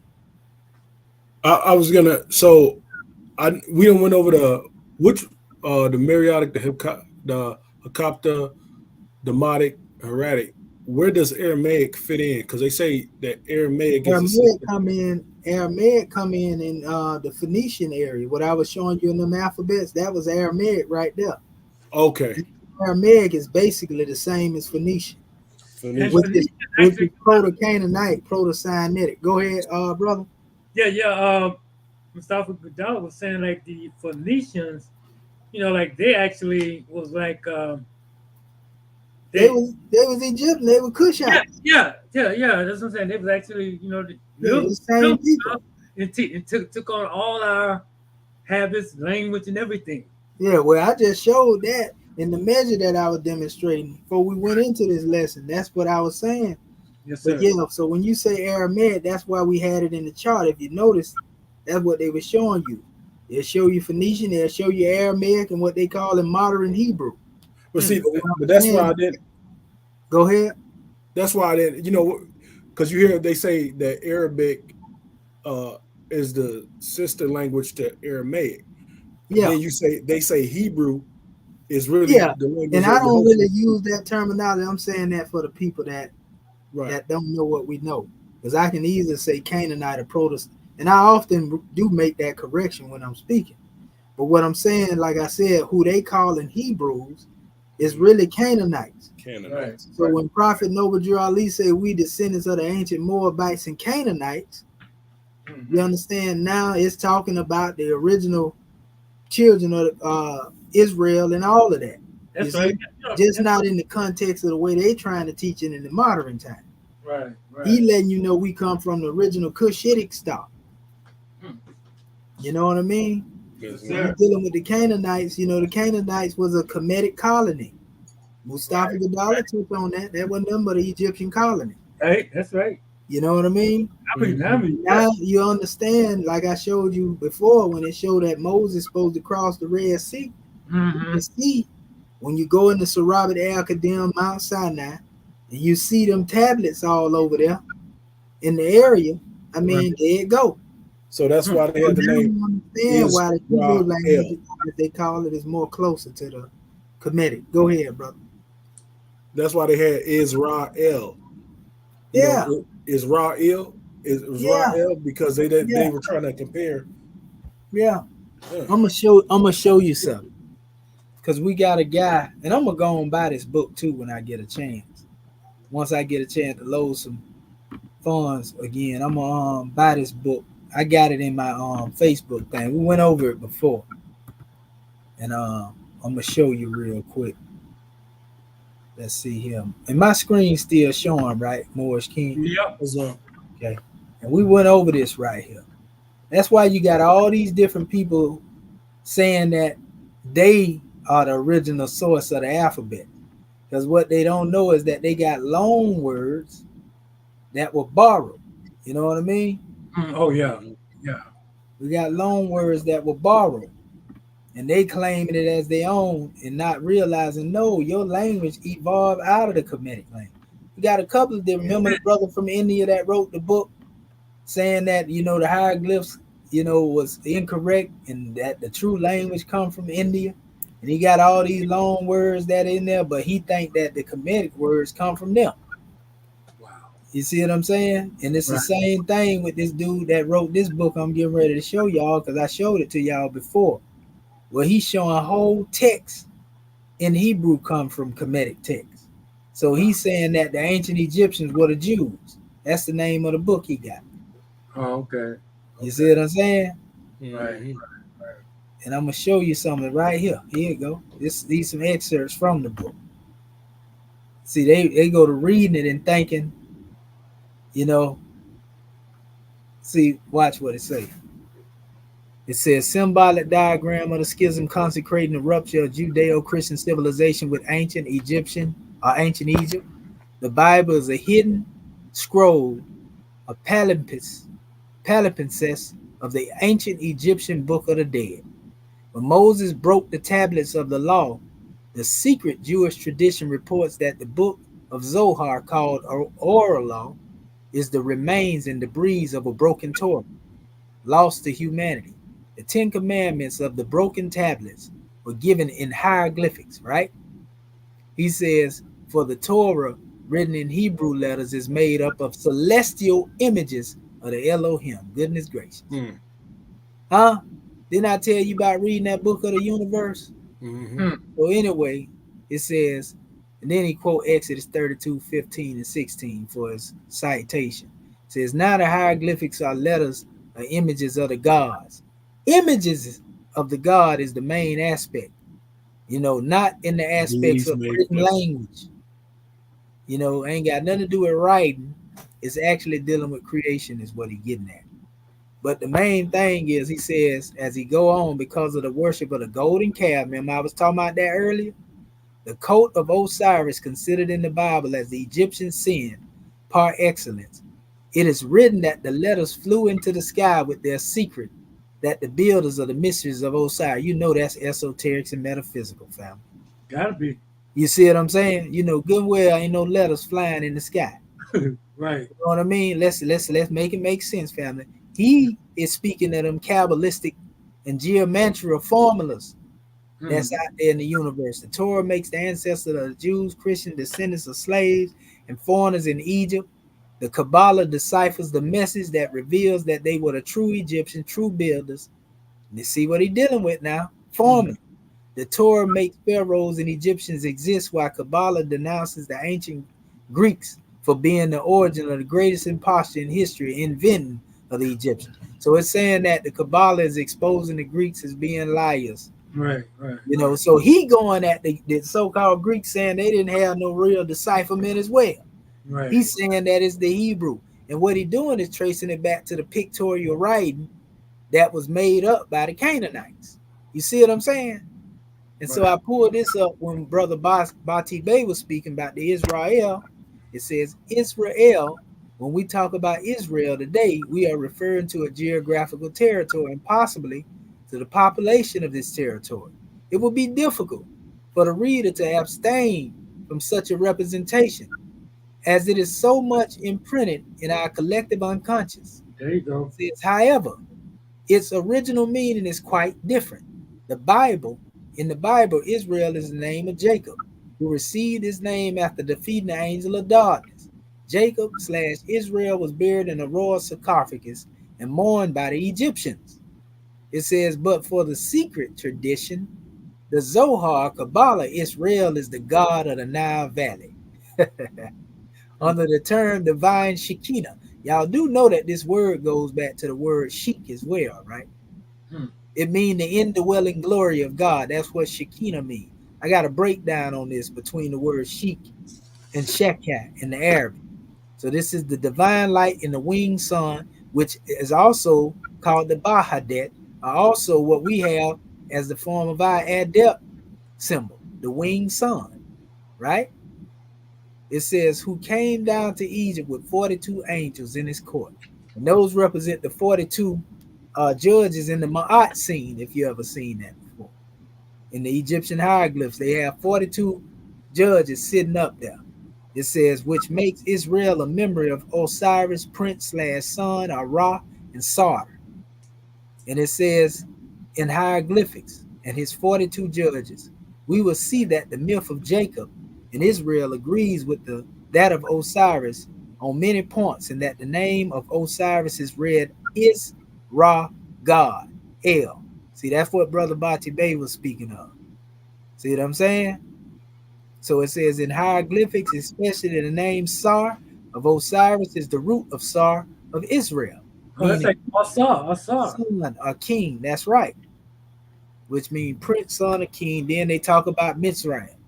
Mitzrayim, this Hebrew word reads in the Greek Mitzrayim and cannot be translated as Egypt, whose root Egyptos is the name of Greek god Egypto. It says to come out of Egypt is to come out of a geographical territory. Greek. He's saying that really means come out of the Greek. You know what I mean? It said, while to come out of Mizraim is to come out of the pyramid. The celestial uterine matrix. Mess. Man, this man cold-blooded. You got to give it to him. And how he getting it out. He's supposed to be a Hebrew. You know, he's supposed to be Jewish. But he demonstrates like this, which is funny. It says, where the son Ra is born, as well as kings and men, the maternal womb of the celestial mother, Isis, Nut, the celestial ocean. Y'all hear me talking about the celestial Nile all the time, or the womb of creation. Same thing. See, yeah, but see, they don't teach this stuff. This is way beyond indoctrination and doctrine. Go ahead, brother. That's what is it? When you're calling your chakras, Yam. That's right. That's right. It says Yam is a heart chakra, ain't it? Yes, sir. But it connects to the crown chakra as well. Yeah. So it says in this work, we mentioned, as a matter of fact, that's the ladder, being able to climb up from the heart of man into the heart of Allah. It says in this work, we will mention the explanation of the Kabbalah and the Zohar, according to which people of Israel, when they came out of Egypt, came out of the tree of life located in the middle of the Garden of Eden, Sacred Grove. It says symbolizing the other history, the other family tree, Egypt. Indeed, pronunciation Mitzrayim, it says, is the same as the Hebrew Ma'etz Aham. You know, and he get a breakdown because it's a whole bunch of measures in here, family. Like I say, I'm gonna get this book. I've been meaning to get it. You know what I mean? He says here, you know, we're going to close out in a minute, but it says Kabbalah. This is the secret tradition, Kaaba of Allah. That's a whole nother measure there. This is the secret tradition of the Torah dating back to the time of the Septuagint, around 27 or 270 AD, pardon self. The word Kabbalah means that which is received. The Kabbalah, also called the oral tradition, is a body of esoteric knowledge.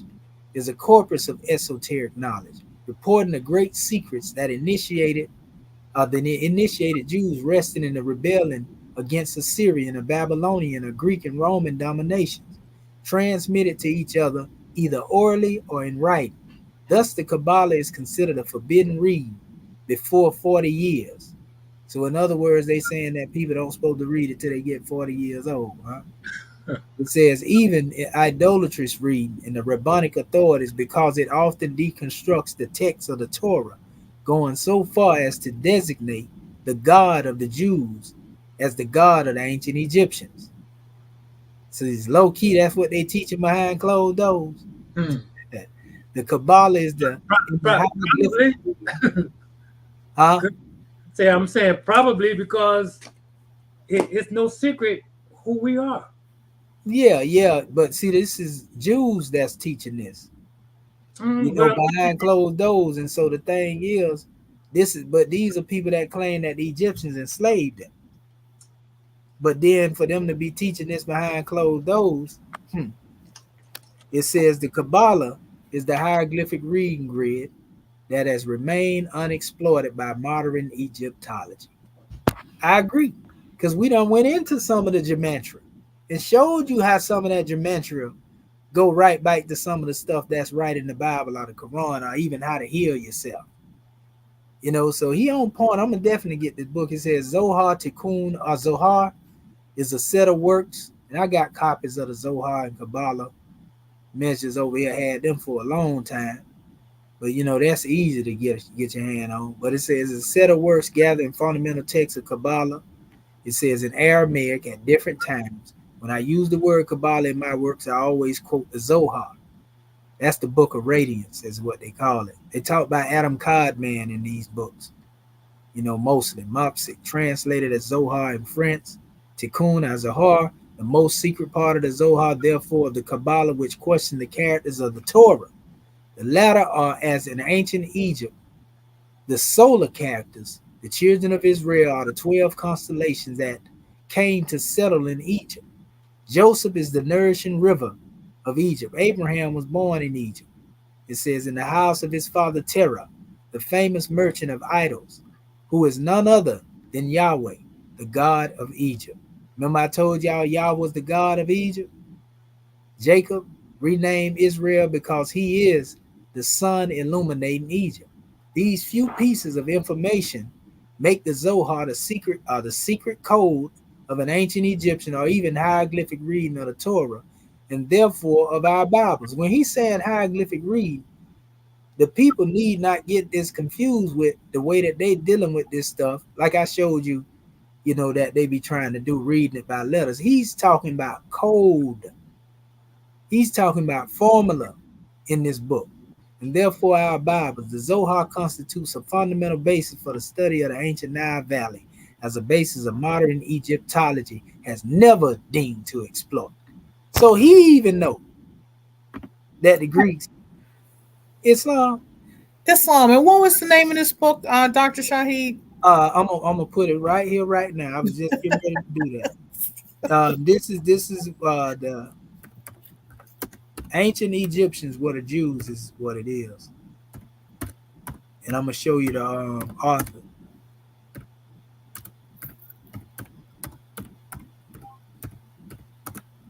like, don't we already know that, right?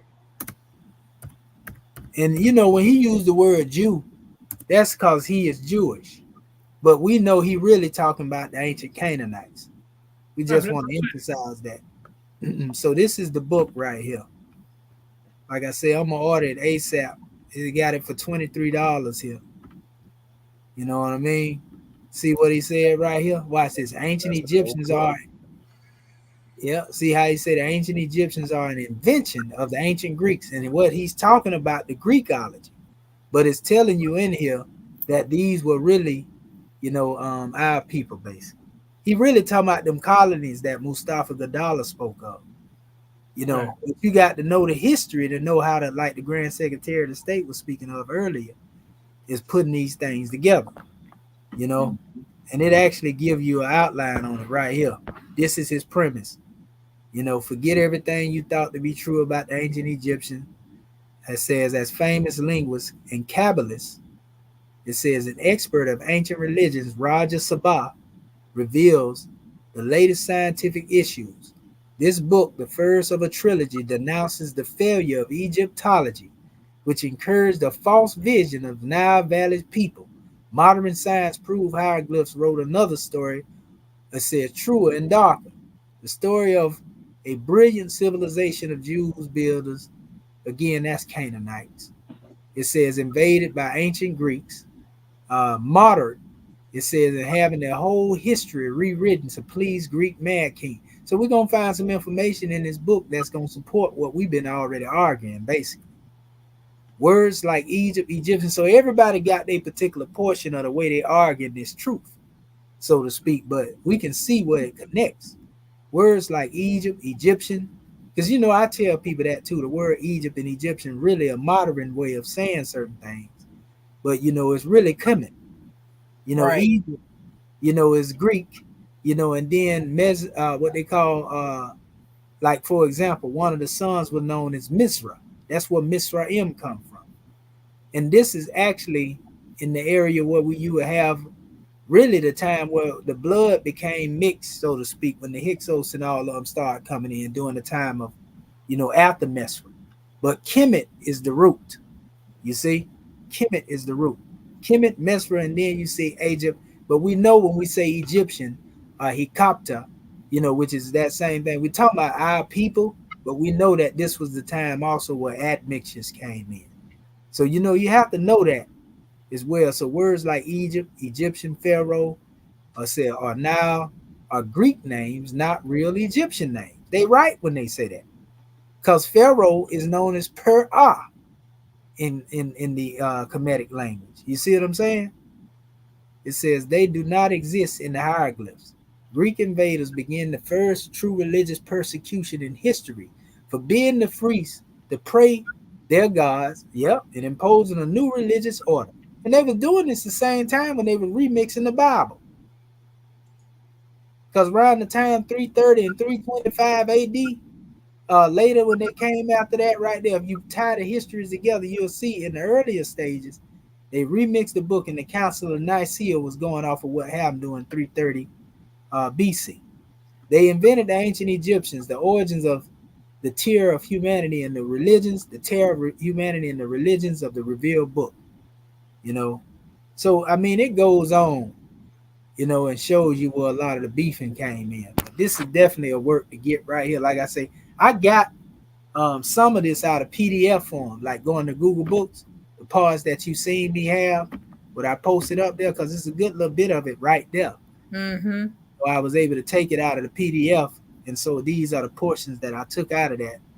And I hadn't ordered the book yet. I'm gonna also order that book where the Hindu brother, was going in as well. I got to pull that one up, dealing with the ancient Egyptian origins when they was claiming it come from them, because they got some good information there. Because we know the Indus Kushite Valley civilization come from the temple of Amun-Ra. You know what I mean? So we just have to know where these things come from. So yeah, they even show the breakdown of the word Ankh in life and going back to Adonai and El, and this guy, he on the money, but he dealing with, like I say, mainly not an alphabet. He's using the code, like the way we demonstrated, to break certain things down. So, and he shows how they took whole pap, and come up here and tried to make up their own little demonstration. So, prime example, the Book of Light. Autumn out of the noon. You are unique, Amun. You are unique, Atan. I have not been greedy. I did not blaspheme to God. Feast of the 7th day, 2 days of rest out of 10. Now you come over here in the Torah of Israel later. I am the Lord who brought you out of Egypt. Thou should not make any other gods before me. There you go. You are unique, Amun. You are you. Notice how it's speaking directly to the deity, where this is going to like a third person type demonstration. Thou shalt not, and somebody outside of it, thou shalt not call upon the name of Yahweh before me. See, it says right here, I did not blaspheme God. Remember the day of the Sabbath, keep it holy. See, it says here, feast of the 7th day. See what I'm saying? This is plagiarization here. It literally, even in the word Torah, Ta and Ra, Tara, that's a whole nother measure. But anyway, so yeah, these are certain things, family, that have been hidden, and we can go on and on because I do have other measures in here showing you other tablets as well, the Israel again. But we just wanted to make that plain. All this stuff went in sync with what we was talking about today. So this is a powerful measure that we brought forth, and we got a grand drawing for the homework that we're going to end up bringing forth. And we just want to say gratitude to the scribes for everything it is that y'all been doing. But nevertheless, like we have shown here, we definitely moving along, and it's a lot of work to be done. We're gonna get it done. So a lot of these sources that we have right now, we'll be using them, in our references. So all we got to do is just go and do the work, and all is well. So that being said, we just want to say gratitude to the scribes. We're gonna open up the floor in our closing so we can hear from the officials and the scribes, and we're gonna take this demonstration in the third heaven, Islam. All right, Grand National Secretary of the State, you got the flow. Islam, Islam, Islam. Having already risen, giving praise and honor we're due, I just want to say much gratitude to our family online, our scribes, Act One, and to you, Dr. Shahi, because I tell you, this has been a wealth of information, a lot of source materials to go through, keeping with the foundation of our prophet. And you can see that golden cord, and it's just pulling away layers and layers of falsehoods and remixes and things of that nature. But it's just a blessing and an honor to be able to be here to do the research and see the value in it, because it's doing nothing but exhuming again our people. So gratitude more for bringing these degrees and keys forth, and gratitude for being a question and the answer. Islam. Islam, and gratitude for the questions so that we can bring the answer to the manifest. Islam, no. That's right. Islam. Praise Allah. Praise Allah. Oh man, is our chairman present, our Grand National Chairman? Is he on a mission? Dr. Akin acted per M. Heru, Tutankhamun Bey, the first scribe of Moorish American. Islam. Well, Islam back at you. Islamism without the schism. Man, I'm telling you, that's exactly what I was saying too. Praise Allah for you. Well, we got so much to be thankful for, because the prophet, he brought us everything it takes to save ourselves as a nation. And that's exactly what we're working with, more. So it's a powerful class. Thank you, thank you, thank you, thank you more for participating. Islam isn't without the schism. Thank you. Islam. But Chairman, I ain't doing nothing but letting you know I was listening to you. And I am listening to you. And I'm definitely studying Love that when you book. talk clean to me. Islam. That's right. Like you say, study, and study some more. That's why I want to tell our people again too. Y'all got to get the Book of Fire. Let me put this on here real quick. I want to show y'all this here so y'all know y'all don't know what y'all missing, man. I want to put this up here, and the chairman is the source for this information. That everybody trying to take credit for, all out here selling the book and won't get nothing back. So let me see here. We're gonna share the screen now, and we even got people out here acting like they the scholars of the book, and ain't said nothing to the Moorish American government a day of their life, but they out here teaching it in the public. Here it is right here. They got copies of unknown caller. I don't know who this is. This is some old random number here calling me. 1-800 number. I definitely don't want to talk to them. Okay, so here we go. Right here we have the copies all over the place, but the chairman is the author of the book. This man right here, since they got the picture up there, the one you just heard speaking, our chairman. If you notice here, look, they got Amazon and everybody selling the book. But here go the chairman right there. He in the center. That's the chairman right there. We got better pictures of the chairman. But we got false people claiming they authored the book and everything. So it's submitted. Who is this right here? They got a video up here. They done call something the Exhuming of a Nation Part 1 and 2, and I see a bunch of Black Panthers up there. All right, I hear. But let me see here. But nevertheless, I'm trying to show y'all the actual book. This is the Exhuming of a Nation. Now, who is this? Somebody that made a TikTok book of the Exhum. What is this? What are they saying? Let me see what they saying about the books. This is a random link. What are they saying? This is somebody Oh, he got a Moroccan flag behind him, huh? Oh, who is this guy? Never seen him before. What is he saying about this woman of a nation?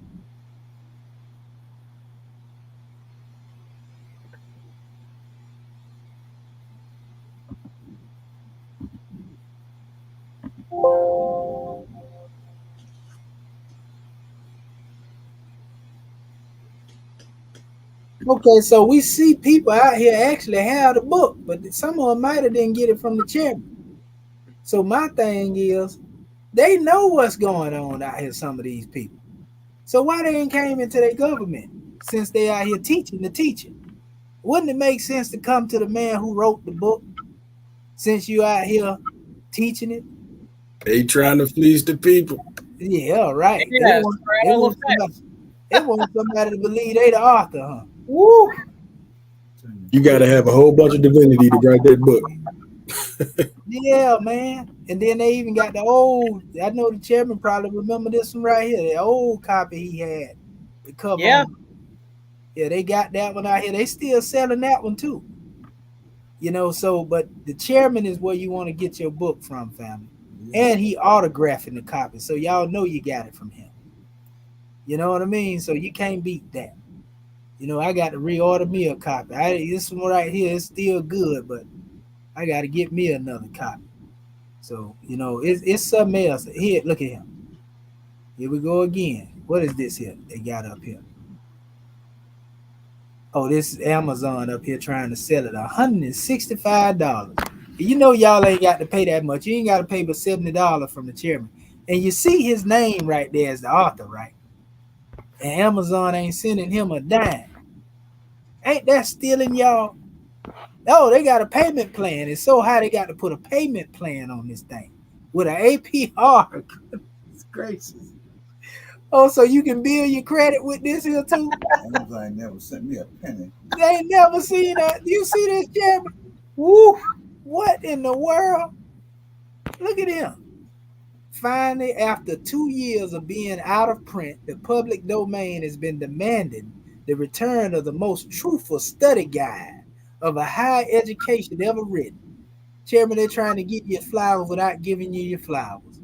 The great book is a return of the prophet Noble Drew Ali's truths about the denationalization of the West African Moors, known today as Negroes, blacks, and colored people, and how he exhumed them from the traumas of mental slavery. Now you too can witness their fulfilling of Ali's prophet. There's some more that done studied in the government that wrote all this. Or AI. Or AI too, you're right. You sure enough right, because AI will do that. Yeah. It says, what it says, to witness the resurrection of a once buried nation in the straight way they are to be accepted by the nations of the human family. Learn why the choices for the free. It says, are for the free. It says, would you rather be free or property? Have an infinite mind or finite mind?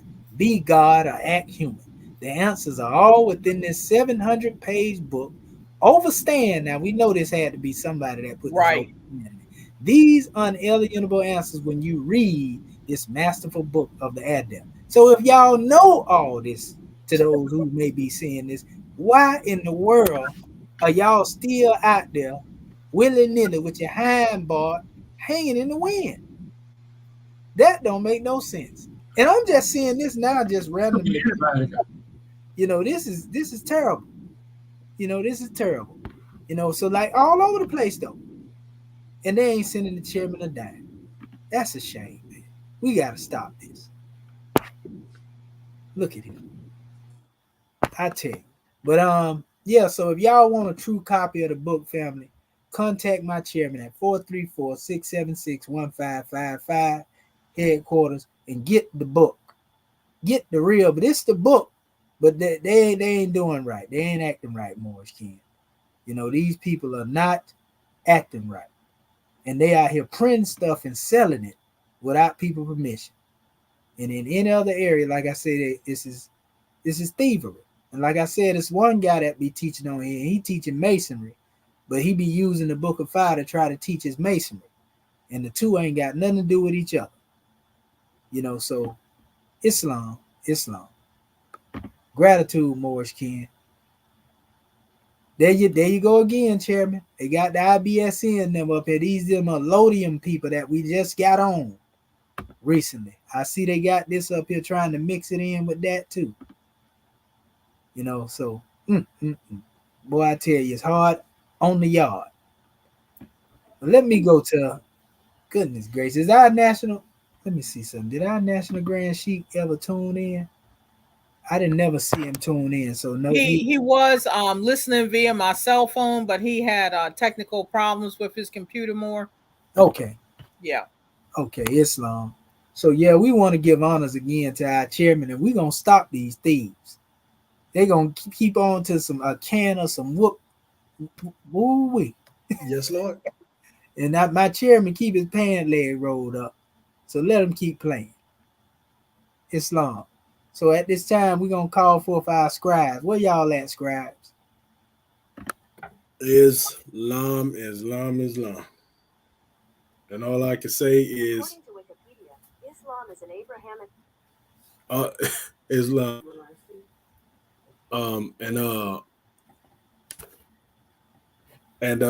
All I can say is that this, you know, I just like how it goes, it spans from now and all the way back. So it's like that movie Back to the Future. You know what I'm saying? We going all the way back to come back and exhume. You know, it's a grand. And then you know, it shows. I seen that book, the chairman's book, for $777.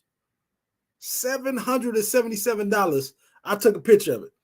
I was like, that's how you know that book is powerful. Over 3,000 one time. Ooh, man, that book is powerful. And I had this book since I gave one to my niece, and then I brought two more, and I still haven't read through this whole book, this whole entire book.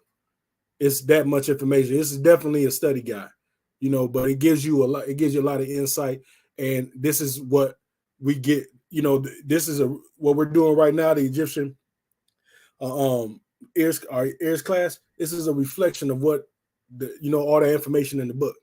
So what does that tell you? You know, and with that, I leave as a common piece. Islam. Islam. That's why we lay it, you're right, as a basis before we emote up. Islam. Yes, sir. All right, Brother Marvin Nathaniel Evans Bay. You can give us a drawing, and you can also take us on to the third heaven peak of the Adepts once you're done, brother. Islam. All right. Wow. So, yeah, very powerful class. Yeah, you was talking about that exhuming of a nation. Yeah. You know, we ain't trying to get through it. We still trying to absorb it on the real. So, yeah, it's just very powerful a book, and a very powerful class. Went into a lot of different information, you know, that enlightens the Moors. And then as we say travel, you know, this journey, you know, and reconstructing our language the way it should be with the pen in our hand, yeah, it's a beautiful thing. And I'm just grateful for being a part of this divine and national movement. Islam. And okay, and I'll begin. January 15, 1929. A warning from the prophet to be read at every meeting. I hereby inform all citizens that they must end all radical agitating speeches while at work, in their homes, or on the streets. We are for peace and not destruction. Stop flashing your cards at Europeans. It causes confusion. Remember, your card is for your salvation. Failure to obey these orders will be of severe consequence. We are for love, truth, peace, freedom, and justice. And when these principles are violated, justice must then take its course. Any citizen or a group of citizens who hold malicious feelings toward the government or the prophet or violate the divine covenant of the Moorish movement will receive their reward from Allah for their unjust deeds. All true Moors will and must obey the law as laid down to them by their prophet. If they lose confidence in their prophet, they should turn in their card and button, cease wearing their turban and fez, and return to the state where I, the prophet, found you. This is a holy and divine movement. This is a holy and divine movement founded by the prophet, Noble Drew Ali. And if the prophet is not right, the government is not right. The prophet, therefore, is sending out the divine plea to all Moorish Americans that they do their part in protecting their prophet and the government. This is an everlasting movement founded by the prophet through the will of Allah to redeem his people from their sinful ways by order of the prophet Noble Drew Ali. A holy covenant of the Asiatic nations. Ye are the children of one father, provided for by his care, and the breast of one mother hath given you suck. Let the bonds of affection, therefore, unite thee with thy brothers, that peace and happiness may dwell in thy father's house. And when ye separate in the world, remember the relation that bindeth you to love and unity, and prefer not a stranger before thy own blood. If thy brother is in adversity, assist him. If thy sister is in trouble, forsake her not. So shall the fortunes of thy father contribute to the support of his whole race, and his care be continued to you all in your love to each other. John Moores, and this meeting is officially closed. Gratitude. Our next class. Islam. Great class, Dr. Islam. Shaheed, Scribes family. Islam. Family, great class, beautiful. Peace and love to the Scribes. We can't wait till y'all transliterate this in Oh boy. Yeah. homework assignment. Say what? Bad connection. Oh boy. Ism. Well, we'll see y'all in Praise Sunday Allah. school. Goodness Gratitude. gracious. Man, we can do this 24 hours a day, Moors. I That's don't right. think my prophet. You hear me? Yes. Great Peace and class. Great class. love. Islam. Peace and love, Moors. Peace and love. Again. Peace and love, more. We love you. Peace and Islam. love. Love you. We love you too, everyone. That's some Grand Chairman. Islam, love you. Right. Love you, family. All right. Well, want to give honors to our family for checking in. Also in social media, for showing up. This was a grand class. Y'all got to go back and watch it from the beginning. We put all types of primary sources in here. We want to honor Noble Brian, honor Marquise L. Our family checking in from London. Gabriel, it's Gabriel. Also Donato Bosco. We give honors to your family. Oh, we finna get down to the nitty gritty now. We dealing with that demotic papri. We done dealt with the hieratic. We dealing with the demotic right now. This is lesson 3C. So we going into the second inshat. So y'all can see the working knowledge. Everything that we doing led us up to this point. And we getting ready to put these works together in book form so we can teach y'all even more. They ain't never taught y'all this in the Egyptian, community, so to speak, as they like to call themselves, but we gonna teach it to you. If nobody else don't want to do it, we gonna do it. Trust me. So I just want to give honors to y'all. Y'all keep watching, keep tuning in.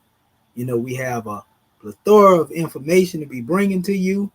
We ain't holding nothing back. We don't keep no secrets over here, family. We giving you the adept information, so that you may gain an adept education. So we say peace, love, and law at all costs. Shimon Tepu, Uncle Jetsanel, the peace of the ancestors I offer to you life, and we'll see you again.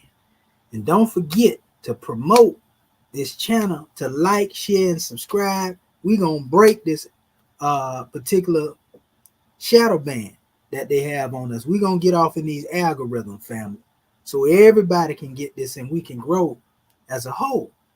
You know what I mean? So peace and love.